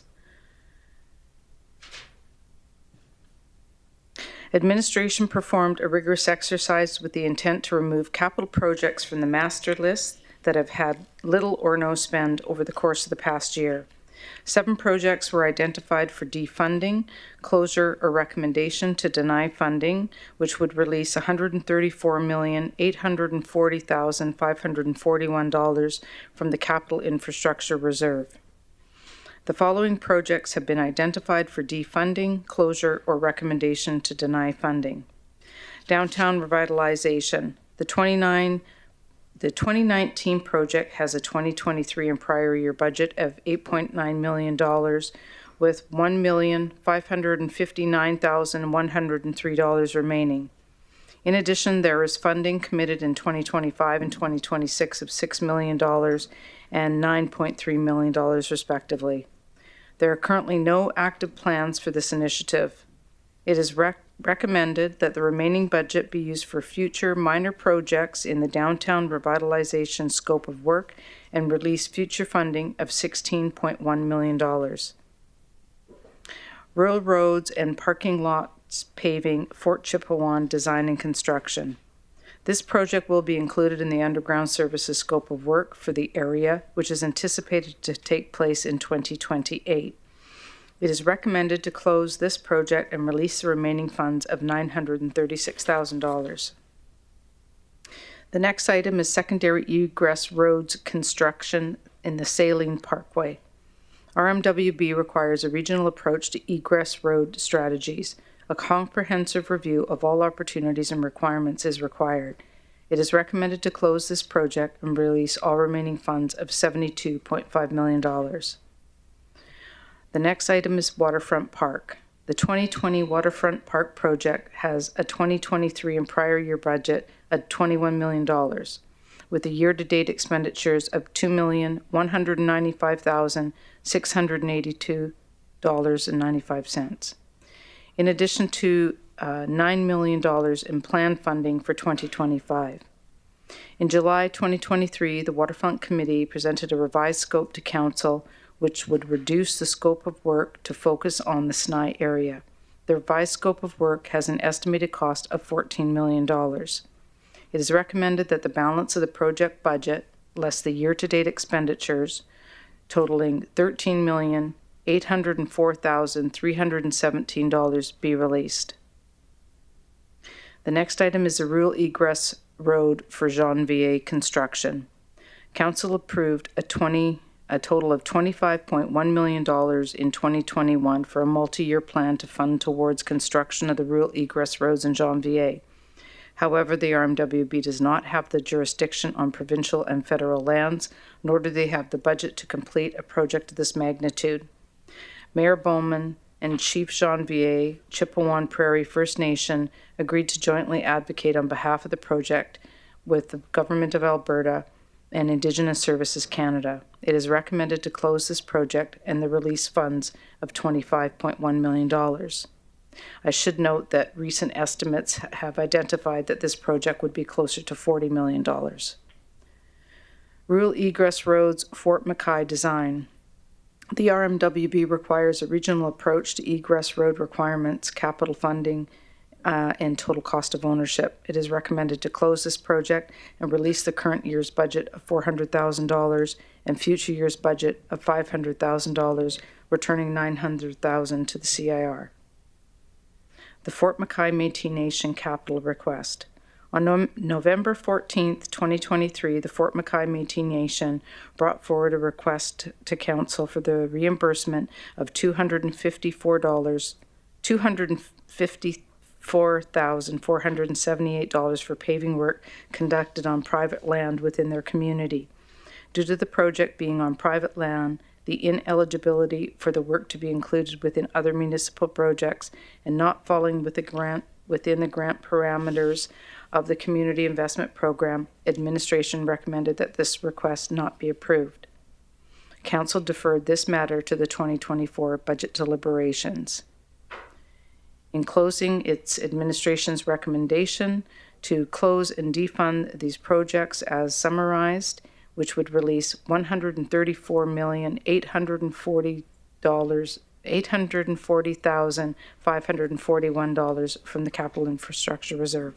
This concludes my presentation. I'm happy to take any questions. Thank you. Councillor Ball? Thank you. Through the chair, I just have one question about Waterfront Park. Certainly agree with the what's laid out here. I guess my question is, do we have something that revises the scope of work to only focus on the Sny Point area? And will we be giving the committee direction, because there is a committee related to this project, that we won't be proceeding with, we'll call it phase 2, until such time? Or I'm just wondering if we're going to need to, at some point in the near future, disband that committee and then maybe re-engage it, or I don't know how that part's going to work.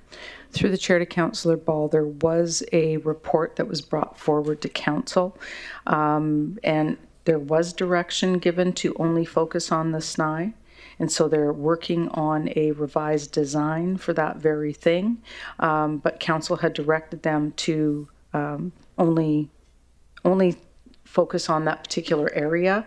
There's, I believe, a 90-page report that we had to go through to actually confirm the dollar value of what was recommended at that through Council, but it's something that we weren't able to actually action because there wasn't a specific motion to reduce it. There was a lot of conversation. Yeah, and that's why I'm asking. There has never been an official amendment of the scope of this. Right now, the scope still includes the remainder of the park going, because I know there's been discussions at the committee level, part of the committee, where when will we start the design for phase 2? That conversation has taken place. Well, if we're removing the funding, I assume that conversation's over for a period of time.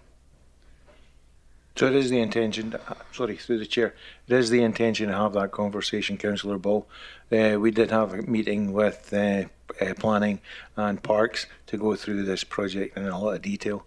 And you talked this morning to the amount that was in parks for the third party consultant that we have that's now been defunded as well. So this is part of that whole process, and that discussion will take place. So that being said, are we able to do an amendment that says we're revising the scope to focus on just this area?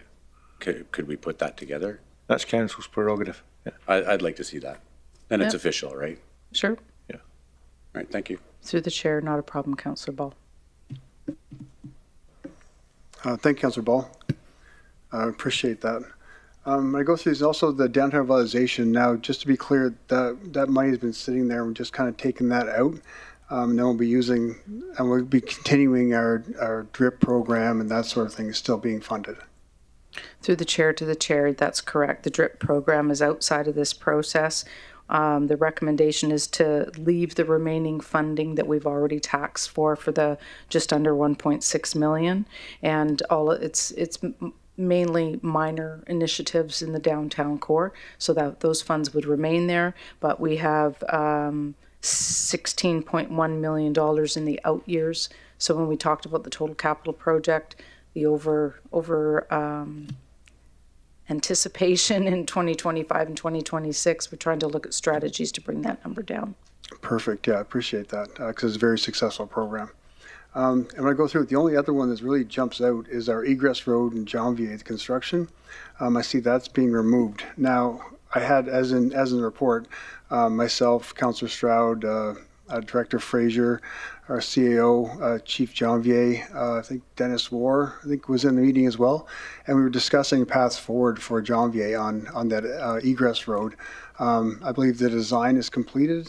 Is that correct, Dennis?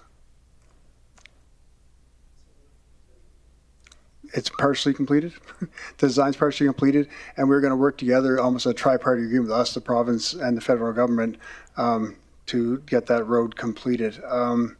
And part of that is none of it is on municipal property. It's on provincial property. It goes through First Nations. So when I see it removed, what is the I guess the intention of those funds being removed when that's the path forward we've discussed? Well, it's through the chair to the chair. The team's understanding was that the organization would be working with Janvier and ISK and the province towards a solution, but the funding wasn't going to be coming from RMWB. So the intent was to release the future commitment of the $25.1 million from the commitments in the CIR. Okay, and so that would mean by taking that out, when we do get an agreement with the province and CPFN, then we will look at what funding will look like at that point? Absolutely, yeah. Okay, and CEO Hunter, you had something to add? I think I was going down, sorry, through the chair. I think I was going down the same line as you there. Is it just because the likes of the money we've identified in the downtown is, that's just a lump of money that is sitting there, and the same with Janvier, there's a lump of money sitting there.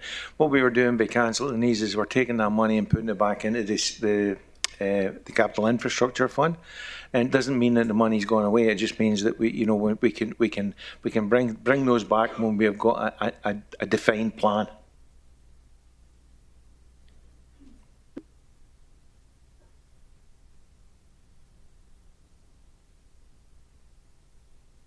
And with that, I also have a letter from Chief Adam. He wanted me to read out. I won't go through reading the whole letter, but basically what the letter states is on behalf of Athabasca Tribal Council, he's writing to express his support in the proposed Egress Road and Janvier on behalf of Chippewa Prairie First Nation. Since 2016 wildfires in region of Pablo Buffalo, we observed initiative of Egress Road development for Fort McMurray. Regrettably, rural communities, including Hamilton, Janvier, and Chippewa Prairie First Nation, have not yet seen similar initiatives.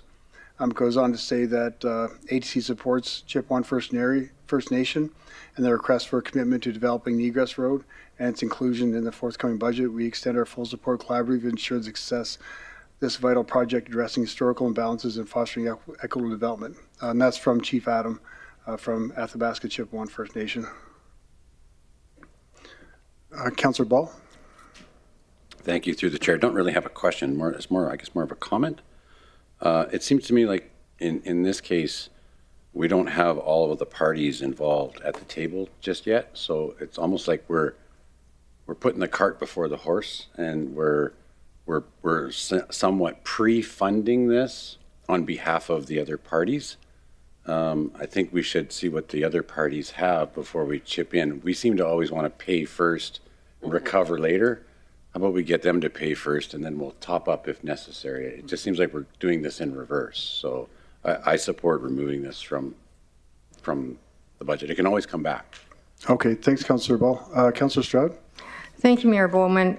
So in regard to the Janvier Egress Road, Council approved recommendation for funding for preliminary design in 2017. Consultation took place in 2018 with the community of Janvier. Council approved recommendations from administration, and funding was approved for design in 2019. Further consultation took place in 2021. In the budget of 2022, recommended by administration, some construction funding was approved in the budget, and a plan for funding in the 2023-2027 budgets by Mayor and Council to construct the Egress Road for Janvier. This has been an ongoing project for 5 years. This community is just asking for an Egress Road. I also have a letter of support from the fire chief in Janvier. As we discussed last time, myself and Bobby Johnvay, head of security of CPFN, strongly support the Egress Road for Community of Johnvay. Community of Johnvay and Reserve has only one access road, which is 6 kilometers long, single lane, two-way traffic, lots of overgrown vegetation along the stretch, both sides. If any emergency event happens on the access point or along the road, people of Johnvay are pinned in the corner without any detour route, which can put entire community in extreme danger. As we all know, Johnvay has the #1 bushfires calls in spring. Since we're not having enough snow this year so far, RES team and CPFN are very concerned about wildfires, forest fires coming up in the spring season. Bobby Johnvay, head of security of CPFN, is trying to build second barrier at the north side of existing one to prepare the worst situation, just in case. As a local fire chief, I do strongly support his idea. If we don't get enough snow this winter, big fire will happen. It's just a matter of when and how big. Fire guard only delays the travel of the fire. Now people have to get out of the community within the time provided by fire guards, which Johnvay doesn't have one if fire comes across the access road. Build Egress Road where we can build sooner than later for now before it is too late. We cannot put people of Johnvay in gamble. In other words, don't gamble with the people of Johnvay, as it is a risky action. I also have a letter from Dong Hoon Kim, who is a paramedic now and who used to be the deputy fire chief in Johnvay. He lived and worked in Chippewa Prairie First Nation and the hamlet of Johnvay from 2016 to 2021. CPFN and hamlet of Johnvay were tackled by very significant incidents such as wildfires, flooding, water system contamination during the time, and led us to evacuate the whole community, knowing there's only one way in and one way out. Based on being a resident and a first responder, as well as the deputy fire chief of the regional municipality Wood Buffalo Johnvay Fire Department, I strongly believe that the completion of Johnvay secondary egress road will not only benefit in the event of mass evacuation, but also eliminate the risk in case of major egress road failure, which has occurred multiple times. I cannot express enough how important this is in case of emergencies, and hope to see the further collaboration and progress on this project, including the accessibility as early and as safe as possible. Thank you. Thank you, Councilor Stroud. And I think we may have skipped questions and went to debate, but Sorry. I did it. Oh, okay. But does anybody have any questions before we have a motion and we go to debate? Councilor Banjoko? Thank you, Mayor Bowman. Just to clarify, so the new estimate, the new budget for this project for the Egress Road in Johnvay is about 40 million? Just sorry, Councilor, maybe we might have got off track. Just right now we're discussing taking the defunding of these projects, taking them off the budget is what we're talking about right now? Yeah, that's my question. That's my question. Okay, because there's no That's funding one on of the there. reports that came to us. I just wanted to clarify. Through the chair to Councillor Banjoko. It's not included in the council report, but I just received the estimate of what it would cost to do the Johnvay Road based on the new design and expanded scope of the original ask is over $38 million. So I rounded up to 40 million. Thank you. You're welcome. Councillor Stroud? Thank you.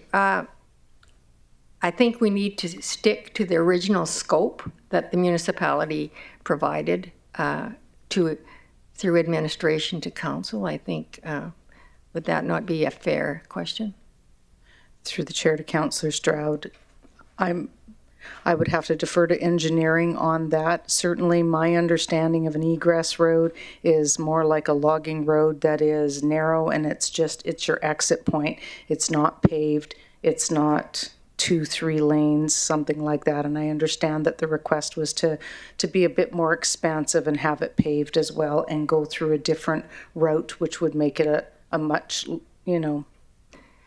Yeah, so that was my understanding was an ask, but I think that we need to follow through what the municipality gave us as a project through council and that what we approved. Okay, thank you. Thank you, Councilor Stroud. Do we have any other questions? We don't. Do we have any delegates to these items? Thank you, Mr. Mayor. We have a registered delegate for this item who's joining us virtually. Online, do we have Jennifer Vardy or Dan?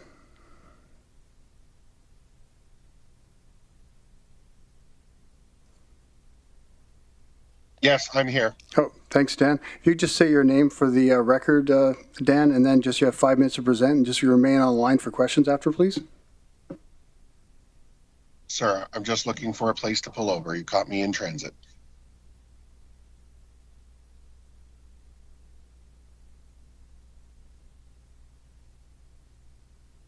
Hey, Jen Vardy here. Just when Dan's pulling over, for the record, my name is Jen Vardy, Director of Government Relations with Fort McKay Métis Nation. And with me is Daniel Sucklis, Interim CEO of Fort McKay Métis Nation. Thank you.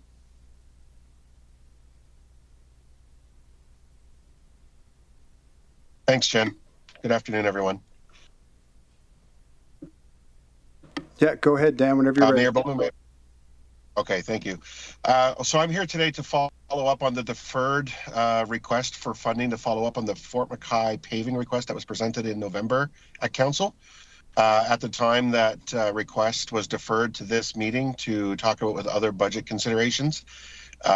Since that time, I know my colleague Jennifer had reached out to the RMWB to see if there were any new questions that arose since the November meeting, and in the 3 times that she reached out, there were no new questions. You'll remember, I think there was a motion from Councillor McGrath to defer the motion or defer the funding request as an emerging issue to this meeting.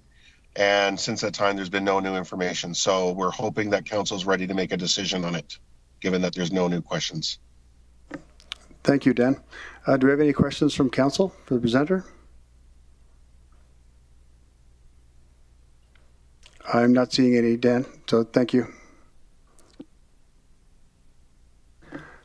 Okay, nice and easy. Thank you all for your time. Thanks, appreciate it, Dan. Now, do we have someone that would like to make the motion?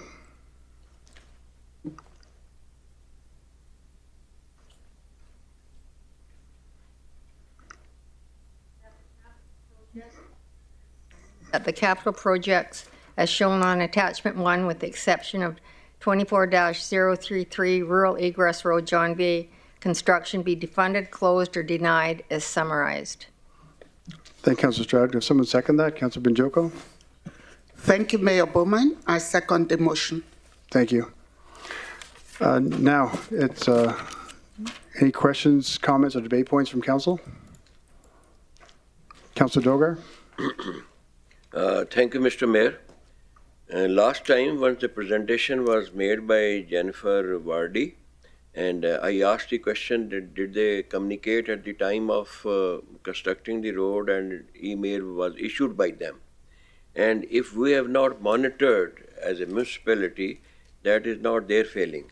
That is failing of this side. And then one of the councillors, you know that he asked for the postponement. So what is the development we have done? Nothing.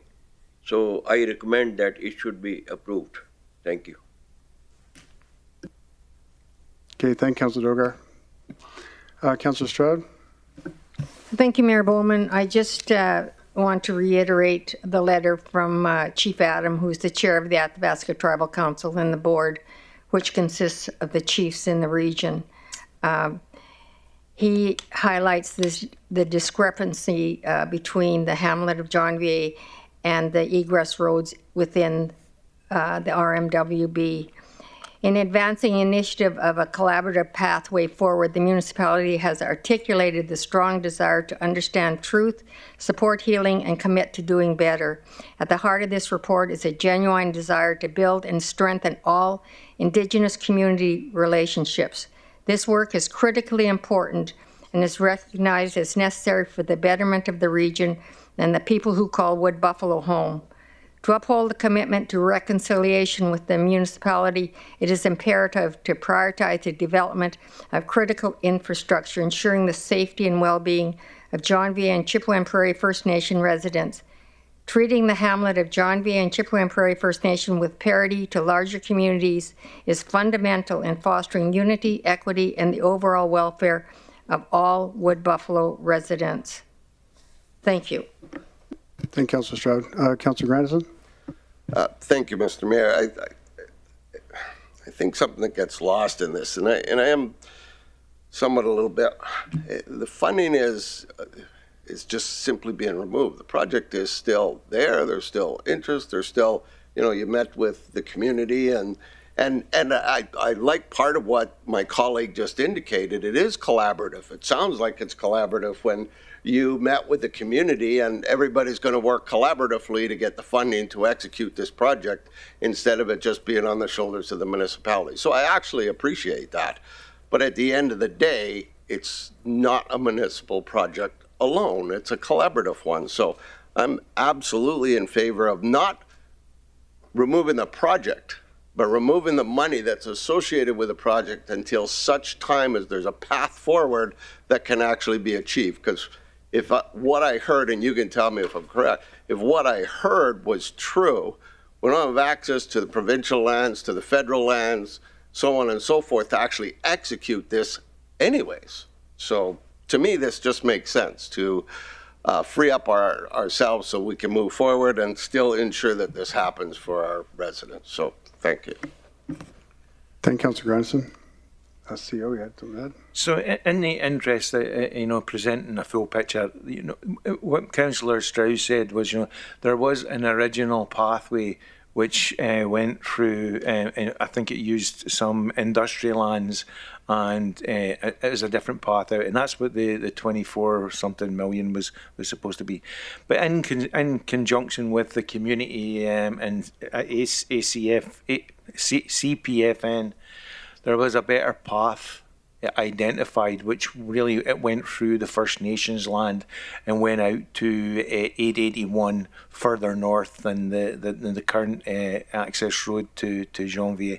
So that was the one where we, and I actually like that route, but that there would then become the highway in and out of Janvier, because it's a much closer, much better route. So that's just, I just wanted to clarify that there's and that was when Laurie was talking about the cost going to $39 million, and that was we using the taking the second path, and that's what we discussed with Chief Janvier, the mayor, and some of the other folks from Chippewa Prairie First Nation, and what we all agree that there is probably the best route, but we can't fund that as a municipality. We need the others, the federal government and the provincial government, to come to the table to fund that, and that's what was agreed, that we would go and advocate to our various levels of government for the funding to do that. So sorry, I just wanted to make sure everybody was clear on what that was. Thank you, CEO. Councillor Ball? Thank you, through the chair. And I guess to echo those comments of our CAO and Councillor Grandison, I believe the intention is to still move forward to find a solution. But right now, throwing a bunch of money at a solution without getting our partners on board doesn't seem to be the right play. I would much prefer that we move forward with our partners and share whatever the outcome is, versus us putting the pile of money in and say, hey, everybody take your piece. So I agree. Thank you, Councillor Ball. And as it seems like we're debating this one, and Councillor Doger had mentioned a different line item. Would Councillor Stroud and the rest of the council would they object to Councillor Stroud removing, taking back this motion and putting each up as separate motions, so we're not voting on the same, so we know we're all talking about the same thing? Because if we're, like Councillor Doger had mentioned, the Fort McKay issue, which is on here, that is important, and we want to discuss that as well. But I find that this motion is going to kind of narrow our thinking into making one decision based on 6 different applications here. Has anyone else have any objections to doing it that way? Everyone's good? Okay, let me get something, take 2 minutes to get this up.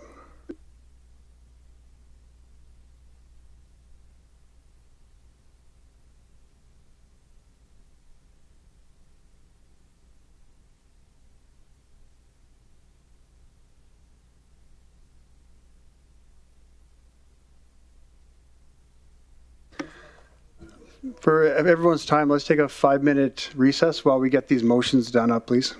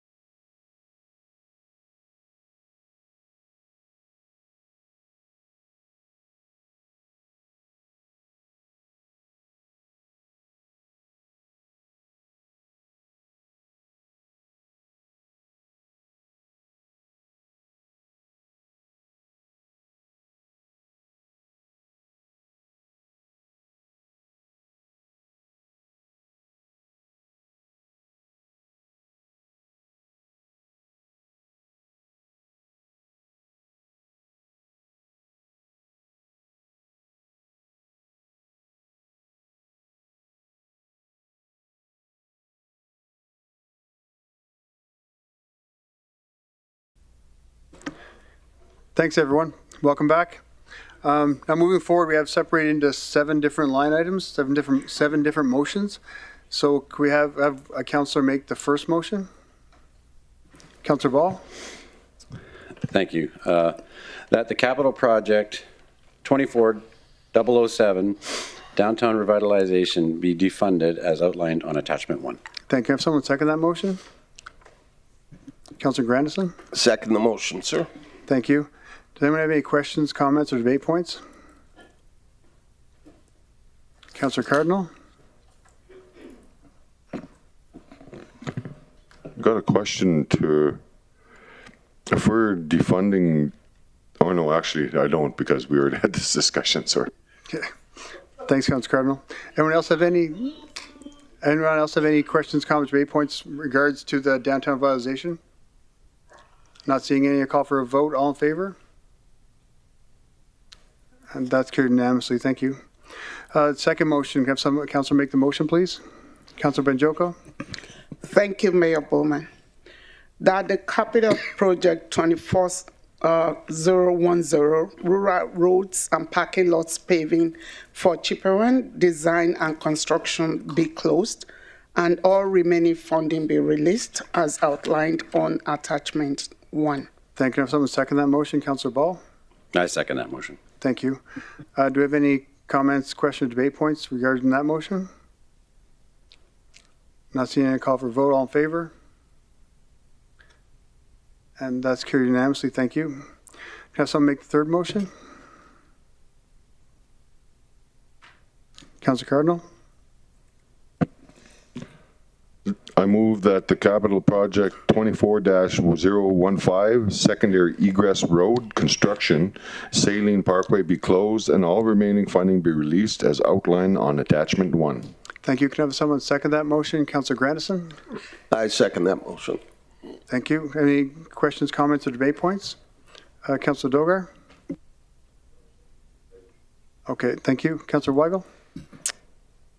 Thank you, Mr. Mayor. Through the chair, I just want to confirm, I know we weren't talking about this one before, but the region as part of the, I guess, the area structure plan for down in Draper will, we're going to continue to look at a regional approach of egress. And so we're taking, although we're taking the funding off, we are still continuing to move forward with an approach of egress out of all areas.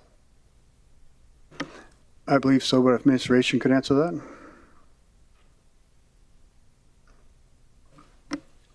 that. I would say yes. I don't know if you sold it, but okay. Through the chair to Councillor Weigel, the intent is within the establishment of the new PMO office, this will be one of the items that we need to look at as an overarching plan for the region. We recognize this is a very important subject to not only our citizens, but to council and administration as well. Okay. But we need a consistent approach for the entire region, not going piecemeal with, with the multitude of different initiatives. I do appreciate that because there's obviously in my ward, both areas, both Draper and Sapper Creek don't have a secondary egress road, nor does Abasan and others. And so love to continue talk about and have a plan going forward for egress roads out of those areas. Thank you. Yes, I agree, Councillor Weigel. I think that's definitely important in our region as we've experienced more than our share of events. Any other questions, comments, or debate points? Not seeing a call for a vote. All in favor? That's carried unanimously. Thank you. Someone make the number 4 motion. Councillor Ball? That the capital project 24016 Waterfront Park be defunded as outlined on attachment 1. Thank you. Someone second that. Councillor Grandison? Thank you. I was going to make the motion, but he pushed me over and did it first, but I'll second that motion. Thank you. Any questions, comments, or debate points on that by council? Not seeing it. I call for a vote. All in favor? And that's carried unanimously. Thank you. Number 5. Could I have someone make that motion? Councillor Stroud? That the capital project 24-033 rural egress road John Bay construction not be reduced by 25 million. Okay, so you're changing that motion, making an amendment? Yes.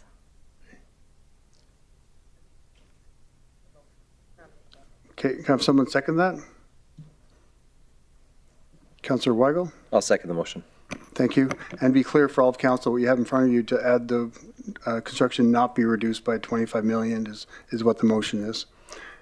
Thank you, Councillor Stroud and Councillor Weigel. Have any questions, comments, or debate points? Councillor Stroud? Thank you, Mayor Bowman. Athabasca Tribal Council supports Chippewa and Prairie First Nation and their request for commitment to developing the Egress Road and its inclusion in the forthcoming budget. We extend our full support to collaboratively ensure the success of this vital project, addressing historical imbalances and fostering equitable development. I think we need to go right back to where the RMWB did their preliminary design, and move forward on the construction as appropriate within the budget. Thank you. Thank you, Councillor Stroud. As we move forward in questions, could I have Dennis Ward, Dennis Fraser, and Chief Jody Butts just to be ready for questions? Because I think a lot of the stuff will be relative to what your knowledge. Councillor Grandison? I just wanted to get clear because Councillor Stroud changed this. So if I don't agree with this one, it's a no versus the way the other ones are written. Is that correct? Okay. Correct. Thank you. Yeah. Just wanted to know which.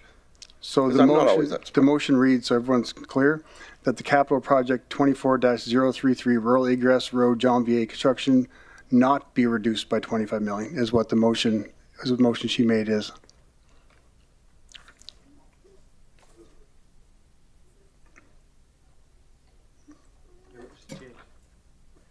Councillor Cardinal? What doesn't say that in the motion? No, it doesn't. She changed the motion. She read the motion. Okay. Okay. Just write not in there. My question for Dennis Fraser. Dennis, after our meeting consultation with CPFN, where are we at with those that consultation there and moving forward? Through the chair to Mayor Bowman, there's not much I can add more in regards to the Egress Road itself that hasn't been already said. Now, this is very complex in the sense that it goes through provincial land as well as federal land. And so that's what we're dealing with. Land Administration has been in contact with the Government of Alberta regarding land acquisition, and the GAO has advised that there will be 2 land acquisitions that will be required, one through the province and the other through the First Nations. And there's been one application set forth already, and that won't be available until 2024. Now, going forward in regards to our meeting on November 16th, we did meet with the leadership of Chippewa First Nations as well as the project manager on a way forward. So there's two different areas, I guess. One is the Egress Road itself, just for clarity, and that is funded to the tune of $25.8 million. And secondly, we heard the amount of $38.4 million. Now, that is another issue that we have discussed with the leadership in regards to an all-weather road.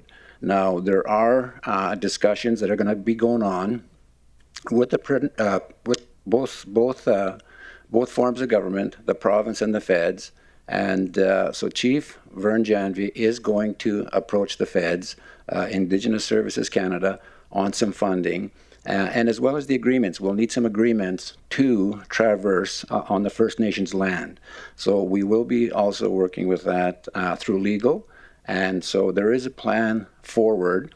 And we will also be engaging the support of local First Nations chiefs to lobby the federal government on all-weather road. Thank you, Director Fraser. Councillor Ball?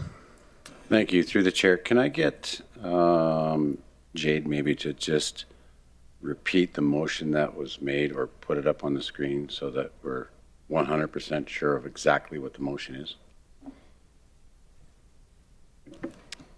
Through the chair, council, the motion that was made was that the capital project 24-003 rural egress road Janvier construction not be reduced by 25 million.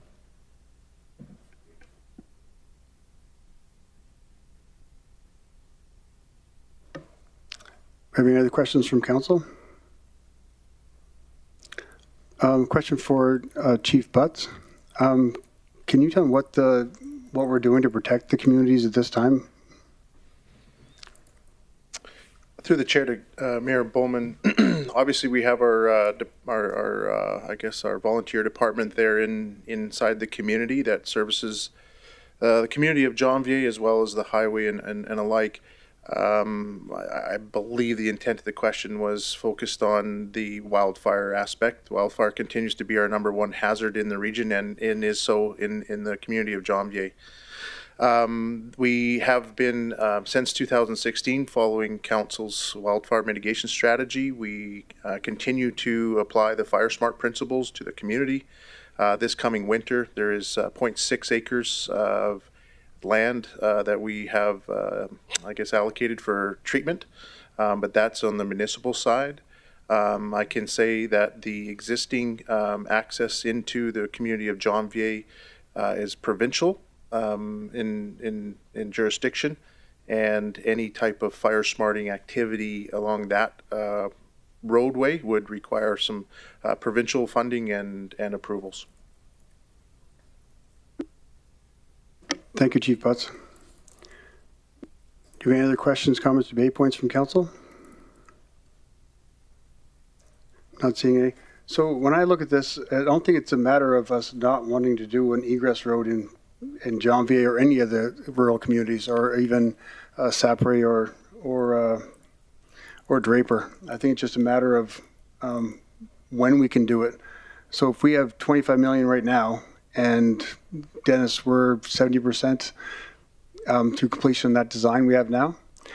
If we wanted to, we're at 100% and we wanted to do it, would we be able to do it right now even if we had the money? Is that something we can do?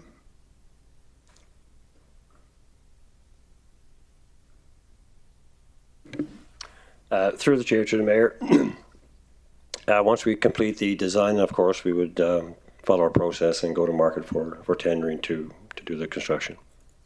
Whether we have the ability to do the work with local contractors, but I'm pretty sure that we would garner some good attention for it, for sure.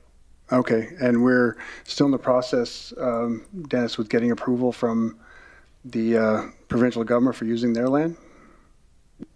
That's correct. That application has been submitted, and there will be one more for the federal government for land acquisition on the First Nations. Okay, and have you been in communication with CPFN on where they're at with their advocating to the federal government? I haven't been since our meeting on November 16th, but we will be following up with Chief. Okay, thank you. CEO Hunter? So, and just to be clear as well, and what Dennis was talking about there was the road without going through the First Nations. That was the original design using the industry roads to take us out. That's what the 20 some million was for, because the design going through the provincial lands and going through the First Nations land, that was close to $39 million. That's correct, isn't it? Through the chair to the CAO, originally we excuse me, I worked on the Wildfire Recovery Task Force, and one of the tasks that I had at that time was to provide some locations for possible egress roads. And in Janvier, our original suggestion was to tie into some of the roads that are there, industry roads, and eventually make its way to 881. But that cost was approximately the same as what we're proposing today. And then, of course, the folks in Janvier decided that this probably would be the best because it's less travel. It's 5.8 kilometers as opposed to 30-some kilometers to get to 881 in emergency. I thought when this, if you know, I've read a lot of stuff in the past little while, so I could have got mixed up here, but it's not uncommon.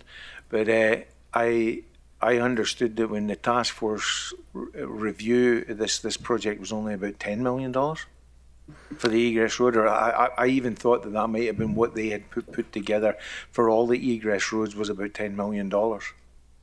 Through the chair to the CAO, that number seems to ring a bell. I just don't know to what degree of accuracy that was. I don't know. I don't recall where the numbers came from, but it was provided by one of our engineers at the time to give us some alignments and some possible costs, and that may have been the number that. And the $24 million that we have now, that's a class D or a class C estimate anyway. So that's plus or minus 30% at best. I believe that is exactly what it is, for sure. Yep. Thanks. Thanks, CEO, and thank you, Dennis. Councillor Grandison?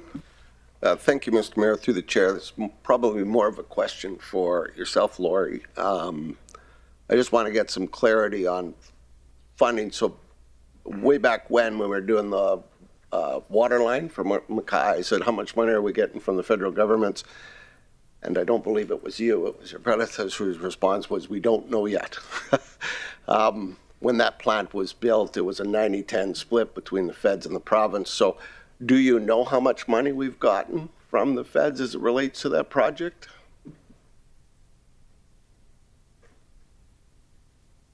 Through the chair to Councillor Grandison, I don't have that information in front of me. I did request it, and I know it's in my email, a listing of all the grants that we have received.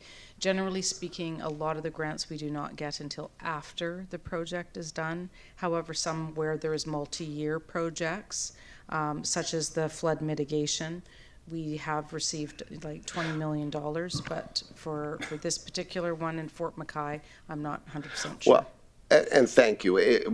My whole point in this, I guess, as it relates to this conversation is we can't always depend on the federal government to be positive with their cash flow. So that means the burden of financial responsibility often lies on the municipality. And then we hope we're going to get an equitable return on investment from the feds. I've asked this question. We don't get an equitable return on any water treatment plant in the rural. We're paying more than what we should be. And as long as we keep doing this stuff, the feds will let us. So I say that relative to this, because if we go ahead and do a project like this without negotiating an agreement, then we may be stuck on the hook for a lot more money than perhaps we should be. So. Well, through the chair to Councillor Grandison, one of the requirements with the federal agreements is we have to negotiate and have a signed agreement up front before work commences. And I think a lot of times what I'm hearing historically is that we would try to chase a grant after we had already completed the work or already started the work. So we are trying to take a different lens with that now so that we can be more proactive and work with them in advance.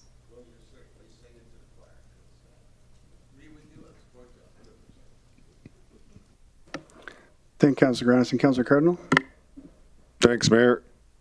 I got this question, I guess, is for Dennis War.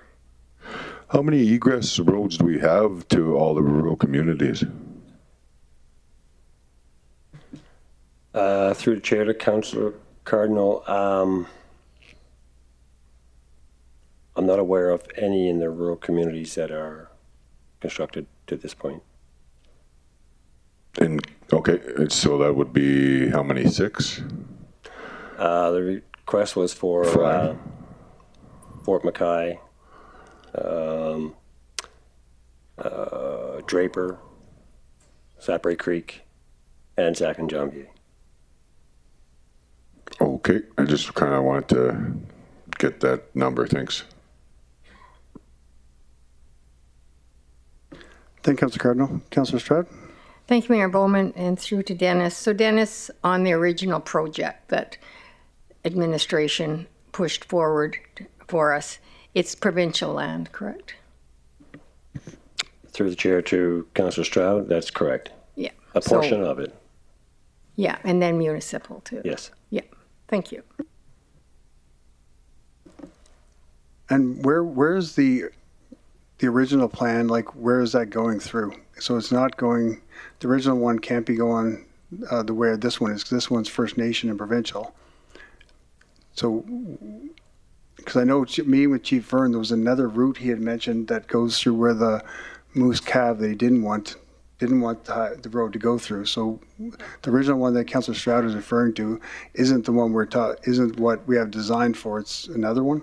The original, I think, is what she's referring to. There was a proposed route to go south to the east side of Janvier, and then make its way out to 881. And I think that was 20-some or 30-some kilometers. But that was just a line drawn on a map, basically, but there was no exploration of topographies or any kind of reviews for soils or those types of things. So. But that was just, like I said, a line on the map to further explore if possible. Councillor Cardinal?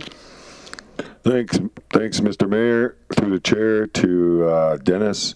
How many applications to the federal government have we, as a municipal government, applied for the egress roads? I'm not sure. Okay. I'm not sure if finance has that information, but I don't. That's it. Do you get your paperwork there, Lori? I do.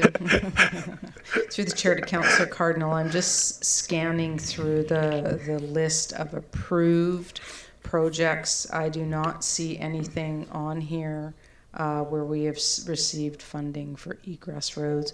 But having said that, I don't believe we've actually ever applied, but I could be wrong. Those are approved ones. I'm just scanning through the applied.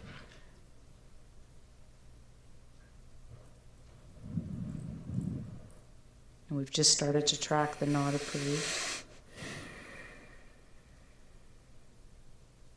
On a high-level scan, I don't see anything on egress roads. No? No. Okay, thank you. Thank you, Councillor Cardinal. Do you have any questions, comments, or debate points from council? Not seeing any. I'll call for a vote. So again, I'll read the motion so there's no confusion. That the capital project 24/033 rural egress road Janvier construction not be reduced by 25 million. Okay, all in favor? And opposed? One clarification. What is the recommendation of the administration? I asked several times if there was questions. No, you see, I thought it was very clear here. There is being changed. Okay, sorry for that, and you let me know, please, now. The recommendation from administration is to remove it. Move it, okay. So do we know what?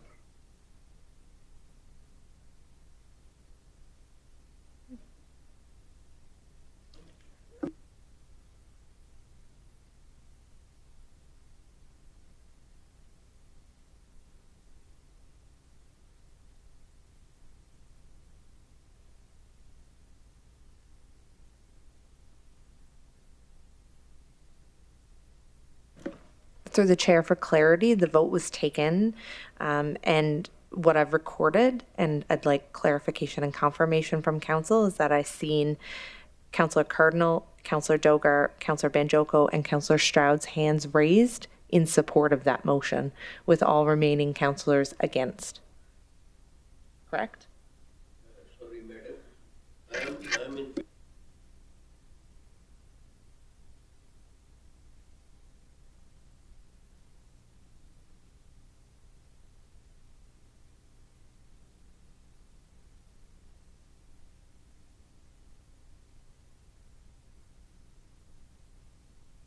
Yeah, we're going to have to revote. Mr. Mayor, point of order. What's the point of order? It's not, sorry. No, that's there's no point of order there. So we have to redo the vote because I think there's a confusion on what the motion is. So as Councilor Dogar asked what the recommendation from administration is, it's that it's been removed, but the motion is not to remove it. So I think there's confusion there. So Right, not to remove it.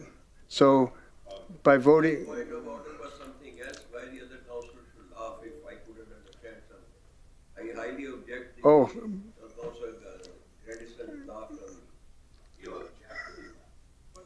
me. Okay, so the motion, to be clear, is not to remove it, and the recommendation from administration is to remove it. So if you vote yes, then you're voting not to remove it. If you vote no, you're voting to remove it as administration requests. Does that make sense? Yeah. Okay. Okay, so there's no more questions. So we'll vote. We're voting. All in favor?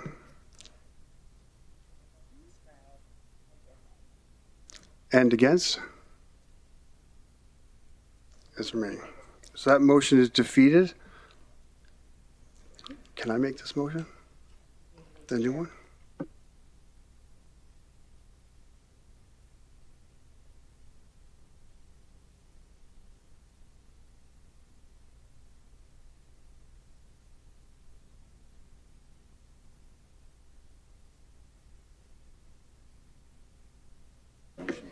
I have it right here. Through the chair to council, because that motion's been defeated, I'd recommend for clarity that their motion be put on the floor for debate and consideration of council that clearly identifies what council would like us to do, whether it be to action to remove that funding and reduce it. Thank you.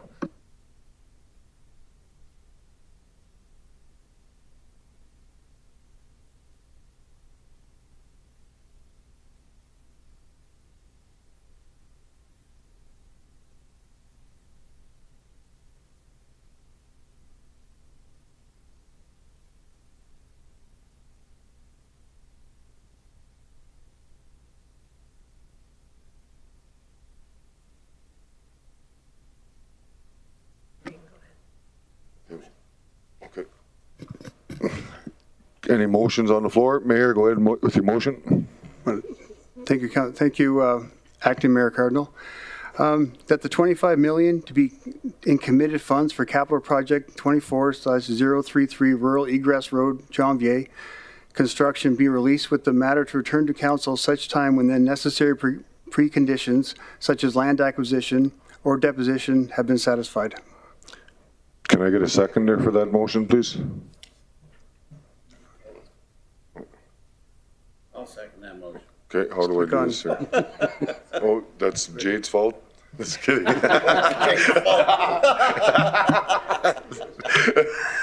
Go ahead, Councillor Ball.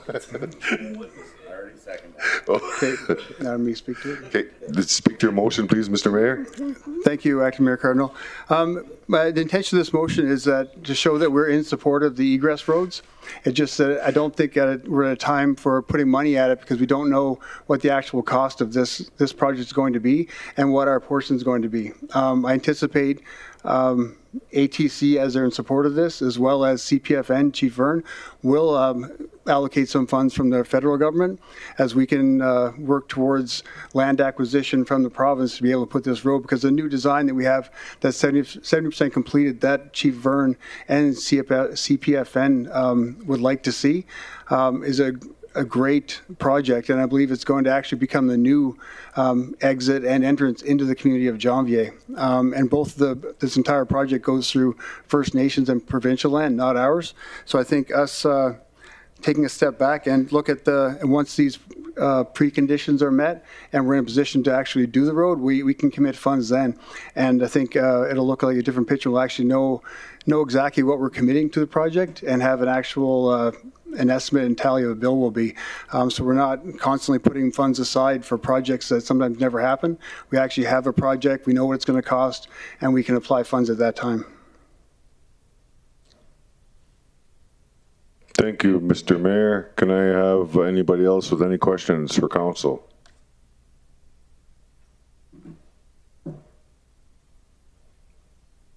Seeing none, I guess we can move to debate. Okay, what's next? Oh, Okay, we'll move to the vote. All in favor? Any opposed? Any opposed? Seeing none, it's carried unanimously. Unanimously. Councillor Ball, second the motion. No, it was Councillor Stroud's motion. Councillor Ball. I thought it was Councillor Stroud. No, Councillor Ball. No, she was asking, did you vote it? Oh, I did. All in favor? Yeah. Yeah. Yeah, I did. Okay. Thank you, everyone.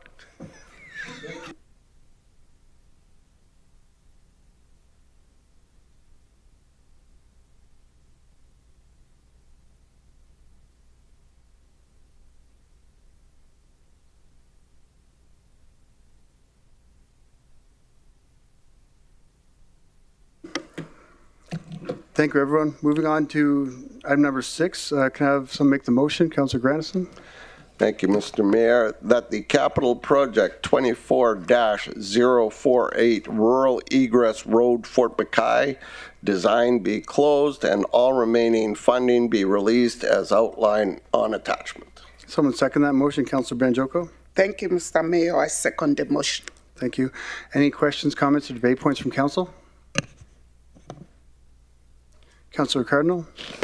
No, I guess it would just be more of a comment, basically from your explanation for your last motion. It would be pretty much similar, just different subject.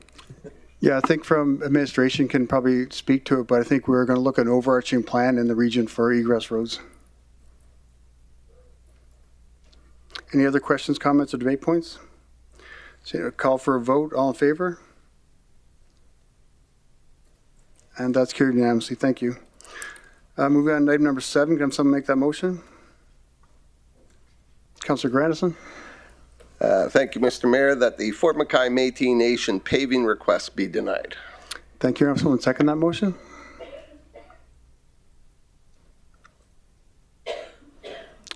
Councillor Ball?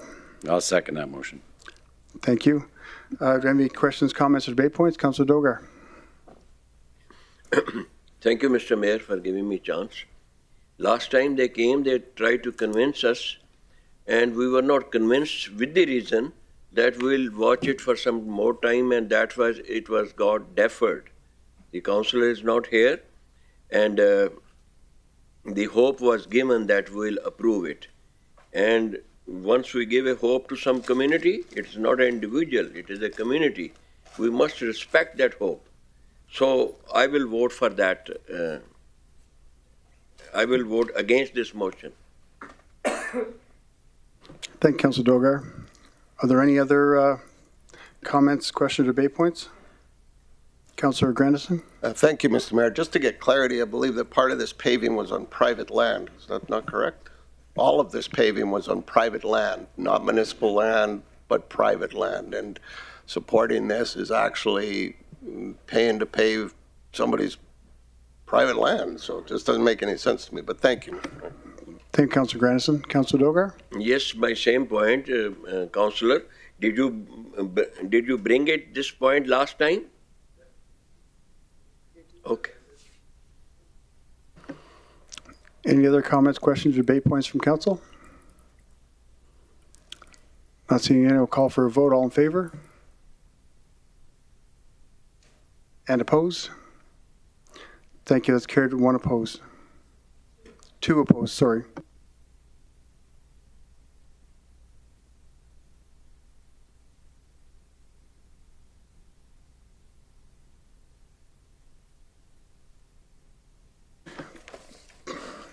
Okay, everyone, that's going to be it for today. We'll be recessing. We'll reconvene tomorrow at 9 a.m.